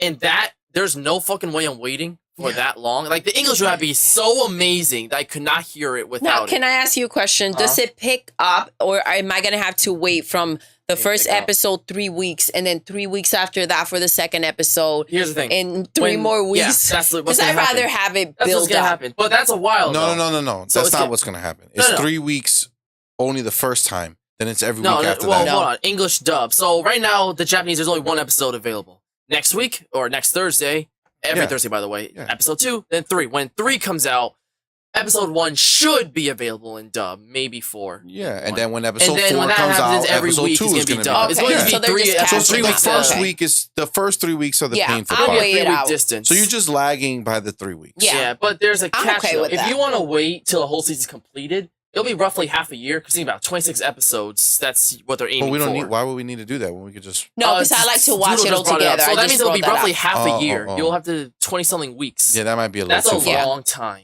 I'm so annoyed that the Spy Family movie is coming out like in December, and it takes normally like a year It after. takes like 3 months roughly for it to come to the States. Because remember, they don't have the pressure of being like, oh, we have to make sure the dub's ready. It's something like that. But I want the dubs. So when the movie comes out, they're gonna have a dub version alongside it. Because when they're doing a show, it's like, oh, we just translate it and then they do a thing called simulcast. An hour after the Japanese version comes out, America gets it, but with subtitles already done for it. So it's pretty simple. So Paige has never watched Jujutsu Kaisen. What? I started. It's very good. We started with Paige, do it, MADMAN bro. did not. It's MADMAN so started good. with I started season with 1. first season. You It's have to pretty- start with the movie. You have to start with The the movie's movie. amazing. You have to start with the movie, Jujutsu bro. Kaisen Amazing. 0. You have to start with the Because it came out after season 1, but it actually takes place before season 1. Well, it's 0. So yeah, so you start with 0, then you go on Yes. to season 1, and That's now such a season good 2 is movie, being bro. released. It's such a good So show. Season 1 is good. better. The movie if you is my watch the favorite movie. anime movie. It's so good. Yeah, Yeah, for sure. I love it. I know It is a damn Crunchyroll. good one. Does Crunchyroll? Crunchy Excuse me, does have the movie as Crunchyroll well? have? Yeah, I think it does. Yeah, I'm pretty I sure. think Crunchyroll Yeah, I'm pretty sure it has is a where you movie. watch it. But yeah. It's so good. it's really good. I hope you like it and enjoy it if you check it You out. should check it out. But yeah, for But sure. yeah. The second season is streaming on Crunchyroll, day and date. So, first episode, what a way to start a season. Right away, the first season looked like a very good action series. Like, it didn't, like, if you look at any scene, it's like, that's a good looking action series. Season 2 gives it its own kind of funk, its groove. It gives it a style that you kind of look at and it's like, that's a cool, wicked style that kind of draws your attention. It's much more simplified, but they use a lot of different animation techniques, like fisheye lens and shit like that give the cinematography another level. It doesn't look basic. The fight scenes look really, it almost looks 3D despite being Elevated. 2D. Yeah, and with the less detail, at first you're like, but it's a blessing. They never were so expressive. Their movements are buttery smooth. It makes for season 1 look stiff. And, the way that they walk, the way that they talk, the way that Gojo is, being sarcastic and shit, it feels way more alive and expressive. The expressions, there are way more different kinds of expressions and faces they make that keep every frame looking very fresh and shit. By the way, he does not wear a bandana. He wears sunglasses. Yes, I think he looks way cooler like that. They did a pre-order of his Nandroid. Already? Yeah, they have pre-orders for season 2. He looks so much better and like he wears that, bro. the sunglasses. Yeah? He I looks wish he so cute. wore that shit all the time. Even Ghetto looks Well, everyone's I do cooler like love that. the mystery of the blindfold. I love the blindfold and because it's it's why? so How can he unique. see? Mm-hmm. And Like, then he's when he literally unveils blindfolded, it his makes it feel eyes, like the he has way they more made power. his eyes, Yep. it's like something you've never seen before. It's like crystallized. I don't know what the heck they It's put. like Cyclops from X-Men. When he wears his glasses, it's like, that's whack. When he has then- that thing on, it's yeah, like, what the it's- fuck is that? Yeah. You know not to mess the with him. music is sick. But- There was at the end where it was like teasing a fight scene and shit like that because I kind of want to reveal the plot, but Yeah, there's a certain don't. time where cursed sorcerer groups are trying to attack this one character for a specific reason that you'll understand later. Ghetto fucking crashes through that window and shit, grabs her and shit, and that one moment alone, how the camera moves brilliantly, is it fisheyes in a way that the middle is more to the center of the screen. The middle is close, and the right and left are far back, and it gives you this illusion that is coming at you. That's dope. And it's that's very really cool. genius That in a sounds way. dope. I'm That sounds very dope. excited to check that out, especially considering the fact that I did love the fighting scenes from the season 1. I did love the animation, how they go in and out when they're happy and, when they're being cutesy with each other. And then when they're being badass, it's a whole different take. So I'm excited to see what they've got. And Gojo, like he's badass, but he's got this hilarious personality and ways about him that I'm so excited to like get into his story and see who Gojo was and how still saying sarcastic fuck though. Yeah, I love that. Right at the end and shit. They were about to like come at Gojo and he's like, if you beg right now, I won't kill you and shit. That's Gojo. So, yeah. Nice. I don't know. But you guys will be pleasantly surprised. If you I'm thought, excited. I think this is a much better start than season 1's first episode, in my opinion. So, yeah. Yeah, but season 1's first episode, and that's why it's so important to like watch the movie first. The first episode, I'm like, this is the masterpiece everyone was talking about. And well, shit. it's a master. As you link it all together, it's like it's better when you watch Zero by far. Like they always talk about like, where's Okatsu, and I'm like, who the fuck is Okatsu? And that's the main guy from Zero. You understand everything when you've seen the movie first. It's dope. Yeah. All right. Good stuff. Next up and the big thing about season 2 as well is that while season 1 was pretty by the book, season 2 will feature new scenes that were not in 1. And it will focus on the character, largely, Toji Fushiguro. You can tell by the last name, that's also Megami's last name, because that's his dad. Toji Fushiguro, Megami Fushiguro, same guy. Well, no. That's his dad. When he was part of the Zenin clan, like they talked about season 1. Yeah. And they showed him very briefly at the end, but he already has a very cool character design. So, I don't know. He's already going to be pretty cool, I'm sure. You know what I'm going to miss, though? And I'm excited for the next seasons to come. They did at the end, towards the end of like the second half of season 1, they introduced some very cool characters. Yeah. And his friendship with Toto, was that his name? Oh, Toto, yeah. Aoi. Oh my gosh, guys. It was hilarious. Oh my god, the last Yuji and Toto were like the funniest. That was so dope. Oh my gosh, it is. And we saw Toto before that. And the way they just bond over the fact that they both like girls with big butts. Ass. Like Jennifer Lawrence. Like, that's hilarious. Yo, the way he was crying. Yeah, I know. That's so like, dope. It's the freaking funniest. It's such a good show. Like, they have such a balance because what the show is kind of like about, it's a little bit on the darker side, but they balance it so well. It's like, just a perfect freaking combination. I feel like the first season for me was a good base. Like, I thought it was really good. There were strong points, and I liked it overall. Zero, I loved Zero and how it took a grittier direction and made a much darker, like more story focused. It fleshed out Gojo much more. Yeah. I like the piercing the characters and shit. It was a big highlight, the characters. Everything was much, because it took a very different direction, much darker direction. Yeah. Season 2 is doing the exact opposite. It's taking a much lighter direction with a much funkier style that feels like it's its own thing. Like, you look at that like, that's just a Kaisen. Not just, that's a really good-looking action series. Well... And I think that everything beyond Season 1 has been killing it for me, which is MADMAN made an AMV of Season 1 of Jujutsu Kaisen. I made an AMV of Jujutsu Kaisen 0. Nice. So we'll see what's to come with Season 2. AMV on Season 2 when that wraps trying up. to call dibs. Already claiming it. Claiming it. Snap. Huckleberry also she made a really, really good one. Like, I mentioned this in my I mentioned this in my mini review of Season 2. Well, you could call it a review, kind of. Yeah. But I wouldn't mind a Chainsaw Man led that direction visually. Like, it looks super detailed, but I would not be pissed if they said it's going to look like this. The one thing that I don't necessarily like is being overhyped. Don't you crossing those lines, Madman. It got me really overhyping that first episode got me pumped up. That's the thing. Don't hype this up too much, man. We don't want to All go right. in there. What else do we have? All right. So, My Hero Academia prequel manga. This is exciting. An anime adaptation. So, adaptation. So, we already know My Hero's on its way out. Even in the comic, there is not much steam left. Deku's story is coming to a close, along with his peers, and it looks like that his journey to being the #1 hero is finally coming to an end. But, when My Hero Academia, the comic, was airing, or releasing, there was a side series called Vigilantes that actually took place a little before, and actually kind of a mid-cruel in some ways, as it led up to certain events in future seasons. And it ended before My Hero did. It's a pretty self-contained. But supposedly, that comic series is getting an anime adaptation. Probably going to be a TV format. And this is pretty cool, because one of the things that My Hero Academia did excellently is that they built a world where you can do so much that you could end Deku's story, literally never bring him up again, but there's so much to the world, like introduce so many kinds of characters. You know, there's like the illegal side of heroing. the villain side of it. Like, there's so many dimensions that My Hero Academia can never end just by exploring the different parts of the world. Yeah, I forgot the name of that character from the third movie with the little bird. What's his name?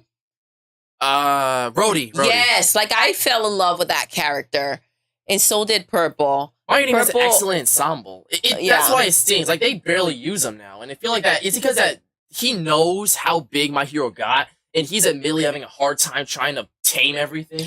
Listen, I think that's where maybe the lashing out comes from. Maybe it's not so much that he's like sick of making these things, and more so the pressure that he's under trying to deliver these characters properly. We're talking about over 30-something mangas. Volumes. And that's in English. There's more in Japanese that haven't been translated. Like, that's a lot. I can only imagine what kind of pressure that must be, because as easy as it seems for us to like be getting a book every year, and it's like, oh, good, another one. And these books are like contained very short in our minds, right? Because we're so obsessed with the show and the characters. For the person making it, like, that creativity has to come from somewhere, you know, and it has to be exhausting. It has to be draining. And to a certain extent, I understand maybe why he's done.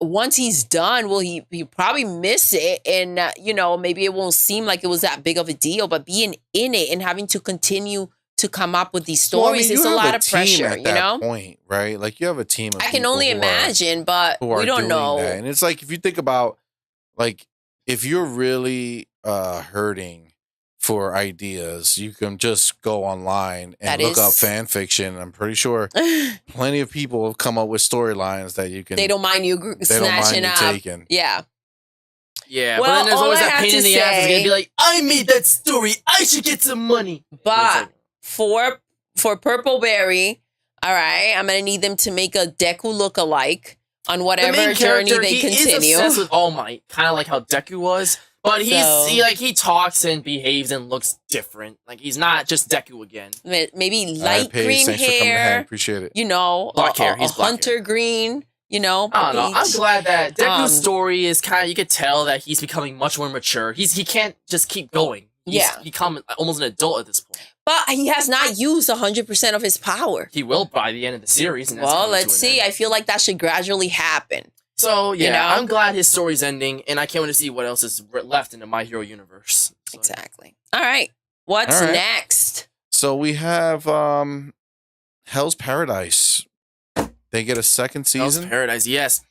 Did the first season already come out? Yeah, it finished. And right after they announced season 2. This one made me salty. Because, which just got to season 2, budget cut. But what they did, they got really creative, and they worked around it, and it looked great, even though looked worse with quotation marks. Oh, Hell's Paradise, they just got a budget cut, and it's like, and this is what it looks like. And it's simple as fuck, and they don't do anything special, and it's kind of lame. However, the story was just, and the character writing was really strong, and it was just enough to make it a worthwhile watch. It's only 13 episodes. But it's such a shame, because I wish it looked better, because animation can be pretty ass at times. But it was a great show in terms of the story. It's really great. And I really hope that they maybe see season 1 and maybe give it a bigger budget for season 2, because honestly I'm excited. The characters are great. I think it in some ways is better than Jujutsu Kaisen and Chainsaw Man in some ways. And so I think it's really good. I'm actually looking forward to seeing a new anime. Is new to me. Love is War. They've released Purple Berry likes it. She says it's really funny. I've been reading a comic. You've been reading the comic. I forgot how much I liked it. So it's only 3 seasons, and they have a movie out. Yeah, which is the as finale. well. So I'm excited to get into that. Again, I do like that's what's pulling me in. So I'm gonna go ahead and check that out. It pissed me off because the first season was on Hulu, and I think I just watched it because why the heck not? And I actually didn't think it was great, and I was like, can't wait for the next season. It got really popular, so Funimation bought up the rights for every other season going forward and made it exclusive to Funimation. And then I'm like, oh man, well, there goes that. And I kind of forgot about it. So they don't have it in Crunchyroll? If you go, I mean, they merged since then, so it's probably on Crunchyroll. Right, but Hulu, if you want to go on Hulu, it's 1 season only. Yeah. All right. Yeah. Well, I'm going to be checking that out. I'm excited to do so. Purple Berry Soul in. She said she's gonna watch, so which is cool because she doesn't mind rewatching the stuff, and neither do you technically. I mean, to be fair, most of it's gonna be new to me. I only saw the first season. All right, so I'm excited. Oh yeah. So this is the question: Hell's Paradise. Yeah. Is this something that I will like? There's a chance, because here's the thing: it's like a blend of them. Because fights can get pretty graphic, like Chainsaw Man, but the monsters and shit like that are very similar to what about curses. the story?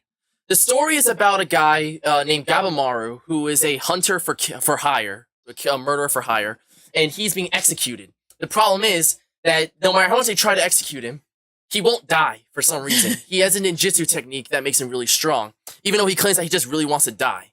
And then when it comes to him being executed, one of the executioners, Sagiri, she tells him that he can get a pardon if he sets sail to the Hell's Paradise and gets the elixir of life for the Emperor and shit. If he does that, then he'll be pardoned, along with a bunch of other criminals willing to get a pardon, but also willing to risk their life. And he finds no real worth in that. And she's like, you must have something to live for. And basically, he has a wife that he really cares about. And when he was actually caught on a mission, he gave up any hope of seeing her again. So he kind of just thought that there was no point in living until he realized that this elixir of life can actually get him to see his wife again. All right. So he's determined to get in no matter who he has to kill and shit, and to find the elixir of life. Right. Well, you sold me. It might be worth checking out. It might be worth checking out. All right. Cool. What else do we have? Attack on Titan final season, the final chapter special 2. It's officially coming out this fall. It's 30 seconds long, and it's pure hype. Oh, the trailer. Yeah, the trailer. Oh my gosh. It's a 30-second episode. It's a 30-second season. season. It's going to be 2 hours long, ending. supposedly. Well, that's insane. But that's a crazy thing, by the way. Like make it a movie. They make you wait, but everything is kind of like a freaking movie. Everything's really long. The animation's gotten insane. Like, they put a lot of fucking money into this show to make it look insane. And they do that. It looks better than basically... Maybe not as good as Demon Slayer, but everything else, it looks better than Demon Slayer. Else. Nobody can touch that. Demon Slayer, the champ. It's crazy. So, yeah. And, like, I am so excited for this to come to close. Supposedly, the manga ending was shit. So, the fact that it's pretty just confirmed at this point that they are making an original ending. So, I hope that it ends nicely, because everything else to this point was amazing, in my opinion. And I think that if they keep going with how good that last episode was, which was an hour long and was the first part to the final chapters and shit, this could be absolutely incredible. So I'm really excited. You know what I'm noticing with a lot of these shows? That apparently, like, last year was like a great year for anime, because there's a lot of shows that are coming into like getting their second season announced. Yes, like Chainsaw Man, Oshinoko. That was a huge one that no one saw coming. That was made by the people who made Love is War. The guy who created that, he made Oshinoko right after. So season 2's announced? Yeah. So after... Did you watch this Spy show? Family? No, I really didn't give a shit. Pearlberry did, though. She cared enough to watch, and she actually likes it. So that's pretty cool. It's something that I saw got crazy hype, and IGN did a whole thing on why is the next big thing and shit like that. And I'm like, okay. It looks like a pop star idol shit, but supposedly it's pretty good. Didn't it have the highest rated highest rated anime of all time for like a minute there? And also the song was like popping everywhere. It was number one in the US charts. Yeah. So it lost that title already? I don't know if it's still there. I still don't know. But Purpleberry said that the manga ending for Demon Slayer is total garbage.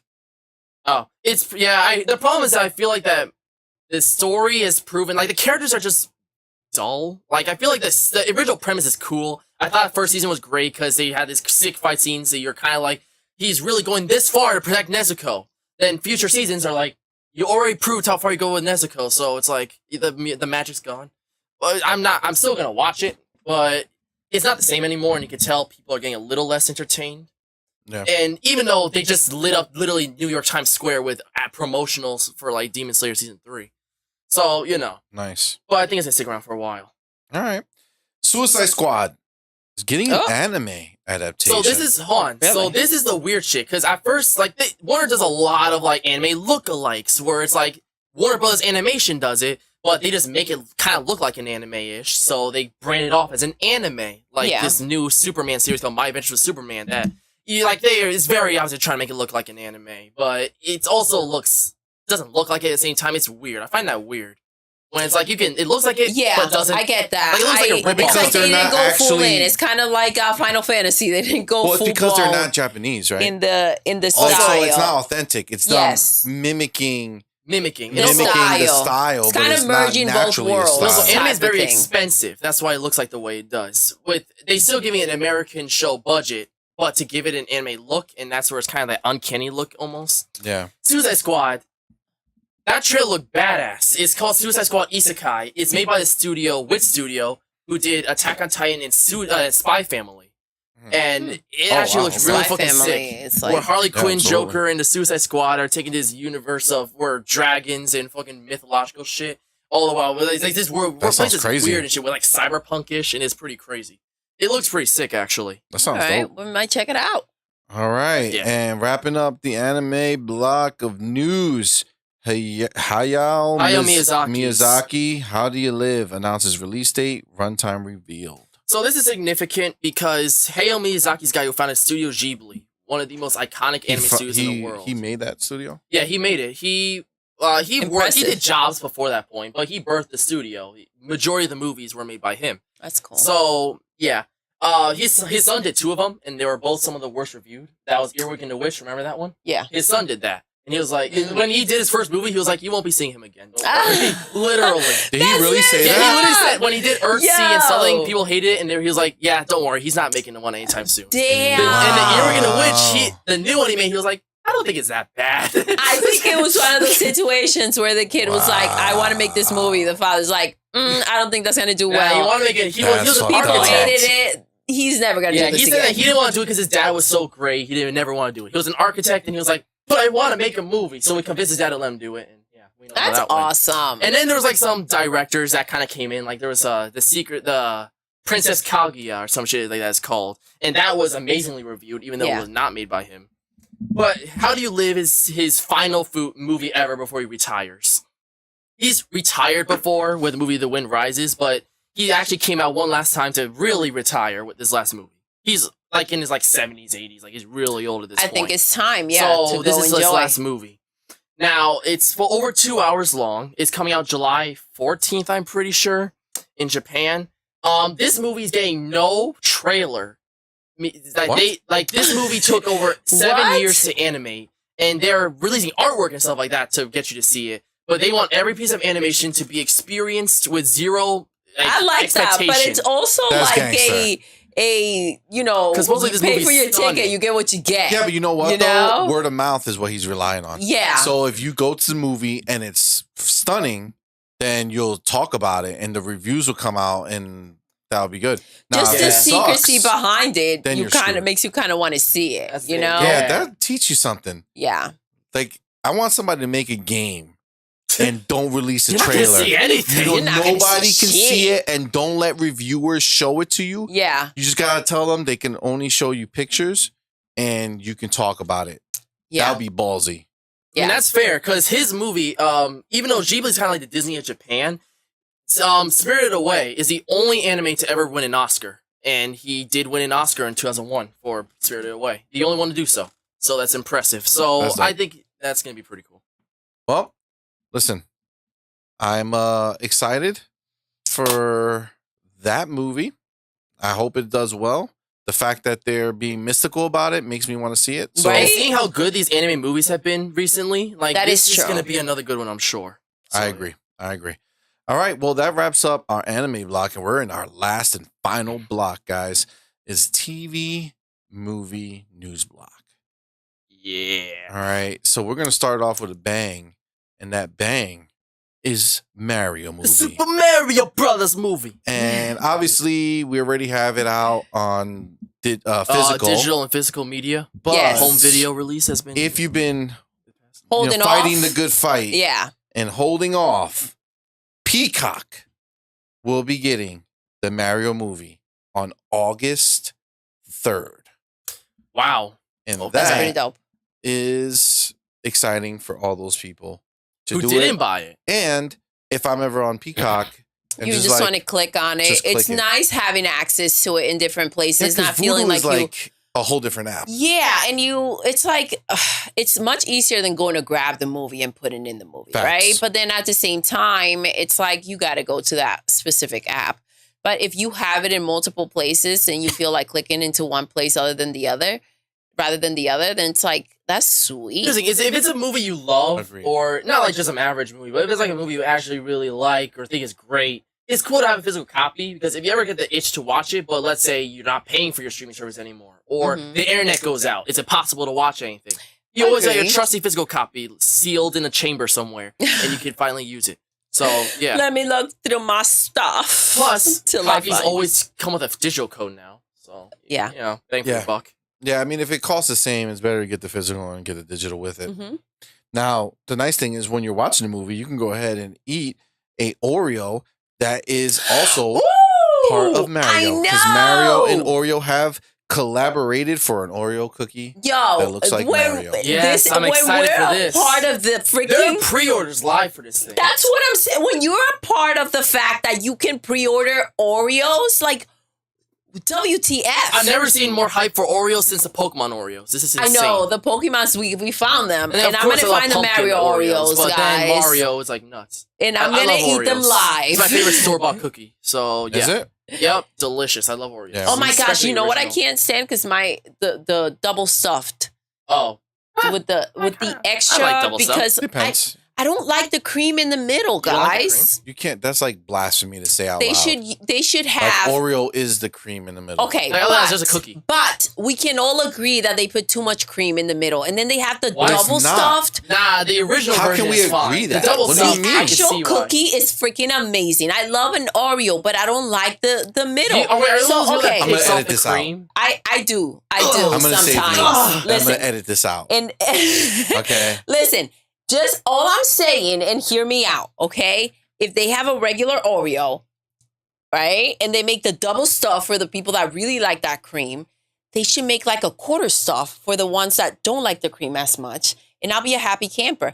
I just want like a tiny little bit of the cream, and then like barely, and I don't even want to see it in between, but it has to be there just to get it that little hint of, you know, je ne sais quoi. While I'm chopping through it, right? So, like, they should give you that option. I also like salt-free chips, like with no salt in it. All right, now you're going because they make them so salty. You're not in a confessional. Guys. A confession booth. This is the stuff you keep to yourself. This is what we say at church to make God forgive you. You can't run around saying I don't like chips without salt or they're delicious. Oreos without the stuffing. It's like, come on, man. I liked just eat Chips Ahoy at that point. I love the Oreo cookie. But never. I didn't say no stuffing. I said very little. Light. Just eat the Oreo like this. You take it out of the package, you dip it in the milk, and you eat it. And then I like chips with no salt. I go to specific places. I think we need to save Doodle here, and we need to change. But then you dip them in like. Nope. Got it. Got it. Okay. Okay. Getting killed out here, guys. Listen. Deadpool 3. Yes. Yeah. So this is the first under Disney, and the actor, who I'm assuming an actor. Oh my goodness! It is the first under Disney. Reynolds. Yeah, I was gonna say Gosling. That it feels the same as the first two, and it earns the hard R. Arg me hearties. No way. So it's gonna be hard. This is not gonna be no Disney-fied Deadpool bullshit. It's gonna be some Disney. It's gonna be murder Disney and bloodshed. Deadpool is not a part of that mess. And Wolverine's we need Deadpool to be raw. Oh yeah, Wolverine's in it. Yes. Yeah, there are actually pictures so of his new costume in the movie. Yeah? It's the same, except a little more simplified and more bright red. Like, it's a little more comic-y. Yeah. But I think it looks fine on Ryan. Like, it doesn't look... It is, because the actual... It's like a wine red, you know? So they're going back to, like, that comedic way that they put him good. on. Like, on like t-shirts Deadpool 1 and and 2 stuff. is kind of like a good, but a little dull. So I think it pops a bit more. That's good. Yeah. So, well, you know. Listen, I think that's a W. The fact that we're not getting a baby-fied version of Deadpool. I'm excited. Very excited for. So I'm ready to see some people cut in half. When's it coming out? Tomorrow? Yes. 2 years from now, roughly. Never. At that point. Might as well. Guys, don't go through withdrawals until it comes out. I made an AMV. an envy About our boy Deadpool. of Yes, Deadpool. and it's very good. Check it out. You should definitely Sick. watch it. Yeah. It's so good. All right. Spider-Man Across the All right. Spider-Verse.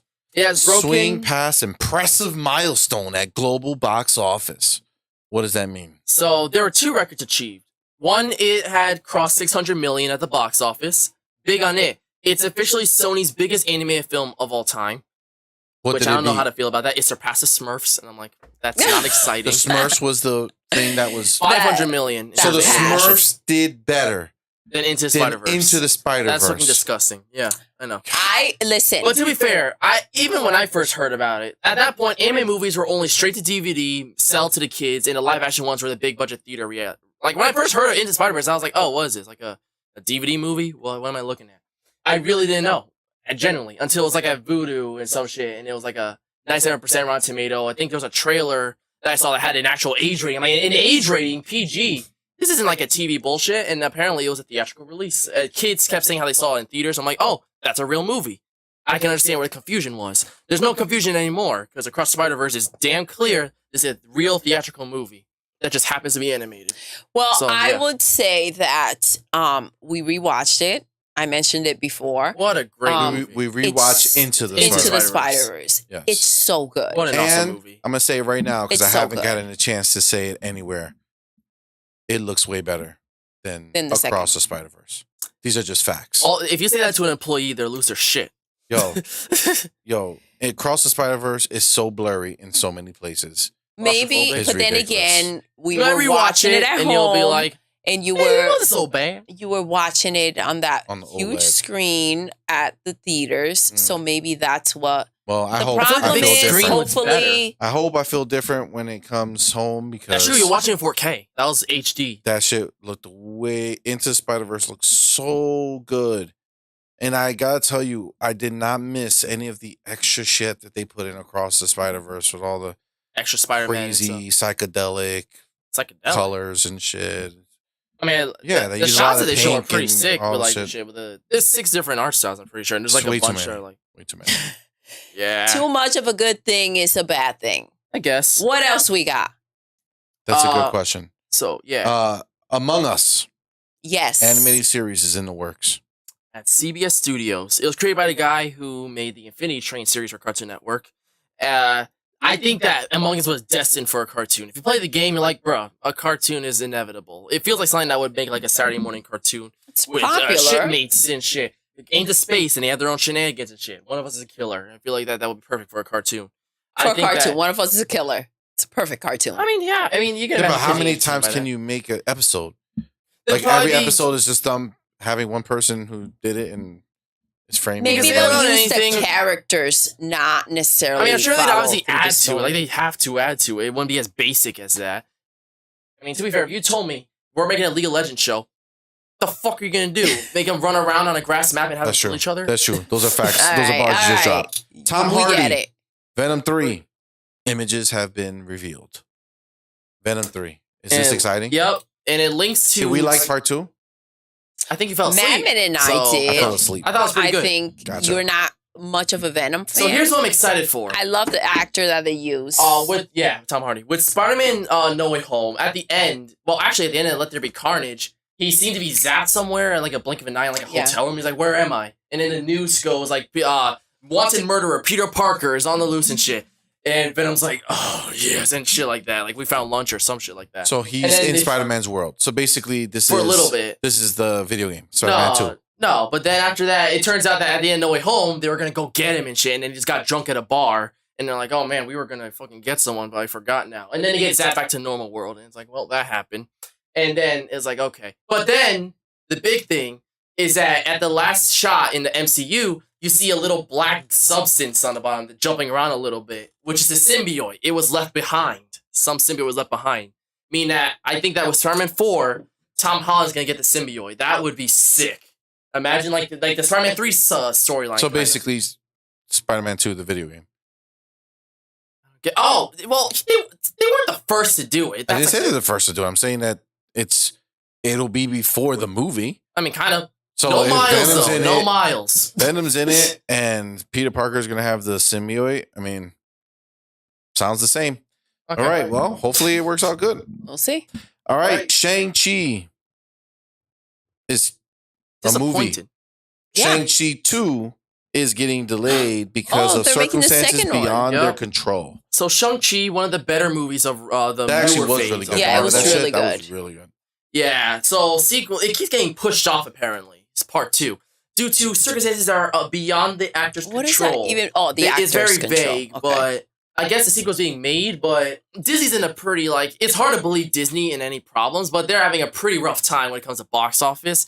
Their recent movies have been bombing back to back to back. They haven't had a single hit since, Frozen 2 back before the pandemic.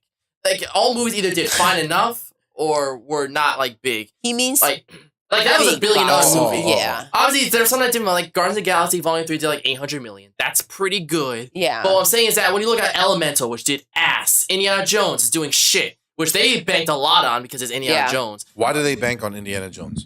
Because Indiana Jones is a huge IP, and they thought that they bring him back. Why? They Why should've would waited we till the game ever came watch out. the old movies? The game, look, He's that's not old now. The games aren't mainstream enough. We love video games, but it's not in the popular culture. And that, you're not gonna see Wendy Williams talking about. So we got the Indiana Jones game.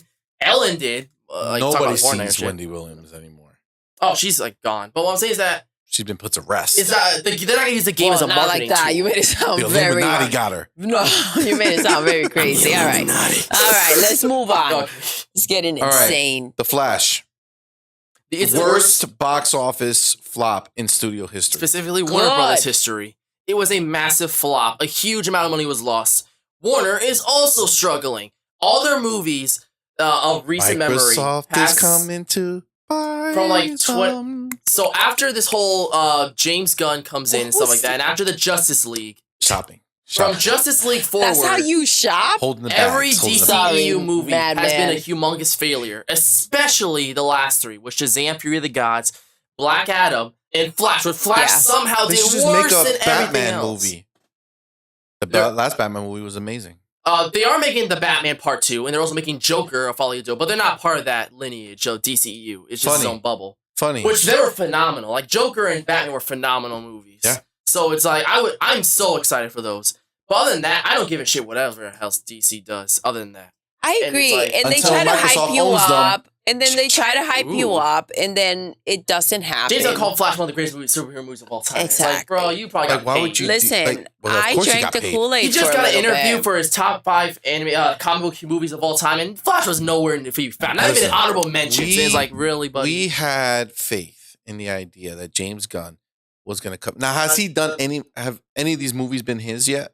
Flash is not his. His first show is Creature Commando, but his first live action movie is gonna be Superman Legacy. Okay, so we really can't judge him until he has his own. Well, We go can on Guardians of the judge Galaxy. his taste. He Guardians said were he really good. The loved first it. one was great. Oh, he did part 3, right? Yeah, he did all 3, and the Holly special as well. Oh, that's Holly special was cool. pretty good. But it's The a Marvel Seems, IP. yeah, second one was that's the good problem. too. Is the The characters, first one was the best maybe. by far. See, and you guys. I don't The know. one thing you have to give him credit is he took a group of people that nobody gave a shit about and made them relevant. Mhm. Guardians of the Galaxy. Before he took that Yeah, and made I it didn't a give movie, a crap. I didn't know who the heck they not were. many people And thought then about it or it's knew about it.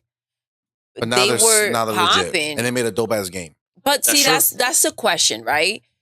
Do you take somebody like this and you bring them into DC, and then they can't do jiggity squash with it? Jiggity Whose fault squash. is it? Jiggity squash. And supposedly the Guardians of the Galaxy Volume 3 was kind of like a Alright. conclusion to their story, Love that. meaning that they're not Yeah. really going I much got far you. after that. So either pieces of them will be in the further MCU, or they're pretty much done by that point. So Alright. yeah, So, what part of the MCU does Disney's 100th anniversary have to do with? hopefully none of it. None of it. So they're releasing 8 classic movies back into theaters. I think they need that. Ooh.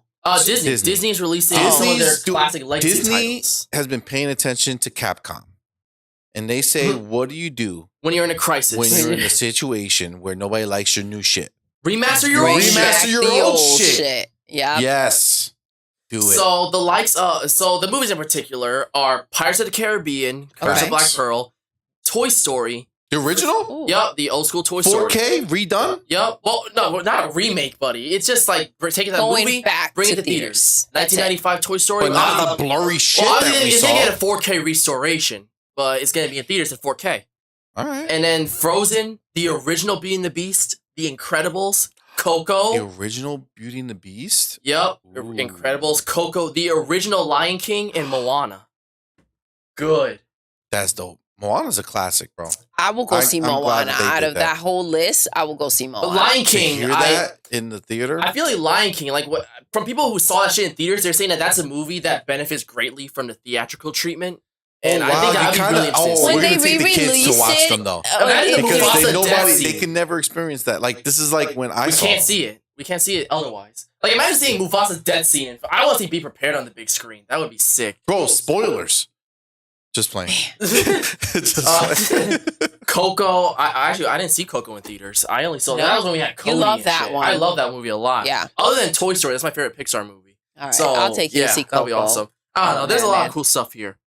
So yeah, right. Pirates of the Caribbean is already in theaters. July 7th it came out for its run. So they already started. Yeah. Okay. All right. So yeah. And then the last thing we're going to For talk about 50 for our second 52nd podcast. 1 year anniversary. That's why we're going so long, guys. This is just It's a this celebration. is the bookmark. All right. The end of the first year. This is the new year coming That's in. right. Of course. All right. The last thing we're talking about Hit is it. Disney's Moana live action remake has an official release date. Ooh. Yes, What it is has a release date.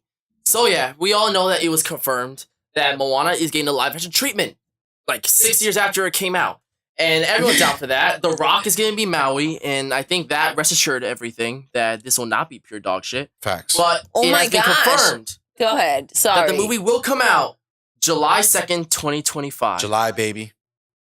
2025. Oh wait, no, I'm sorry. June 27th, 2025. Goddamn. Earlier. Sorry. Why would you take that away from me? Snatchy. So there was two. It said that it was actually gonna be July 2nd, but now it's June 27th. Sorry, well, it's earlier, so don't be upset. So it's not next year, the year after. I just no. realized. It is 2025. I said July 2nd, 2025, but I meant June 27th, 2025. It's a month so earlier. 2025. Yes. Yeah. But it's still 2025. Not Dope. next year, the year after. I just realized the reason why I said that was because Maui has long hair. And we haven't seen The Rock with hair in like forever.